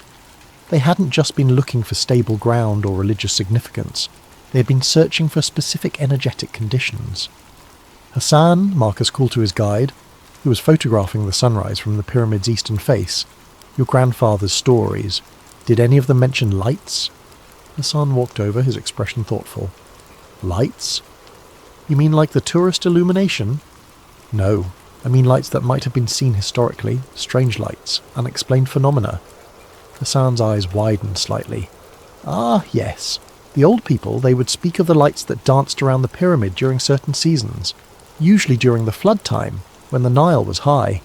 They called them the souls of the pharaohs, but my grandfather, he was educated man. He thought maybe they were something else." Marcus felt his pulse quicken. What kind of something else? He worked for British archaeologists in the 1920s. They had instruments, cameras. One night during flood season, they saw lights moving around the pyramid's apex. Blue-white lights, like electricity. The photographs they took showed, what do you call them? Discharge patterns. Electromagnetic discharge. Marcus had seen similar phenomena at other ancient sites during periods of high atmospheric electricity. If the pyramid was designed to interact with the Earth's electromagnetic field, then during certain conditions, perhaps when underground water levels were high and atmospheric electrical activity was increased, it might actually generate visible electrical discharges. Marcus spent the morning taking detailed measurements of the electromagnetic conditions around the pyramid. The data revealed a complex pattern of electrical activity that varied with the time of day, the season, and the underground water levels. The pyramid wasn't just passively sitting in an electromagnetically active location. It appeared to be designed to harness and focus that activity. The internal structure suddenly made more sense. The king's chamber, with its precise granite construction, would act as a focal point for electromagnetic energy generated by the pressure of water on quartz crystals. The shaft systems leading from the chamber would serve as waveguides, directing the electrical energy toward the pyramid's apex. The entire structure was essentially a massive electromagnetic antenna, designed to capture, generate and transmit electrical energy using natural forces. But transmit it where? And for what purpose? As Marcus packed his equipment, he realized he was no longer looking at an ancient tomb or even an advanced power plant. He was looking at a piece of technology so sophisticated that modern science was only beginning to understand its principles. The builders of the Great Pyramid hadn't just mastered hydraulic engineering and electromagnetic theory. They had created a machine that interfaced directly with the planet's own energy systems. The question that haunted him as they walked back to the nearby village was this: if such advanced technology had existed over 4,000 years ago, what had happened to the civilization that created it? Dr. Amara Soliman met Marcus at a coffee shop in central Cairo, away from the tourist crowds and government oversight that surrounded the Giza Plateau. As one of Egypt's leading thermal imaging specialists, she'd been involved in some of the most significant recent discoveries at the pyramids, including the 2015 detection of mysterious voids within the Great Pyramid structure. "Dr. Chen," she said, sliding a tablet across the small table between them, "what you're asking to see, these images are not for public distribution. The Ministry of Tourism and Antiquities has been very careful about how this information is released." Marcus studied the thermal imaging data on the screen. The pyramid appeared as a three-dimensional wireframe, with different colours indicating temperature variations within the stone. But there, clearly visible in the computer-enhanced images, were several dark voids, empty spaces within the solid limestone structure where no chambers were supposed to exist. "How many voids have you detected?" Marcus asked. "At least 4 significant ones," Dr. Soliman replied, her voice dropping to almost a whisper. 2 above the king's chamber, 1 behind the queen's chamber, and 1 near the base that appears to connect to the subterranean areas. But there's something else. She switched to a different set of images, these taken with ground-penetrating radar and electromagnetic sensors. These voids aren't natural. They show clear geometric patterns, right angles, precisely measured dimensions. Someone built these spaces intentionally, then sealed them so completely that they've remained hidden for over 4,000 years. Marcus felt a chill that had nothing to do with the air conditioning. Have there been any attempts to access them? Dr. Solomon's expression grew troubled. That's where things become political. In 2017, an international team proposed using micro-robotics to explore one of the smaller voids. They had the technology, the funding and preliminary approval from the Archaeological Committee. Then suddenly the project was cancelled. No explanation, no appeal process, just stopped. She leaned closer, her voice barely audible above the coffee shop's ambient noise. Dr. Chen, I've worked on heritage preservation projects throughout Egypt for 15 years. I've seen government bureaucracy, funding problems, international disputes over archaeological sites. This was different. This was suppression. Marcus thought about his own experience getting research permission. The process had taken 8 months and required letters of recommendation from 3 different universities, a detailed research proposal, and a substantial fee. But even with all that paperwork, his access was limited to already known chambers during specific time windows. "What do you think is in the sealed chambers?" he asked. Dr. Solomon switched to another set of images, these showing electromagnetic anomalies within the hidden voids. These readings suggest metallic objects, not just small artifacts, large structures with geometric patterns. If I had to guess based on the electromagnetic signatures, I'd say we're looking at copper or bronze constructions, possibly in the form of coils or geometric frameworks. Marcus's mind raced. Copper coils would be consistent with his power plant hypothesis. They could serve as electromagnetic conductors or even primitive electrical components. Bronze geometric frameworks might function as focusing elements for electromagnetic energy. "There's something else, Doctor," Solomon continued, bringing up a final image. This thermal scan was taken during different seasons over a 3-year period. Look at how the temperature signatures in the voids change. The hidden chambers appeared to respond to external conditions, cooling during dry seasons and warming during periods of high humidity. More intriguingly, the temperature variations showed patterns that corresponded to the Nile's traditional flood cycle, even though the river had been controlled by dams for decades. "It's as if these chambers are still responding to environmental changes," Dr. Solomon said, "as if whatever system they're part of is still partially functional."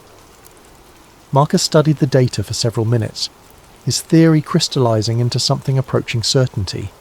The Great Pyramid wasn't just an ancient power plant, it was a machine with components that were still sealed inside, still responding to the same environmental triggers that had activated it thousands of years ago.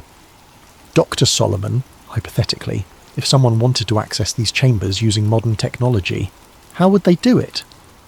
She looked around the coffee shop nervously. Hypothetically? Millimeter wave radar could map the internal structure precisely. Microbore drilling could create access holes small enough to insert fibre optic cameras. With the right equipment, you could explore these spaces without causing significant structural damage to the pyramid. Marcus nodded, already calculating what such an expedition would cost and how it might be organised. But Dr. Solomon wasn't finished. "Dr. Chen, there's something you should know. I'm not the first person to detect these chambers, and I won't be the last. But every researcher who has tried to investigate them seriously has found their access restricted, their funding cut, or their careers redirected. The Egyptian government isn't trying to preserve the pyramid from damage. They're trying to preserve its secrets from discovery." As Marcus walked back through Cairo's bustling streets, he realised he was no longer conducting academic research. He was investigating a cover-up that had been maintained for decades, possibly longer. The question was no longer what the pyramid had been designed to do. It was why someone was so determined to prevent modern science from finding out. That night, Marcus returned to the pyramid alone. Hassan had arranged for him to have extended access, though the guide had seemed reluctant to leave him there as darkness settled over the Giza plateau. "Dr. Chen, the pyramid. She's different at night. You be careful, yes? Some knowledge, it comes with price." Now, sitting in absolute darkness in the king's chamber with his instruments powered down and his cell phone turned off, Marcus could feel what Hassan had meant. The vibrations he'd noticed on his first day weren't stronger at night. They were clearer, unmasked by the electromagnetic interference of modern technology and the subtle vibrations of daytime activity. The feeling was unmistakable now, a low-frequency pulse that seemed to emanate from the very stones around him. It reminded him of sitting in a car with a powerful subwoofer, feeling the bass notes resonating in his chest. Except this sensation seemed to penetrate deeper, affecting not just his body but his consciousness itself. Marcus had brought along a new piece of equipment, a sensitive electromagnetic field detector borrowed from Dr. Solomon's laboratory. In the complete darkness and electrical silence of the chamber, the device could register even the faintest electromagnetic activity. He switched it on and watched the display with growing amazement. The pyramid was generating electricity. Not much. The readings were measured in millivolts and microamps, but the output was consistent, rhythmic, and definitely real. The electromagnetic field strength varied in cycles that corresponded to the acoustic resonance he'd measured earlier. The entire structure was functioning as a low-level electrical generator, powered by forces he was only beginning to understand. Marcus activated his night vision camera and began recording, speaking in whispers to avoid disturbing whatever delicate processes he was observing. The electromagnetic readings are strongest near the northeast corner of the chamber, consistent with the acoustic anomalies I documented earlier. The field strength appears to correlate with lunar cycles. Tonight's readings are approximately 20% higher than last week's, coinciding with the new moon. He moved the detector around the chamber, mapping the electromagnetic field as he had mapped the acoustics. The patterns were complex but consistent, forming a three-dimensional matrix of electrical activity that encompassed the entire chamber. At the centre of the room, where the pharaoh's sarcophagus should have been, the electromagnetic field reached its peak intensity. But there was something else. As Marcus sat in the centre of the chamber, surrounded by the electrical field generated by 4,000 years of precisely engineered stone, he began to experience something unexpected: altered consciousness. It started as a subtle shift in perception, similar to the disorientation he'd felt at high altitude or during meditation. But as he remained motionless in the electromagnetic field, the sensation deepened. His thoughts became clearer, more focused, while his awareness of the chamber around him expanded. He could sense the massive weight of the pyramid above him, the underground chambers below, even the subtle movements of air through the shaft systems. Marcus realized that the 110 Hz acoustic resonance he'd measured wasn't accidental. It was the exact frequency that research had shown could induce theta brainwave states associated with deep meditation, enhanced creativity, and altered consciousness. Combined with the electromagnetic field, the King's Chamber functioned as a consciousness-altering device. But why? What purpose would ancient builders have had for creating a machine that could systematically alter human consciousness? As Marcus sat in the pyramid's electromagnetic embrace, understanding dawned on him like sunrise over the desert. The pyramid wasn't just a power plant, it was a communication device. The electrical energy it generated wasn't meant to power lights or machinery. It was designed to amplify and transmit human consciousness itself. The ancient Egyptians had built the ultimate meditation chamber, a place where human awareness could be enhanced, expanded, and potentially transmitted across vast distances. The precision engineering, the electromagnetic properties, the acoustic tuning, all of it served to create conditions where consciousness could transcend the normal limitations of the human brain. Marcus thought about the ancient Egyptian concepts of Ka and Ba, aspects of the human soul that could travel beyond the physical body. What if these weren't just religious beliefs, but actual descriptions of consciousness, projection experiences facilitated by the pyramid's technology? The implications were staggering. If ancient Egyptians had mastered consciousness projection, they could have explored distant lands without physical travel, communicated across vast distances without messengers, and perhaps even preserved knowledge in ways that transcended physical destruction.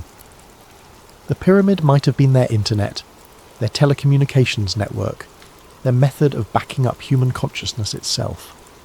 Marcus's instruments continued recording as his awareness expanded further.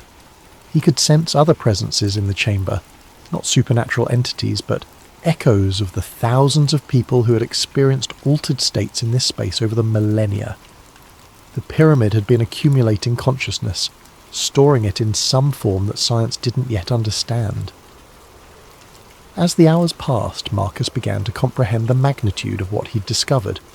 The Great Pyramid wasn't just an ancient monument, it was a machine for expanding human potential, built by a civilization that understood the relationship between consciousness, electromagnetic energy, and the fundamental structure of reality itself. But why had this knowledge been lost, and why were modern authorities so determined to prevent its rediscovery? As dawn approached and the electromagnetic readings began to fluctuate with the rising sun, Marcus made a decision that would change the course of his research, and possibly his life. He wasn't going to publish his findings in academic journals where they could be dismissed or suppressed. He was going to find a way to demonstrate the pyramid's true capabilities to the world. The Age of Secrets was about to end. 3 weeks after his night in the King's Chamber, Marcus found himself in a secure conference room at Cairo University, surrounded by researchers who had responded to his carefully worded communications. Dr. Solomon sat across from him, along with Dr. James Morrison, a British archaeoacoustics specialist, Dr. Elena Kozlov, a Russian electromagnetic researcher, and surprisingly, Dr. Sarah Running Bear, a Lakota physicist who studied indigenous sacred sites in North America. "What you're suggesting, Doctor?" "Chen," Dr. Morrison said, reviewing Marcus's data on his tablet, "goes beyond revolutionary. You're proposing that ancient civilizations possess technology that we're only beginning to understand." Marcus nodded, pulling up a global map on the room's display screen. Red dots marked locations across every continent. It's not just a proposal anymore. Thanks to Dr. Running Bear's research, we've identified 47 sites worldwide that show identical electromagnetic signatures to the Great Pyramid. Dr. Running Bear leaned forward, her voice carrying the weight of generational knowledge. "My people have always known that certain places were different. We called them places where the earth speaks. The acoustic properties, the electromagnetic anomalies, the consciousness-altering effects, they're all documented in our oral traditions." She pointed to several dots in North America. Serpent Mound in Ohio, the Medicine Wheels of Wyoming, certain kivas in the southwest. They all show the same engineering principles. Positioning at electromagnetic convergence points, internal geometries designed for acoustic resonance, materials chosen for their piezoelectric properties. Dr. Kozlov, who had been quietly analysing electromagnetic data, looked up with excitement. "I've been comparing the frequency patterns from these sites. They're not random, they form a harmonic sequence. Each site resonates at frequencies that complement the others, as if they were designed to work together as a single system." Marcus felt his pulse quicken. A single system spanning the entire globe.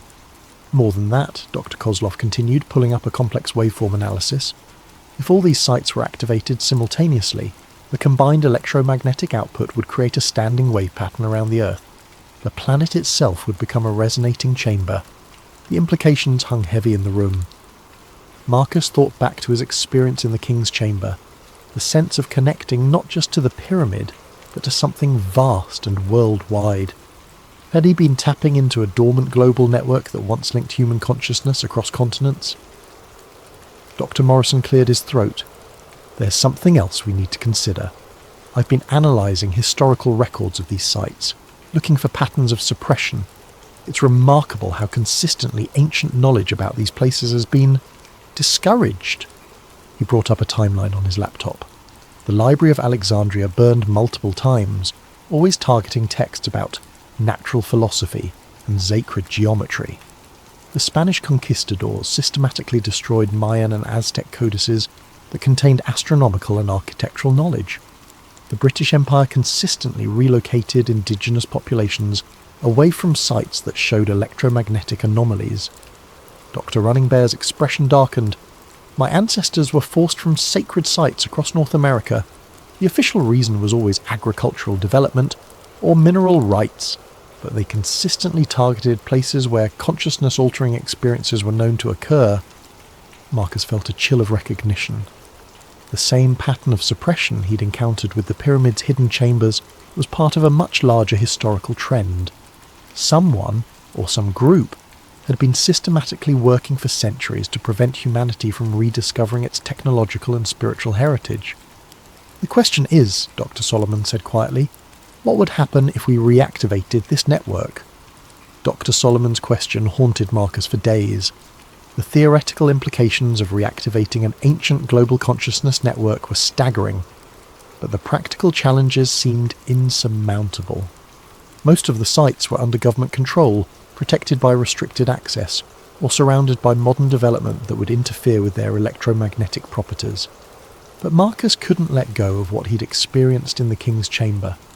The sense of expanded awareness, of connection to something vast and ancient, had fundamentally changed his understanding of human potential. If that experience could be replicated and shared, it might represent the next stage of human evolution. The answer came from an unexpected source. Hassan appeared at Marcus's hotel room door early one morning, carrying a worn leather satchel and wearing an expression of nervous determination. "Doctor, Chen, my family, we have been guardians longer than we have been guides. My great-grandfather, before the British came, before the tourists, he was keeper of the old knowledge." Hassan opened the satchel to reveal documents that made Marcus's breath catch. Hand-drawn maps showing underground passages throughout the Giza Plateau.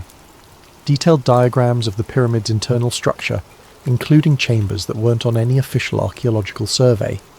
And most remarkably, technical drawings that showed how the pyramid's systems could be manually activated. "The old knowledge, it was never lost completely," Hassan continued. "Hidden, yes. Dangerous to speak of, yes. But preserved by families like mine, waiting for someone who could understand its importance." The drawings revealed that the pyramid's consciousness-amplifying effects weren't automatic. They required specific activation procedures. Water had to be introduced into the subterranean chambers at precise volumes and timing. Certain crystals needed to be placed in the sealed chambers to focus the electromagnetic fields. And most crucially, multiple people had to participate simultaneously, their consciousness working together to achieve resonance with the global network. "Hassan, this is incredible, but how could we possibly implement it?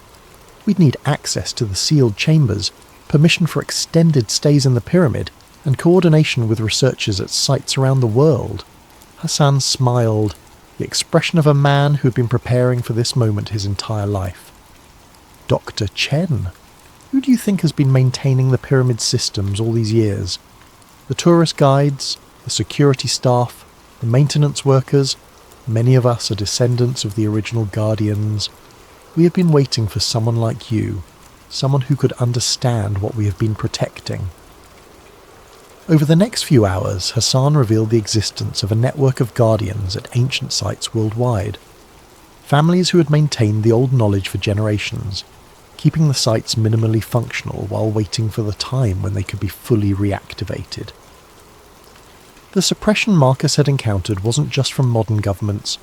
It was part of an ancient conflict between those who sought to preserve transformative knowledge and those who feared its implications for existing power structures. "But now," Hassan said, his eyes bright with possibility, "the time of hiding is ending. The world is ready for the old wisdom to return." Marcus spent the next week in secret meetings with Hassan's network. They showed him hidden passages that connected the pyramids at Giza to underground chambers extending for kilometers beneath the desert. They revealed caches of ancient crystals and metallic components that could be used to restore the pyramid's full functionality.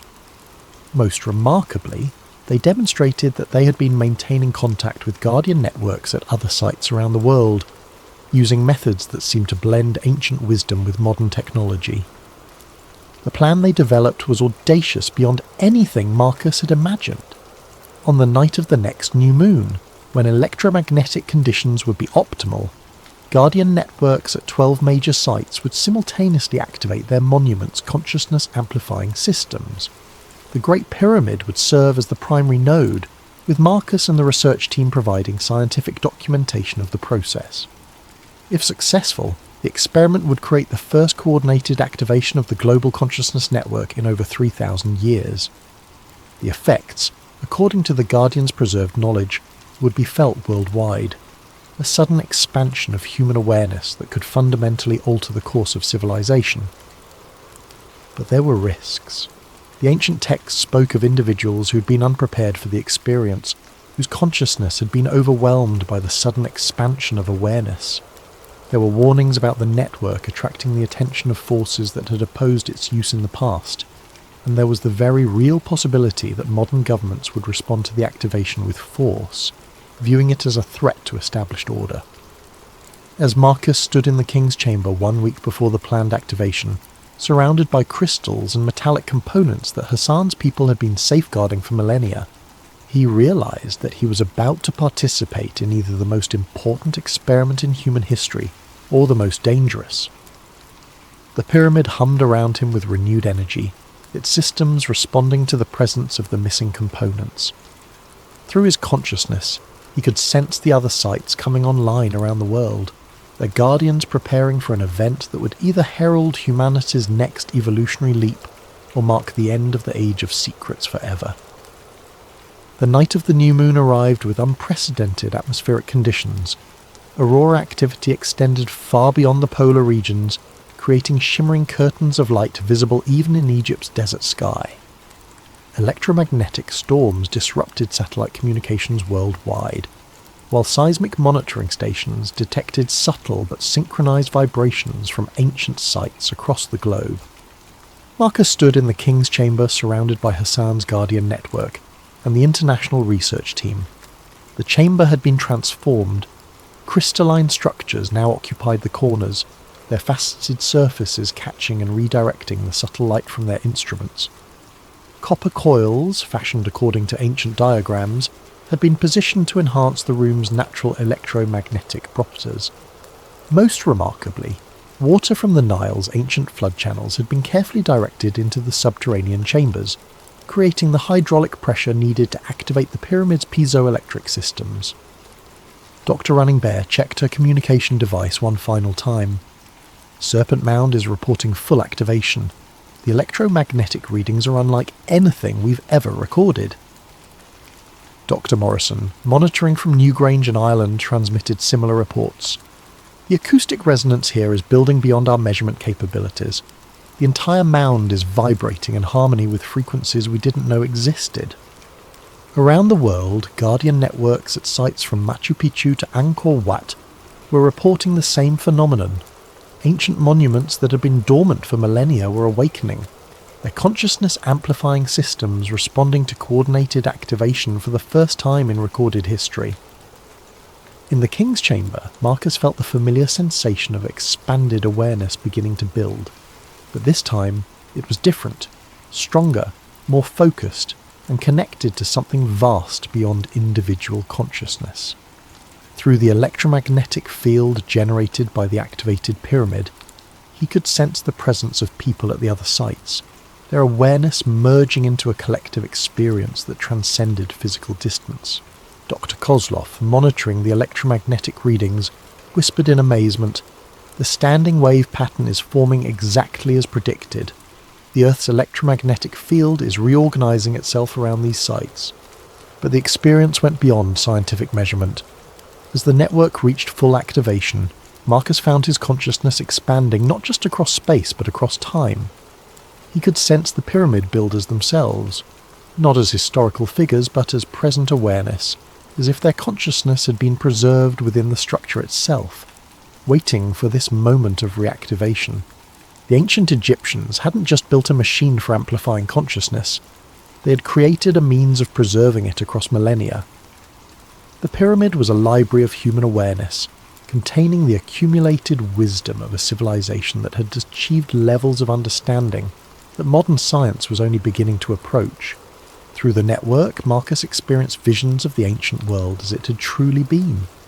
Not the primitive civilization described in history textbooks, but a global culture connected by consciousness-amplifying technology, capable of feats that seemed magical only because the principles had been forgotten. He saw the construction of the monuments not as slave labour directed by megalomaniacal pharaohs, but as collaborative projects undertaken by people who understood their role in maintaining humanity's connection to higher levels of awareness. Most remarkably, he experienced the reason why the network had been deactivated. As human civilizations became more hierarchical and centralized, the egalitarian consciousness expansion technology had been seen as a threat to emerging power structures. Rulers who depended on controlling information and limiting awareness had systematically dismantled the network. replacing consciousness-expanding wisdom traditions with belief systems that emphasized obedience and separation. The suppression hadn't been accidental.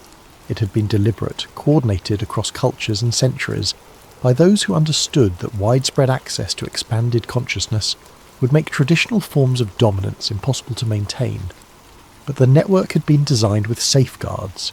The consciousness of its builders had been preserved within the structures themselves, waiting for a time when humanity would be ready to reclaim its heritage. That time, Marcus realized, was now.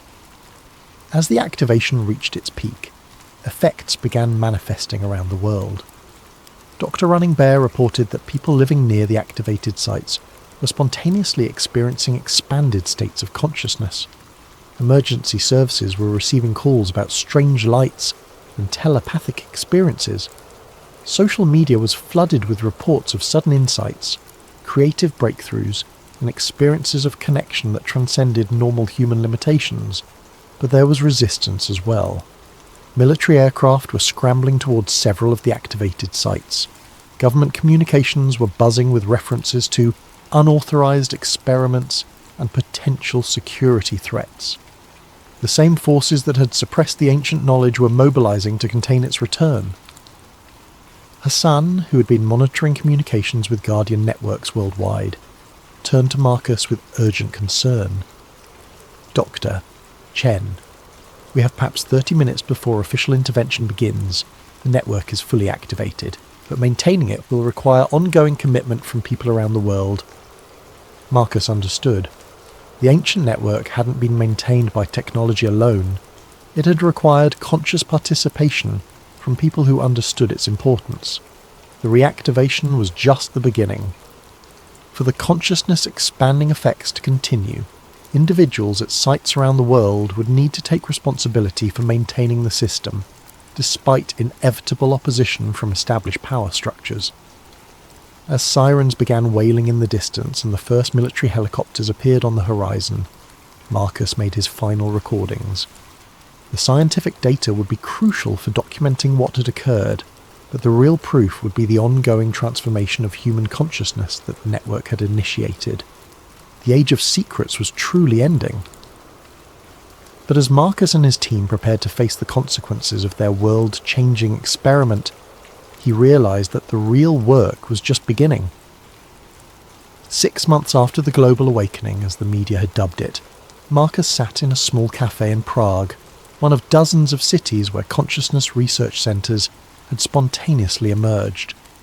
Around the world, people who had experienced the network activation had begun gathering, sharing their experiences, and developing new applications for expanded awareness. The official response had been predictable. Governments had classified the event as a coordinated hoax involving atmospheric anomalies and mass suggestion. The Guardian networks had been disbanded, the sites placed under increased security, and several researchers had found their careers and funding mysteriously terminated. But the consciousness genie was out of the bottle. Dr. Running Bear, now leading a consortium of indigenous researchers, had documented over 10,000 cases of enhanced psychic abilities manifesting in people who had been near activated sites. Dr. Kozlov was working with a network of physicists who had detected fundamental changes in quantum field behavior around former network locations. Even Dr. Morrison, despite losing his university position, continued documenting the ongoing acoustic anomalies at ancient sites worldwide. Most remarkably, people were spontaneously rediscovering consciousness expansion techniques that had been lost for millennia.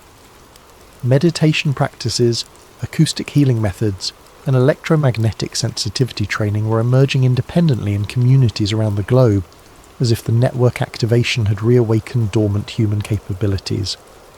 Hassan had become something of a folk hero in Egypt, his family's guardianship role finally acknowledged by people who had experienced the pyramid's true power. Though official access remained restricted, underground tours of the pyramid's hidden systems had become a pilgrimage for those seeking direct experience of expanded consciousness. Marcus himself had changed profoundly. The night in the activated King's Chamber had left him with permanent access to expanded awareness states. He could sense the electromagnetic fields of other people, communicate telepathically with others who had experienced the network, and access information through methods that conventional science couldn't explain. But perhaps the most significant change was happening at a societal level. The consciousness expansion experienced by millions of people worldwide had created a generation less susceptible to manipulation, more capable of independent thinking, and naturally inclined toward cooperation rather than competition. Political movements based on fear and division were finding it increasingly difficult to gain traction. Economic systems that depended on artificial scarcity and manufactured desire were being replaced by resource-sharing networks organised through enhanced human communication abilities. The ancient pyramid builders' greatest achievement wasn't the monuments themselves, it was the civilization they had made possible.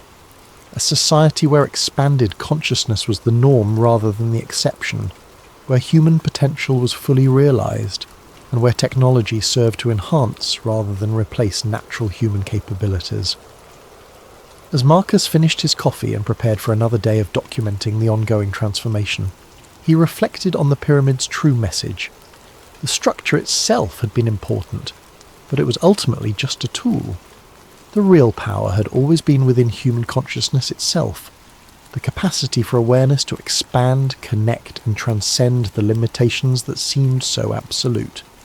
The pyramids had been built not to house the dead, but to awaken the living, and after 4,000 years of slumber, humanity was finally ready to reclaim its birthright.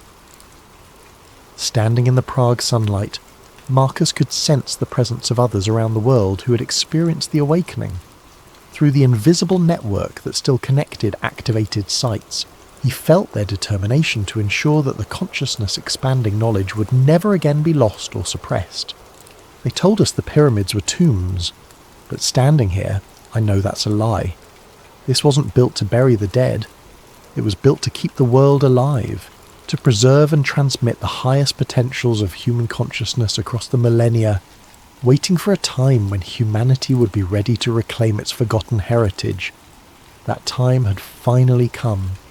The age of expanded consciousness had begun, and no force on earth could put the awakened human spirit back to sleep. The network hummed silently across the globe, connecting minds and hearts in ways that transcended physical distance. The ancient guardian's work was complete. The future of human consciousness stretched ahead like dawn breaking over the desert, infinite with possibility. Marcus smiled, feeling the pyramid's eternal presence in his consciousness, and stepped forward into humanity's transformed tomorrow. Good evening, and welcome to Sleep Theories. Before we dive into tonight's story, I'm curious about you, our listeners. How has your day been treating you? Are you winding down after a long day? Or perhaps you're on the other side of the world, just beginning your morning routine. What time is it where you are right now? And what corner of our vast planet are you calling home tonight? Whether you're listening from a bustling city apartment, a quiet countryside home, or somewhere in between, you're part of our global community of truth seekers and story lovers. If you're new to Sleep Theories, welcome aboard. And if you're a returning listener, thank you for coming back. Don't forget to subscribe if you haven't already. We have so many more mysteries to uncover together, and your subscription helps us bring these stories to light. Now, settle in, get comfortable, and prepare yourself for a tale that will make you question everything you thought you knew about one of history's most famous disasters.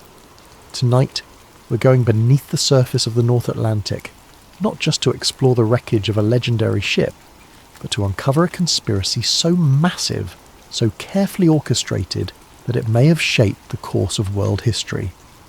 This is the story of the Titanic switch, the theory that suggests the ship that sank on that fateful April night in 1912 was never the Titanic at all. April 14th, 1912. Picture this night in your mind. The North Atlantic stretches endlessly in every direction, a black mirror reflecting nothing but stars. There is no moon to illuminate the waters, leaving the ocean in an almost supernatural darkness. The temperature has dropped to just below freezing, and the sea is unusually calm, so still that veterans of these waters would later describe it as eerily unnatural. Cutting through this obsidian expanse is the largest moving object ever created by human hands. The RMS Titanic, All 882 feet of her pushes through the water at nearly 23 knots. Her 4 massive smokestacks pierce the star-filled sky, sending columns of smoke and sparks into the night. From her decks, the warm glow of electric light spills out onto the water, creating the only source of illumination for miles in any direction. Inside this floating palace, over 2,000 souls are living what many believe to be their final hours, though they don't know it yet. In the first-class dining saloon, passengers in evening wear are finishing their 10-course dinner, completely unaware that they are dining aboard what will become history's most famous maritime disaster. The ship's orchestra plays ragtime melodies that drift through the corridors, mixing with the sound of laughter, conversation, and the ever-present thrumming of the engines deep below. Captain Edward Smith stands on the bridge, a veteran of the seas with 40 years of experience behind him. This is meant to be his final voyage before retirement, a triumphant capstone to a distinguished career. He has commanded ships for the White Star Line for decades, earning the nickname Millionaire's Captain for his skill in handling the luxury vessels that carry the world's elite across the Atlantic. Tonight he commands not just any ship, but the crown jewel of the White Star Line fleet, the unsinkable Titanic. But at 11:39 p.m. ship's time, everything changes in an instant. Frederick Fleet, the lookout stationed in the crow's nest, spots something emerging from the darkness ahead. Without the aid of binoculars, which, mysteriously, are locked away and unavailable to the lookouts that night, he strains his eyes against the blackness. What he sees sends ice through his veins. A massive iceberg, dark and silent, looms directly in the ship's path. "Iceberg right ahead," Fleet shouts into the telephone that connects him to the bridge. First Officer William Murdoch receives the warning and immediately orders hard a starboard and full astern. The helmsman spins the wheel, and the engine room receives the telegraph signal to reverse engines. For 37 seconds, the fate of over 2,000 people hangs in the balance as the massive ship begins to turn. But it's too late. The Titanic's starboard side scrapes along the iceberg with what survivors would later describe as a sound like thunder, though to many passengers it felt like nothing more than a slight shudder. Some passengers on the lower decks report chunks of ice falling onto the deck, and a few even gather pieces as souvenirs, joking about their close call with the ice. They have no idea that their ship is already doomed. Below the waterline, the iceberg has opened up the first 5 compartments of the ship's hull. The Titanic was designed to survive flooding in up to 4 compartments, but 5 is too many. Thomas Andrews, the ship's designer who is aboard for this maiden voyage, quickly calculates the mathematics of disaster. With 5 compartments flooding, the ship will inevitably sink by the bow, pulling the rest of the vessel down with her. "How long do we have?" Captain Smith asks Andrews. "An hour, 2 at most." And so begins one of the most studied, documented and debated disasters in human history. Over the next 2 hours and 40 minutes, the unsinkable ship will break apart and slip beneath the waves, taking with her over 1,500 souls. The survivors will tell stories of heroism and cowardice, of the band playing hymns as the ship tilted toward her grave, of the insufficient lifeboats and the icy water that killed most victims within minutes. This is the story we all know. This is the official narrative that has been told and retold for over a century. But what if everything we think we know about that night is wrong? What if the ship that struck the iceberg and sank in the North Atlantic was never the Titanic at all? What if the real conspiracy began not in the aftermath of the disaster, but months before, in the shipyards of Belfast, where 2 sister ships sat side by side and where a desperate plan was hatched to save a failing company from financial ruin? What if the disaster that shocked the world was not an accident, but the culmination of the most audacious insurance fraud ever attempted? Tonight, we're going to explore a theory that suggests the Titanic disaster was not just a tragedy, but a carefully orchestrated conspiracy involving some of the most powerful men in the world. We're going to examine evidence that points to a massive cover-up, one that may have claimed the lives of over 1,500 innocent people in service of greed, power, and political manipulation. This is the story of the Titanic switch, and by the end of our journey together, you may never look at this famous disaster the same way again. To understand the theory of the Titanic switch, we must first travel back to the shipyards of Belfast Island, where two virtually identical ships were taking shape side by side. The story begins not with disaster, but with dreams of maritime supremacy and the fierce competition between the great shipping lines of the early 20th century.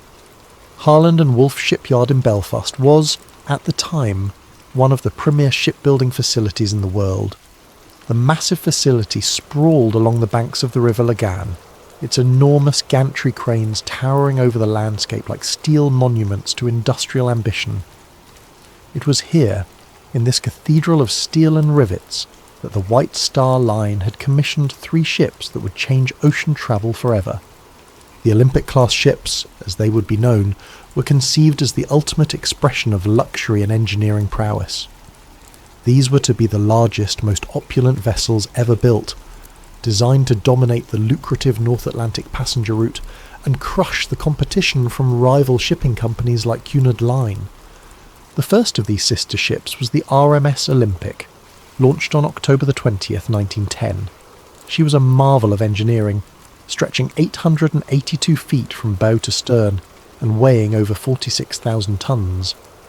Her 9 decks could accommodate over 2,000 passengers in unprecedented luxury, with amenities that included a swimming pool, a gymnasium, a Turkish bath, and dining rooms that rivaled the finest restaurants in London or New York. The Olympic was not just a ship. She was a floating city, a testament to British engineering and a symbol of the White Star Line's dominance of the seas.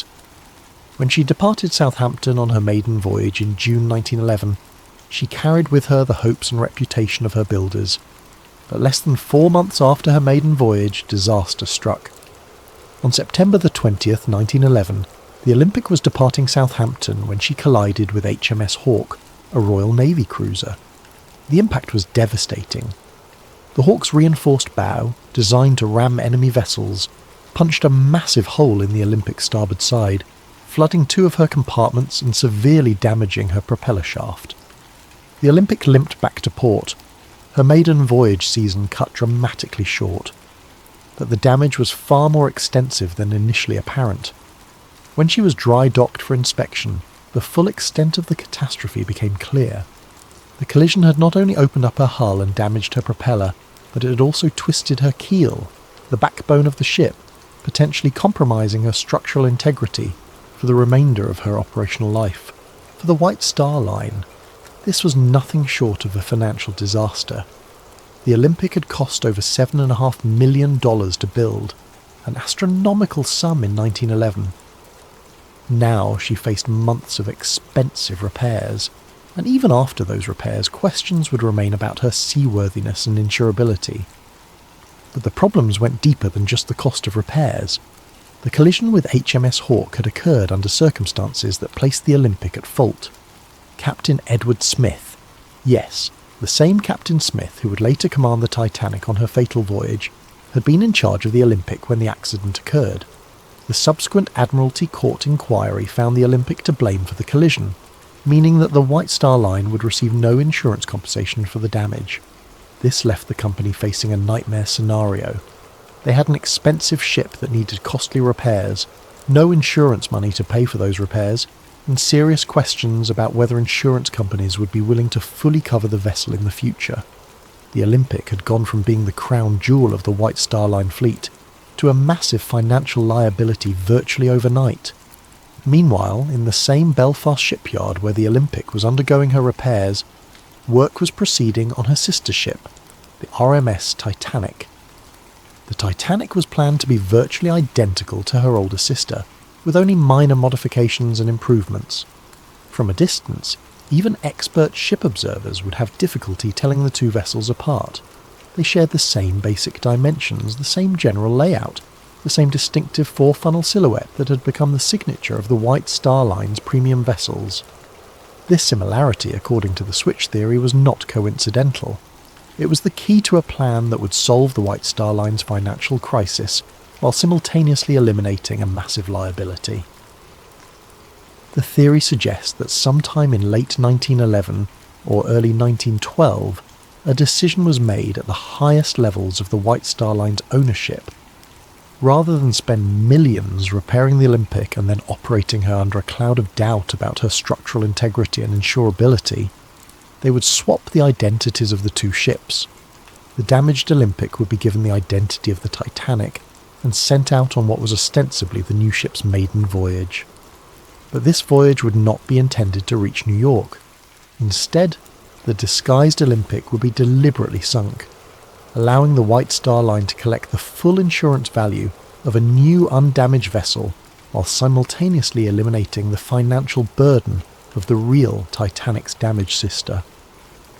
Meanwhile, the real Titanic, now disguised as the Olympic, would quietly slip into service, her true identity hidden from the world. To understand why such a plan might have been attractive, we must consider the financial pressures facing the White Star Line in 1912. The company was owned by the International Mercantile Marine Company, a shipping trust controlled by American financier J.P. Morgan. Morgan had invested enormous sums in his shipping empire, but the business was facing increasing competition and declining profitability. The White Star Line needed the Titanic to be a success. They needed her to capture public imagination, dominate the headlines, and establish the company's supremacy on the North Atlantic route. But they also needed to resolve the Olympic problem before it bankrupted the entire operation. According to the switch theory, the solution was as elegant as it was terrible. Switch the ships, sink the damaged one while pretending it was the new one, collect the insurance money, and use the real new ship to rebuild the company's reputation and finances.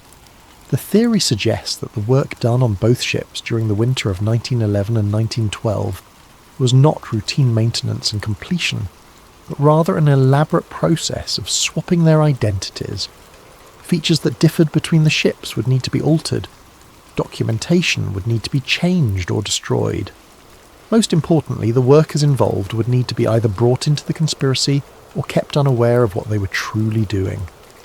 Harland and Wolff employed thousands of workers, and the shipyard was a maze of activity with multiple vessels under construction and repair simultaneously. In such an environment, it would be possible to make alterations to both ships without arousing suspicion, especially if the changes were explained as routine modifications or improvements. The workers who might notice discrepancies could be told they were simply upgrading the Olympic to match improvements made to the Titanic design, or vice versa. Only a handful of people at the very top of the hierarchy would need to know the true purpose of the work being done. But for such a plan to succeed, it would require more than just physical alterations to the ships. It would require careful planning of the disaster itself, ensuring that the right people were aboard and the right people were not, and that the sinking would occur in circumstances that would prevent too close an examination of the evidence. The switch theory suggests that every detail of the Titanic's maiden voyage was planned not to showcase a magnificent new ship, but to destroy an old damaged one while making it appear to be an accident. The passenger list, the route, the timing, even the crew assignments, all of these, according to the theory, were carefully orchestrated to serve the conspiracy. As we'll see, the evidence for this incredible claim goes far beyond simple speculation. There are photographs that seem to show differences between the ship that left Belfast and the ship that left Southampton. There are testimony from shipyard workers who noticed unusual modifications being made. There are suspicious cancellations by wealthy passengers who had every reason to want to be aboard the maiden voyage of the most famous ship ever built. Most tellingly, there are the financial motivations of the men who controlled the White Star Line. Men who stood to lose millions if the Olympic problem was not resolved, and who stood to gain millions if a carefully planned disaster could eliminate their problems while simultaneously collecting insurance payments. But before we examine that evidence, we need to understand exactly who these men were and just how much money was at stake in 1912. We need to understand the insurance motive that may have driven over 1,500 people to their deaths in the icy waters of the North Atlantic. Money. In the end, according to the switch theory, that's what the Titanic disaster was really about. Not the romance of the sea, not the hubris of calling a ship unsinkable, not even the class divisions that the disaster seemed to highlight. It was about money, enormous amounts of money that stood to be lost or gained depending on the fate of two ships and the decisions of a few powerful men. To understand the financial pressures that may have driven the conspiracy, we need to understand the business empire of one man, John Pierpont Morgan, the American financier who controlled more wealth and power than perhaps any individual in the history of capitalism. J.P. Morgan was not just wealthy, he was a force of nature in the world of early 20th century finance. His banking house, J.P. Morgan and Company, had financed railroads, steel companies, and industrial empires. He had personally intervened to prevent financial panics, earning him the nickname America's Bank. When the federal government needed money, they came to J.P. Morgan. When major corporations needed capital, they came to J.P. Morgan. By 1912, he controlled assets worth billions in today's currency. But Morgan's empire was not limited to American shores. In 1902, he had founded the International Mercantile Marine Company, a shipping trust designed to dominate transatlantic passenger and cargo traffic. The IM acquired control of numerous shipping lines, including the prestigious White Star Line, Morgan's crown jewel in maritime transportation. The White Star Line was the perfect fit for Morgan's vision. Founded in 1845, it had built its reputation on providing luxury service to affluent passengers crossing between Europe and America. The company's ships were known for their elegance, comfort, and safety record. When Morgan acquired control, he saw an opportunity to create the ultimate expression of luxury travel while generating enormous profits. This vision led directly to the commissioning of the Olympic-class ships. Morgan intended these vessels to be more than just transportation. They would be floating advertisements for the supremacy of his shipping empire. The Olympic, Titanic, and the planned third sister ship Britannic would capture the public imagination and establish IMM as the unquestioned leader in North Atlantic travel. The financial investment was staggering. Each ship cost approximately $7.5 million to build, roughly $200 million in today's currency. The Olympic alone represented an investment larger than the annual budget of many small nations. For the three ships combined, Morgan was risking an amount of money that could have funded a small war. But the potential profits were equally enormous. The North Atlantic passenger route was one of the most lucrative transportation businesses in the world. Wealthy Americans travelling to Europe for business or pleasure were willing to pay premium prices for luxury accommodations. European aristocrats and businessmen crossing to America represented another steady stream of high-paying customers. Immigrants seeking new lives in America provided volume traffic that, while individually less profitable, generated substantial revenue in aggregate. Morgan calculated that the Olympic-class ships would not only dominate this market but expand it. By offering unprecedented luxury and reliability, he could charge premium prices while attracting new customers who had never before considered ocean travel. The ships would pay for themselves within a few years, and then generate enormous profits for decades to come. This was the dream. The reality, as we've seen, was somewhat different. When the Olympic collided with HMS Hawke in September 1911, Morgan's carefully calculated investment began to unravel. The ship that was supposed to be generating revenue was instead sitting in dry dock, requiring expensive repairs. Worse, the legal finding that the Olympic was at fault for the collision meant that insurance would not cover the costs of those repairs. But the problems went beyond just the immediate cost of fixing the damage. The Olympic's accident raised serious questions about the ship's design and safety. If one of these supposedly superior vessels could be so easily damaged in a collision with a smaller ship, what did that say about their construction? More importantly for Morgan's business model, what did it say about their insurability? Insurance was critical to the economics of ship operation. No shipping company could afford to operate vessels worth millions of dollars without comprehensive insurance coverage. But insurance companies were in the business of managing risk, and a ship that had already demonstrated vulnerability might be difficult to insure at reasonable rates. The switch theory suggests that by late 1911, Morgan and his associates realized they faced a potential disaster that went far beyond the cost of repairing one ship. If insurance companies began to question the safety and reliability of the Olympic-class design, it could affect the insurability and profitability of the entire fleet. The Titanic, still under construction, might face higher insurance premiums or coverage limitations based on her sister ship's problems. Even worse, if the Olympic structural damage was more extensive than initially apparent, the ship might prove to be uneconomical to operate even after repairs. A ship with a damaged keel might suffer from ongoing problems with stability, fuel efficiency, or structural integrity. She might require more frequent and expensive maintenance, reducing her profitability and potentially shortening her operational life. In this context, the switch theory proposes the idea of swapping the ship's identities became attractive, not just as a way to collect insurance money, but as a way to solve multiple problems simultaneously. By sinking the damaged Olympic while disguised as the Titanic, the conspiracy would eliminate the problematic vessel while collecting insurance payments based on the value of a new, undamaged ship. The insurance money would not only compensate for the Olympic's construction costs, but would also provide capital to complete the real Titanic and put her into profitable service. Meanwhile, the real Titanic, now operating under the Olympic's identity, would begin generating revenue immediately. Any questions about the Olympic's performance could be explained away as improvements made during her repair period. The beauty of the plan, from a financial standpoint, was that it transformed a major liability into a substantial asset. Instead of losing money on repairs and operating a damaged ship of questionable profitability, the conspiracy would collect full insurance value for a total loss, while simultaneously putting an undamaged vessel into service. But for such a plan to work, the insurance aspects would need to be carefully managed. The Titanic was insured for £650,000, approximately $75 million in today's currency.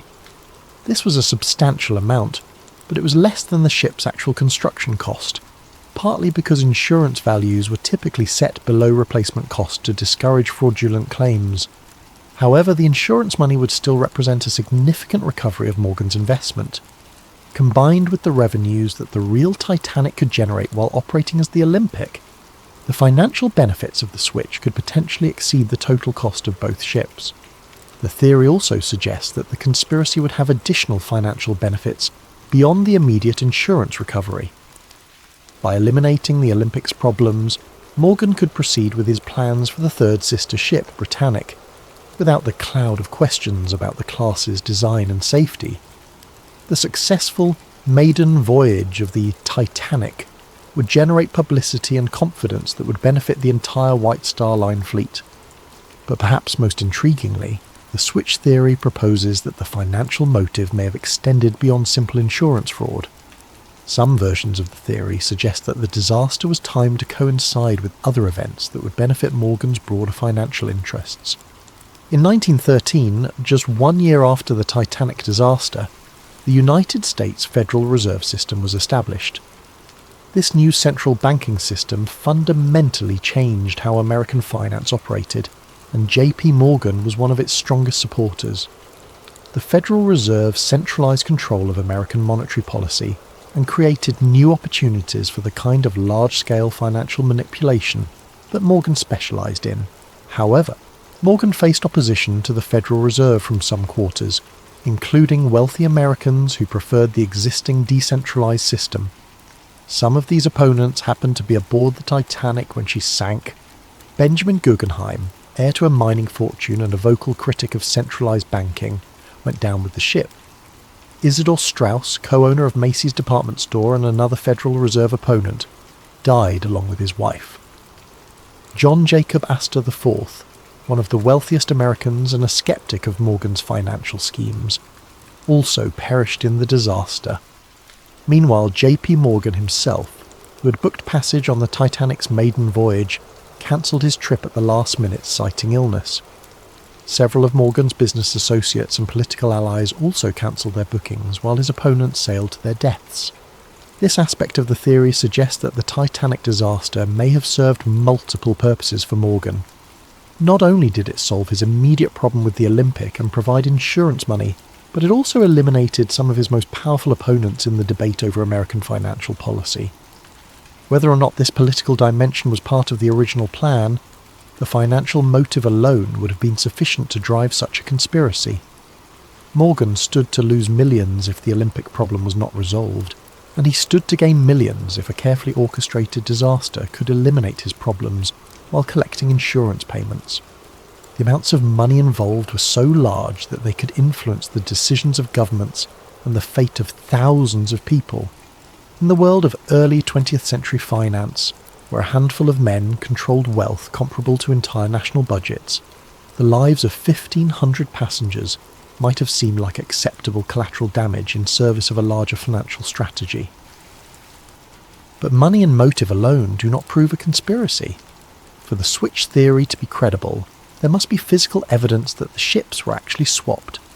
There must be documentation, photographs, and testimony that support the claim that the vessel that sank was not the Titanic but her damaged sister. As we'll see in the next chapter, proponents of the switch theory claim that such evidence exists, hidden in plain sight in photographs, construction records, and the testimony of those who were present when the conspiracy was allegedly carried out. The human eye, they say, can be deceived. Photographs, however, do not lie. They capture reality with mechanical precision, preserving details that witnesses might forget or misremember. For proponents of the switch theory, photographic evidence forms the backbone of their case that the ship which sank on April 15th, 1912, was not the Titanic, but her sister ship, the Olympic. To understand this evidence, we must first appreciate just how similar the Olympic and Titanic actually were. Both ships were built from virtually identical blueprints, with the same overall dimensions, the same basic layout, and the same distinctive four-funnel profile. From a distance, even maritime experts would have difficulty distinguishing between them. However, they were not absolutely identical. The Titanic incorporated several design improvements based on experience gained from the Olympic's early service. More importantly, she included modifications specifically requested by passengers and crew who had sailed on the Olympic and identified areas for improvement. These differences, while minor, were distinctive enough that they could be identified by careful observers. And according to switch theory proponents, photographs of the ship that left Southampton on April 10, 1912, show features that match the Olympic rather than the Titanic. The most frequently cited difference involves the porthole arrangements on a deck, the ship's uppermost passenger deck. The original Titanic plans showed 16 portholes along the forward section of this deck. The Olympic, however, had been built with only 15 portholes in the same area. When the Olympic was being repaired after her collision with HMS Hawke, the damaged area included part of this porthole arrangement. Photographs taken of the Olympic during her repair period show workmen modifying the porthole configuration in this section. Switch theory proponents claim that these modifications were made to match the Titanic's 16 porthole design, as part of the process of disguising the Olympic as her sister ship. However, photographs of the ship that departed Southampton on the Titanic's supposed maiden voyage show only 15 portholes in the critical area, matching the Olympic's original configuration, rather than the Titanic's planned design. This discrepancy might seem minor, but it's precisely the kind of detail that would be difficult to alter quickly and completely. Changing porthole arrangements required cutting through the ship's steel hull and then reinforcing and refinishing the area. It was exactly the sort of modification that might be overlooked in a hasty effort to swap the ship's identities. Another frequently cited difference involves the arrangement of the ship's lifeboats. The Olympic and Titanic were built with slightly different davit systems, mechanical devices used to lower lifeboats into the water. The Titanic was designed with a newer, more efficient davit arrangement that allowed for quicker deployment of the boats. Photographs of the ship at Southampton show what appear to be the older style davits consistent with the Olympic's original configuration. Switch theory proponents argue that the newer davits planned for the Titanic were never installed because the ship that sailed was actually the disguised Olympic. This detail takes on additional significance when considered alongside survivor testimony about the difficulty experienced in launching lifeboats during the disaster. Several witnesses reported problems with the davit mechanisms, delays in getting boats into the water, and confusion about the operation of the launching equipment. If the ship was actually the Olympic with her older davit systems, such problems might explain some of the difficulties experienced during the evacuation. More controversial is evidence related to the ship's propeller systems. The Olympic suffered significant damage to her centre propeller shaft during the collision with HMS Hawke. Repairs to this system were complex and expensive, requiring removal and replacement of major components. Some switch theory proponents claim that rather than properly repairing the Olympic's propeller system, the damaged components were simply patched or temporarily fixed. They argue that the ship that sailed from Southampton had a compromised propulsion system that would have affected her handling and manoeuvrability. This claim is supported, they suggest, by testimony from passengers who noted that the ship seemed to vibrate unusually during the voyage, and by reports that the ship was not achieving her expected speed. If the Titanic was actually the Olympic with a damaged propeller system, these performance issues would be explained. Perhaps more significant than these technical details are the human testimonies from those who worked on the ships. Several workers at Harland and Wolff reported unusual activity during the winter months when both ships were in the shipyard together. James Fenton, a painter who worked on both vessels, later claimed that he noticed significant work being done to modify the Olympic during what was supposedly a routine repair period. According to Fenton, workers were making changes that seemed to go far beyond fixing collision damage. They were altering features of the ship that had nothing to do with the areas damaged in the Hawke incident. Fenton specifically mentioned work being done on the Olympic's passenger accommodations, including modifications to cabin layouts and public room configurations. He claimed that these changes seemed designed to make the Olympic more closely resemble the Titanic's interior arrangements. Even more intriguingly, Fenton reported that workers were instructed to swap various brass fittings and fixtures between the two ships. Nameplates, cabin numbers, and other identifying features were removed from both vessels and apparently switched. When Fenton asked supervisors about this work, he was told it was part of standardising equipment between the sister ships. Another shipyard worker, Robert Hichens, reported seeing unusual activity in the area where the ships' names were painted on their hulls. According to Hichens, the name plates and hull markings on both ships were removed and replaced during the repair period. He assumed this was routine maintenance, but later wondered whether something more significant was happening. Perhaps most compelling is testimony from John Halpin, a shipfitter who worked on both vessels. Halpin claimed that he was specifically assigned to work on swapping interior fittings between the Olympic and the ship under construction that was supposedly the Titanic. He was told that this was being done to upgrade the Olympic with improvements developed for her sister ship. However, Halpin noticed that the work seemed to go both ways. Features from the Olympic were also being installed on the other ship. When he questioned this, supervisors told him that they were standardising the designs to make maintenance and operation more efficient. Only years later, after the disaster, did Halpin begin to suspect that the work he'd been assigned might have been part of a larger deception. He realised that the extensive swapping of components between the ships could have been part of a process of switching their identities entirely. These worker testimonies are supported by documentary evidence from the shipyard. Harland and Wolff's work records from the winter of 1911 to 1912 show extensive modifications being made to both ships. While much of this work was clearly related to repairing the Olympic's collision damage, some entries describe tasks that seem unrelated to the repairs. For example, records show work being done on both ships' passenger cabin configurations, dining room layouts, and recreational facilities. This work is described in vague terms that make it difficult to determine exactly what was being done, but the volume of interior modification seems excessive for routine maintenance or repair work. More suspicious are gaps in the documentation.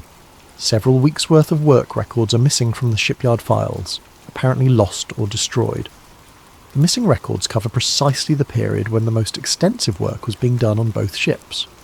Additionally, some surviving records contain unusual notations and corrections that suggest original entries were altered or replaced.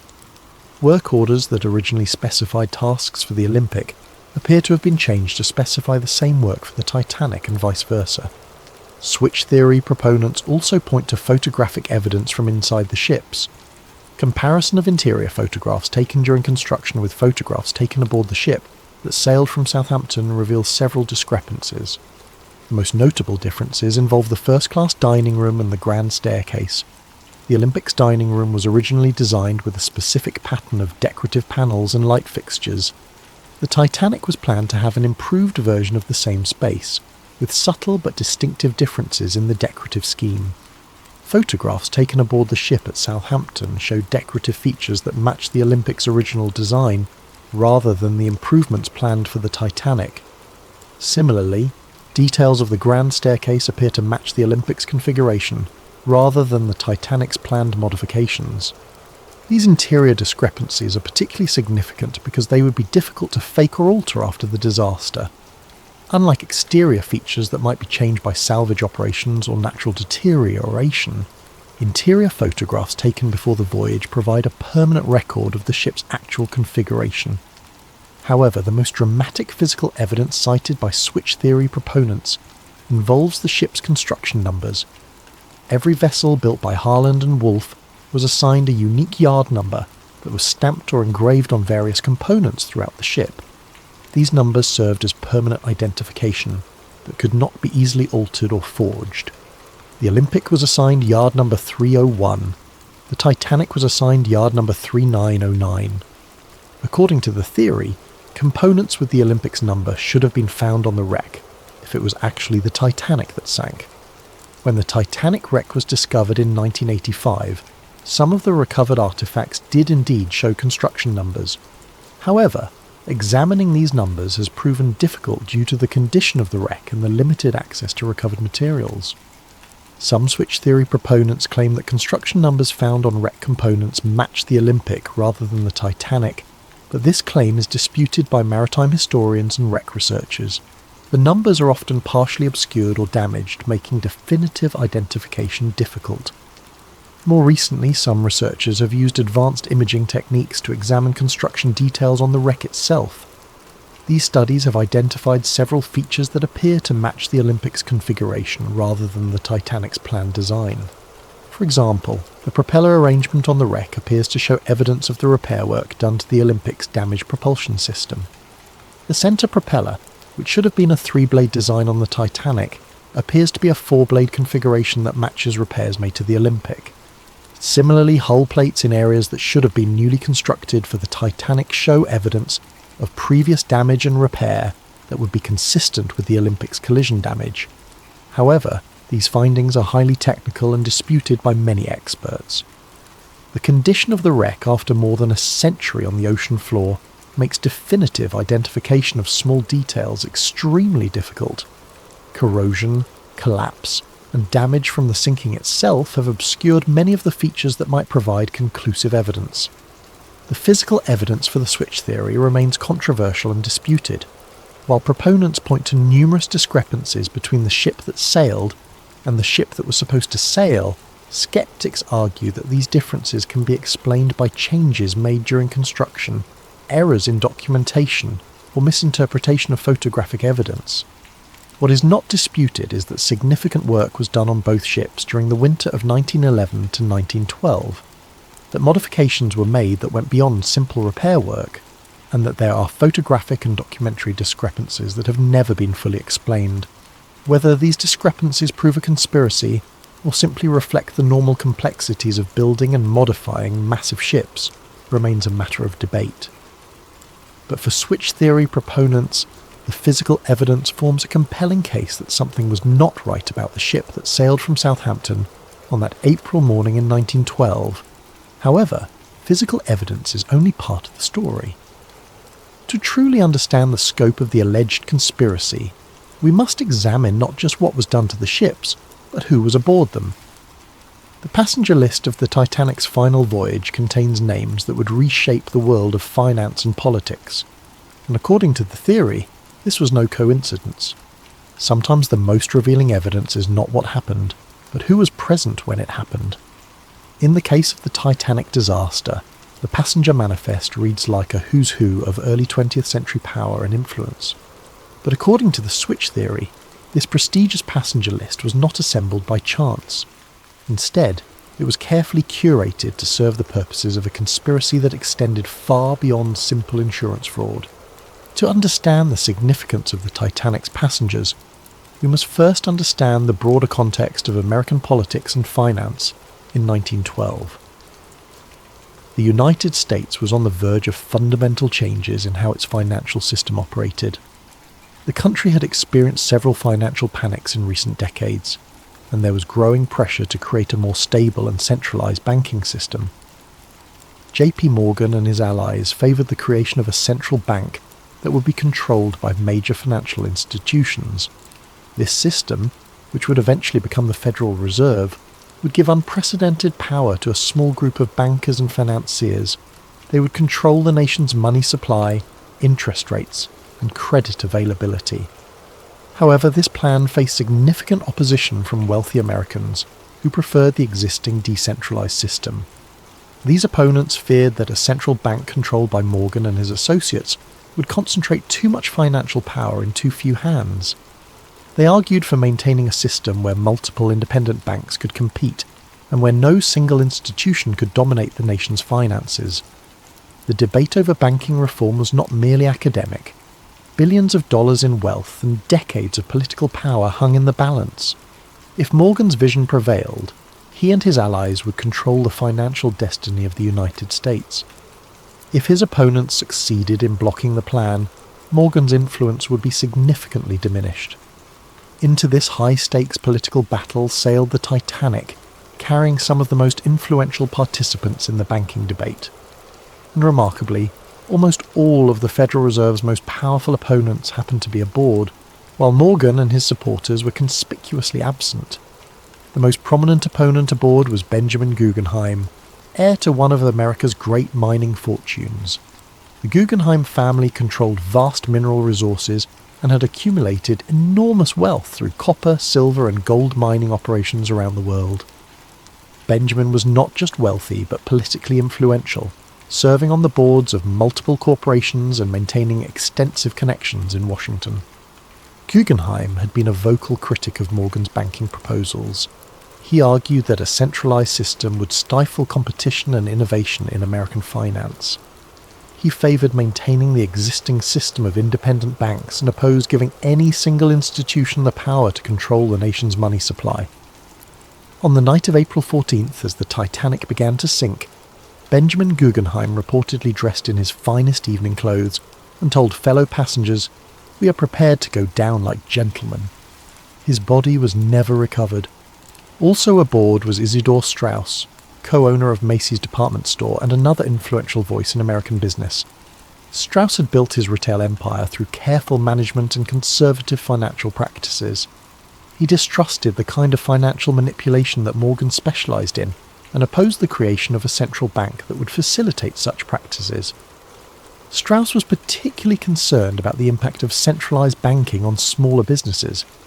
He argued that a Morgan-controlled central bank would favor large corporations at the expense of independent merchants and entrepreneurs. His opposition to the Federal Reserve Plan was well known in political circles.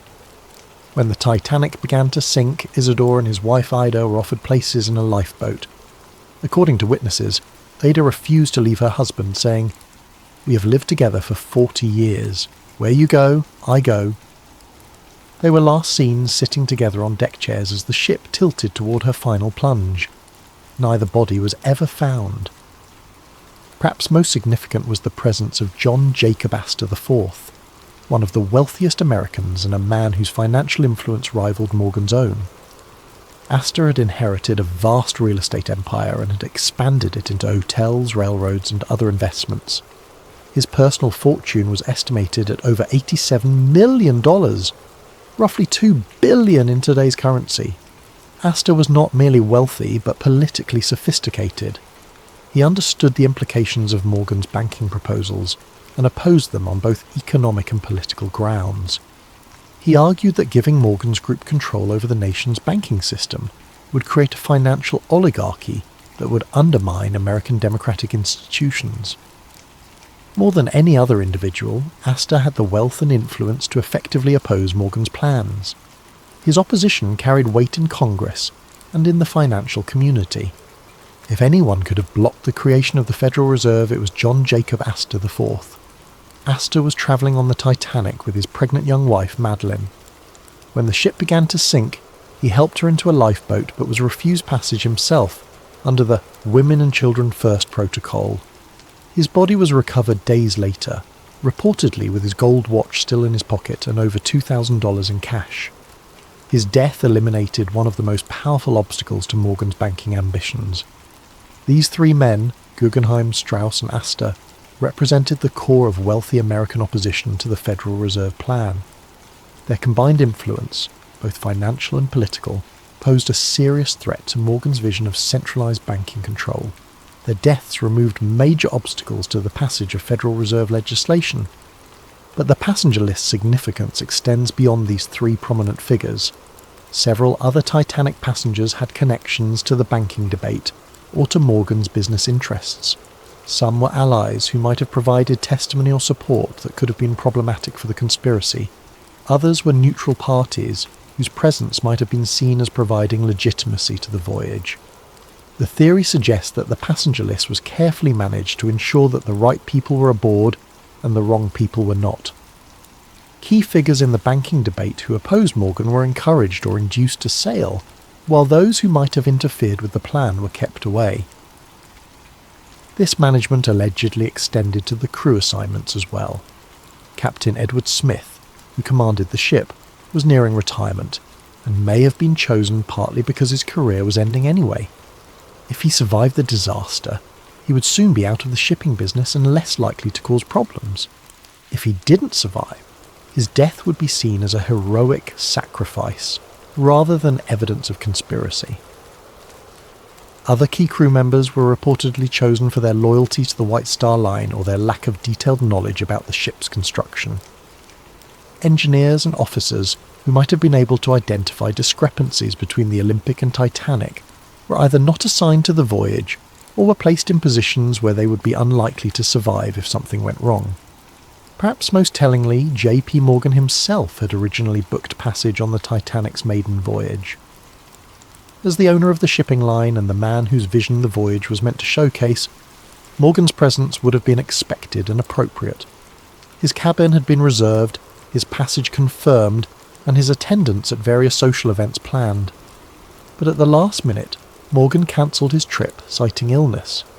He claimed to be suffering from a minor ailment that prevented him from travelling, and he remained in France where he had been vacationing. Remarkably, several of Morgan's close business associates also cancelled their bookings at the last minute, citing various personal and business reasons. The pattern of cancellations was so notable that it attracted attention even at the time. Several newspapers commented on the unusual number of prominent businessmen who had changed their travel plans. Some observers wondered whether there might have been advance warning of problems with the ship or the voyage. Morgan's cancellation is particularly suspicious because he was photographed in apparently good health at a French resort just days after the disaster. He showed no signs of the illness that had supposedly prevented him from travelling, and he resumed his normal activities immediately after learning of the Titanic's fate. Even more suspicious were the cancellations by Morgan's business partners.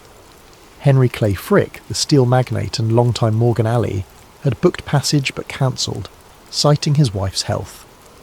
George Washington Vanderbilt II, another Morgan associate, also cancelled his booking at the last minute. Milton Hershey, the chocolate manufacturer who had business relationships with Morgan's interests, similarly changed his travel plans. The pattern suggests that Morgan and his inner circle knew something that the general passengers did not. Whether they had advanced knowledge of the planned disaster or simply knew that the ship was not safe due to the identity switch, they took steps to avoid being aboard when the conspiracy was carried out. Meanwhile, Morgan's opponents in the banking debates sailed to their deaths, apparently unaware of the danger they faced. The convenient elimination of the Federal Reserve's most powerful critics cleared the way for the legislation that Morgan had been promoting. Indeed, the Federal Reserve Act was passed by Congress in December 1913, less than 2 years after the Titanic disaster. The legislation created the central banking system that Morgan had long advocated, giving him and his associates unprecedented control over American finance.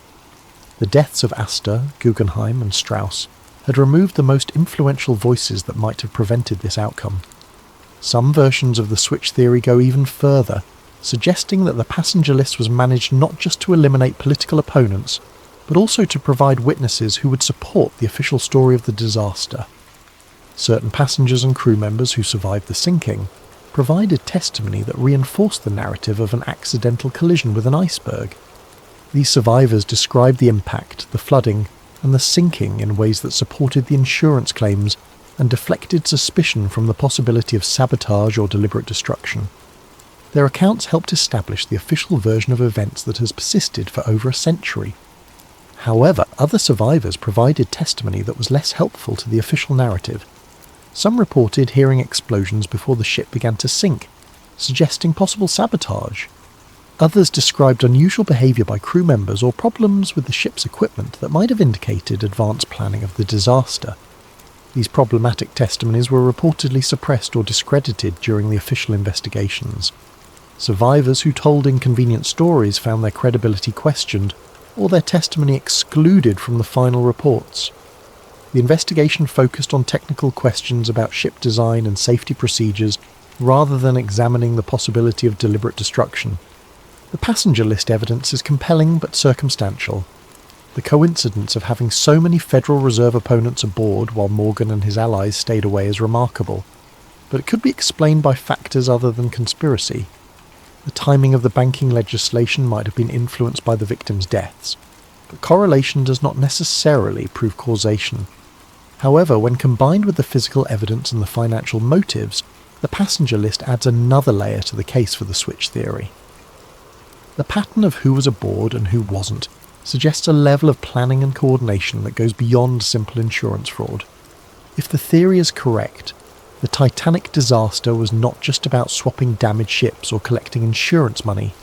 It was about reshaping the American financial system and eliminating opposition to a plan that would concentrate enormous power in the hands of a few men. But such an ambitious conspiracy would require more than just manipulating passenger lists and switching ships. It would require control over the disaster itself, ensuring that the sinking occurred under circumstances that would support the official story while achieving the conspiracy's goals. As we'll see in the next chapter, proponents of the switch theory believe that every aspect of the sinking was carefully planned and executed. The final act of any great conspiracy must be the most carefully orchestrated. If the switch theory is correct, then the night of April 14th to 15th, 1912 represented not a tragic accident, but the culmination of months of planning designed to create the appearance of disaster while achieving very specific goals. Every detail of how the ship encountered the iceberg, how she sank, and how the rescue efforts unfolded would need to serve the larger purpose of the conspiracy. To understand how the sinking might have been deliberately orchestrated, we must first examine the unusual circumstances that made the disaster possible. The night of April 14th was characterised by conditions that maritime experts describe as extraordinarily rare and dangerous. The sea was unusually calm, so still that there were no waves breaking against icebergs to make them visible from a distance. The night was moonless, creating darkness so complete that lookouts had virtually no natural illumination to aid their watch. Most unusually, the atmosphere was clear and cold, creating temperature inversion conditions that could cause unusual optical effects, making distant objects appear closer or farther than they actually were. These conditions, while natural, were so unusual that many experienced sailors reported they had never encountered anything like them. Captain Smith himself, with 4 decades of experience on the North Atlantic, had never commanded a ship through such treacherous natural circumstances. But according to the switch theory, these conditions were not just unfortunate coincidences. They were anticipated and exploited by conspirators who had carefully planned the ship's route and timing to take advantage of known dangerous conditions. The theory suggests that the ship's course was deliberately set to take her through areas where icebergs were known to be present. Radio warnings about ice had been received throughout the day, but many of these warnings were reportedly not passed to the bridge crew, or were ignored by officers who should have taken precautionary measures. The ship Californian, which belonged to the same parent company as the Titanic, had stopped for the night in the ice field, her captain declaring conditions too dangerous for navigation. Yet the Titanic continued at nearly full speed through the same waters, despite multiple warnings about the presence of ice. Switch theory proponents argue that this dangerous navigation was not the result of overconfidence or poor judgment, but rather deliberate policy designed to ensure that an accident would occur. The ship needed to encounter an iceberg in order to provide a plausible explanation for her sinking, and her officers were instructed to maintain course and speed despite the obvious dangers. The collision itself occurred under circumstances that some witnesses found suspicious. Frederick Fleet, the lookout who first spotted the iceberg, reported that the berg appeared suddenly out of the darkness, giving him only seconds to sound the alarm. However, other witnesses reported seeing the iceberg minutes before the collision, suggesting that it should have been visible to trained lookouts much earlier. Some survivors reported that the ship seemed to turn toward the iceberg rather than away from it in the final moments before impact. While this could be explained by the physics of large ship manoeuvring, it raises questions about whether the collision was truly accidental or was deliberately engineered to ensure maximum damage. More suspicious were reports of explosions aboard the ship shortly after the collision.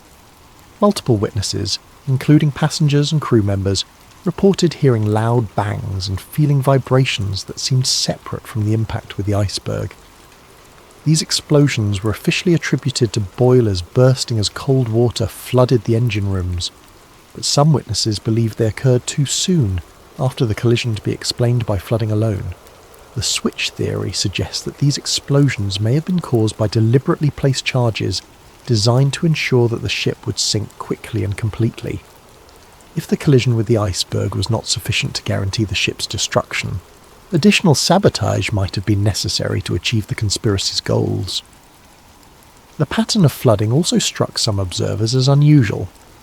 While the official investigation concluded that the iceberg had opened 5 compartments to the sea, causing fatal flooding, some witnesses reported that water seemed to be entering the ship from multiple locations, not just the area of the supposed iceberg damage. Crew members working in areas far from the collision reported rapid flooding that seemed inconsistent with damage caused by scraping along an iceberg.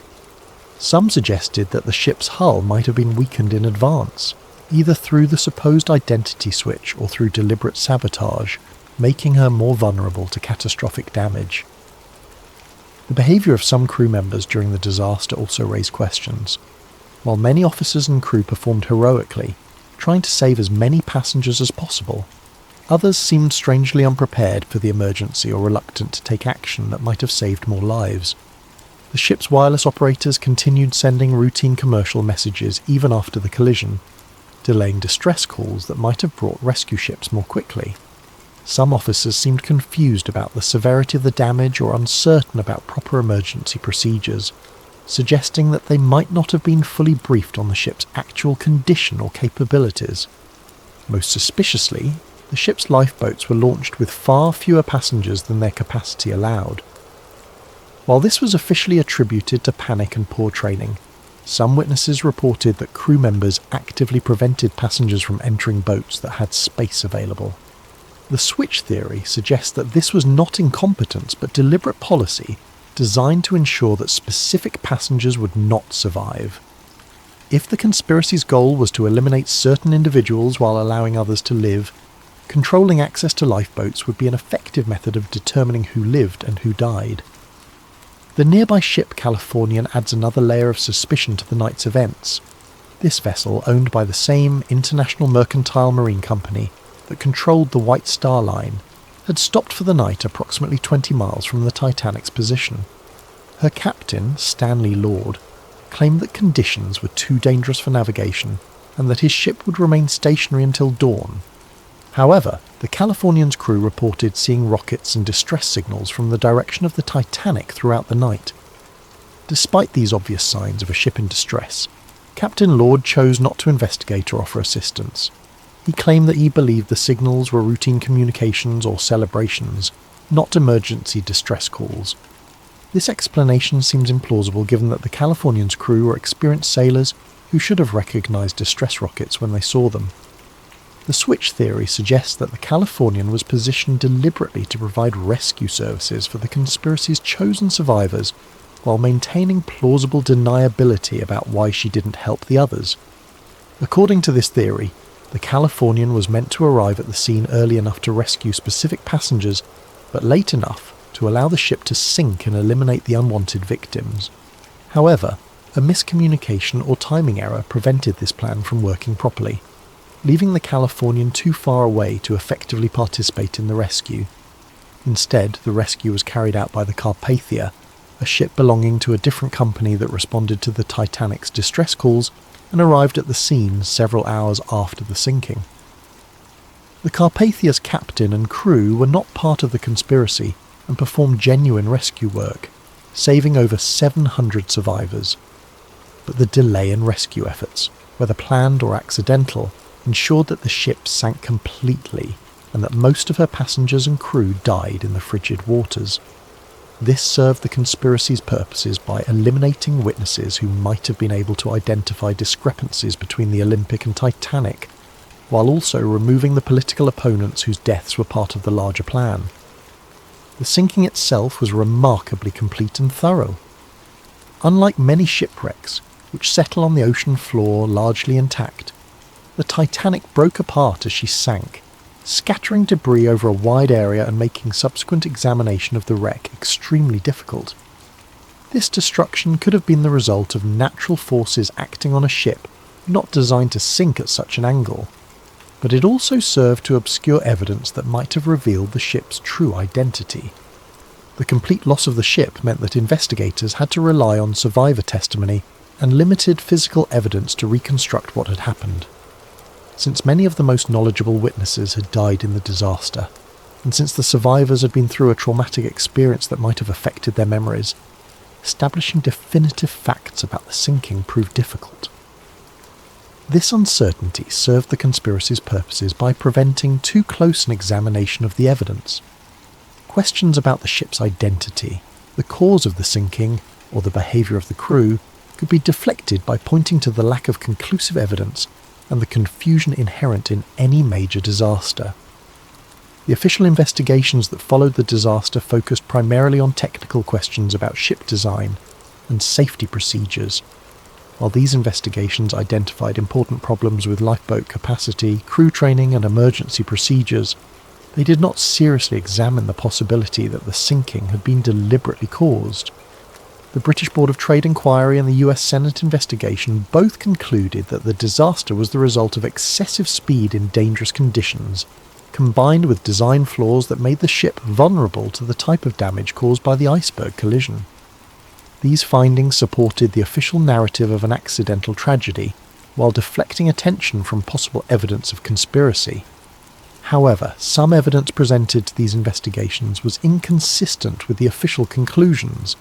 Witnesses testified about explosions, unusual flooding patterns, and crew behaviour that suggested advanced knowledge of the disaster. This testimony was generally dismissed or explained away, but it remained part of the official record for those who knew where to look for it. The investigations also revealed suspicious gaps in the documentary evidence.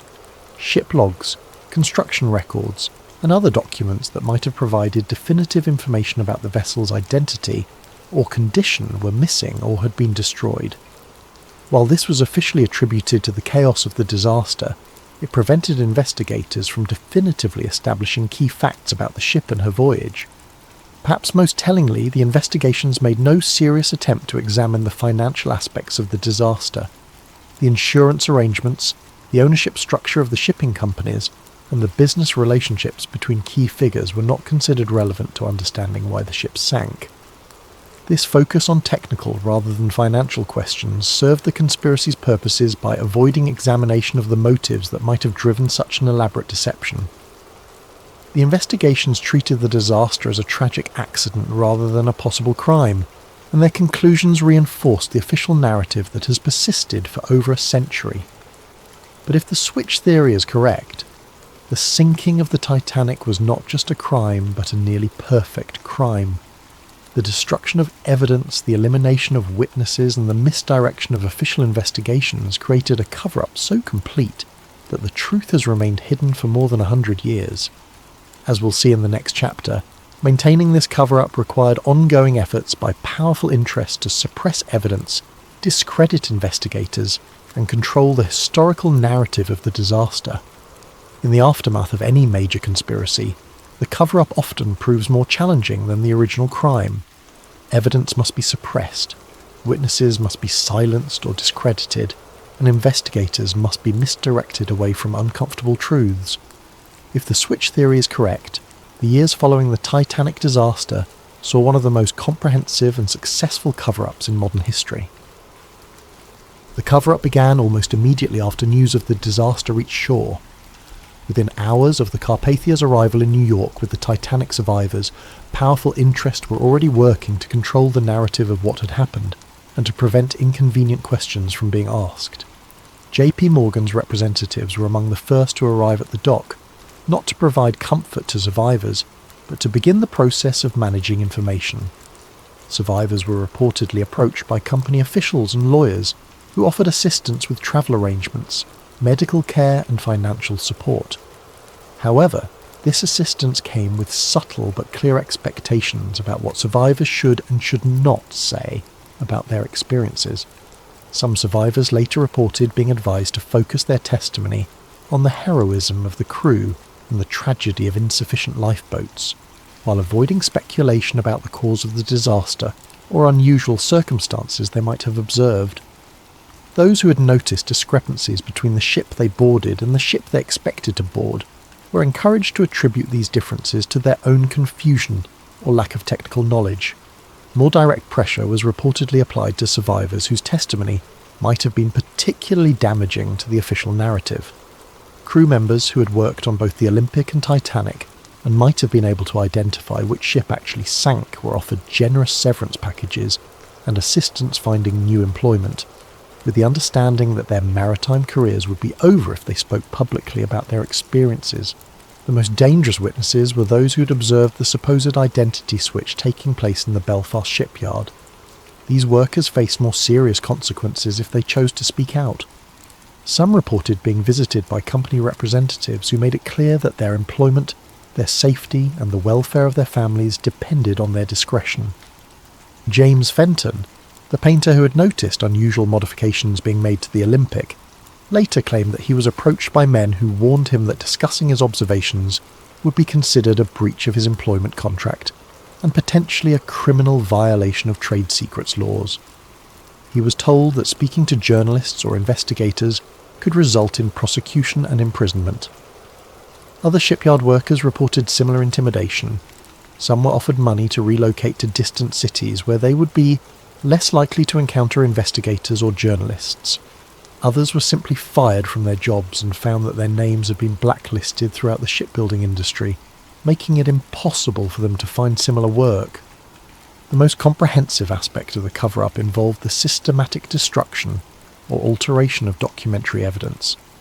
Harland and Wolff shipyard records that might have revealed the true extent of work done on both ships were reportedly destroyed in a series of accidental fires and floods that occurred in the months following the disaster. Work orders, progress reports, and material requisitions that could have definitively established which ship was which were among the documents lost in these convenient accidents.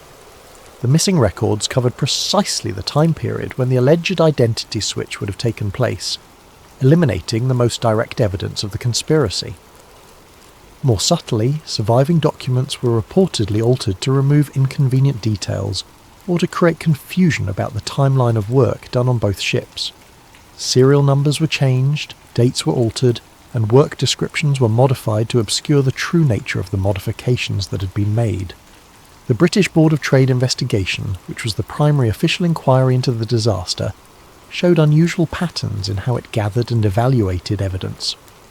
The investigation focused almost exclusively on technical questions about ship design and safety procedures, while avoiding examination of financial motives or business relationships that might have suggested conspiracy. Key witnesses who might have provided inconvenient testimony were not called to testify, or their testimony was limited to narrow technical questions that avoided broader issues about the ship's identity or the circumstances of the voyage. The investigation's final report contained numerous conclusions that were not fully supported by the evidence presented, suggesting that the outcomes had been predetermined. Even more suspicious was the speed with which the investigation was concluded and its findings accepted by government authorities. For a disaster of such magnitude and complexity, the investigation was remarkably brief and superficial. Important questions were left unanswered, and significant discrepancies in witness testimony were ignored or explained away without adequate investigation. The US Senate investigation, led by Senator William Alden Smith, initially appeared more thorough and independent. Senator Smith was known for his skepticism of large corporations and his willingness to challenge powerful interests. His investigation called numerous witnesses and examined many aspects of the disaster that the British inquiry had ignored. However, as the investigation proceeded, it became apparent that Senator Smith was facing pressure from influential sources to limit the scope of his inquiry. Key witnesses were suddenly unavailable or changed their testimony between preliminary interviews and formal hearings. Documentary evidence that had been promised to the investigation failed to materialise or was found to be incomplete.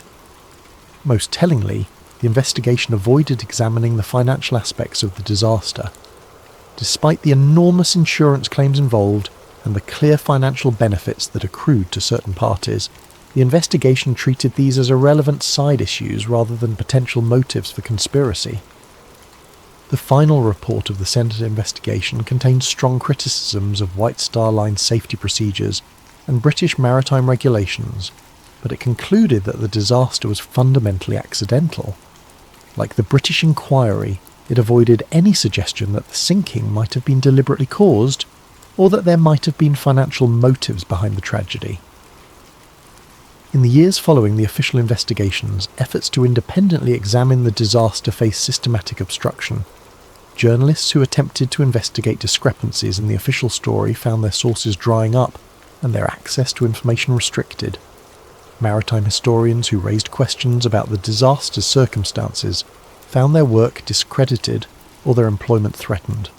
Perhaps most remarkably, several independent investigators who had begun to uncover evidence supporting the switch theory died under suspicious circumstances. Some died in apparent accidents, others from sudden illnesses, and still others simply disappeared while pursuing their research. Robert Hitchens, the shipyard worker who had observed unusual activity around the ship's nameplates, died in a fall from scaffolding while working on another project less than a year after the disaster. The accident occurred despite Hitchens' reputation as an experienced and safety-conscious worker who had never before been injured on the job. John Halpern, the ship fitter who had worked on swapping components between the Olympic and Titanic, died of a sudden heart attack despite being relatively young and having no history of heart problems. His death occurred just days before he was scheduled to be interviewed by an American journalist who was investigating discrepancies in the official story. Several other shipyard workers who had knowledge of the construction process died in various accidents or from sudden illnesses in the years immediately following the disaster.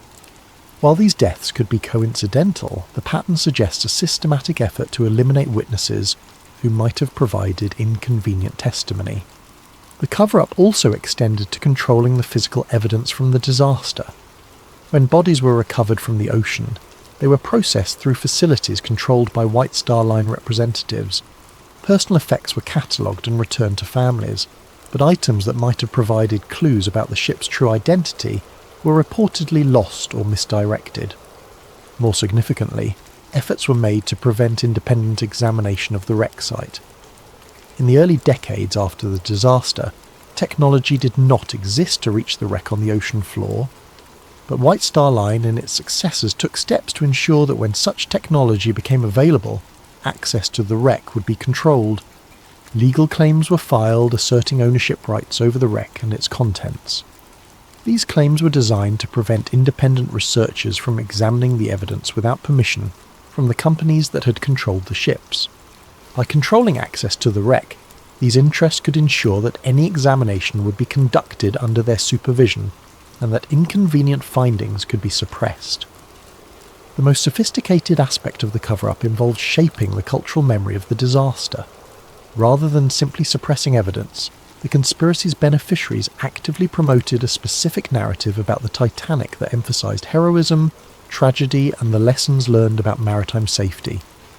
Books, articles, and eventually films about the disaster focused on human interest stories, rather than technical questions about the ship's identity or the circumstances of the sinking.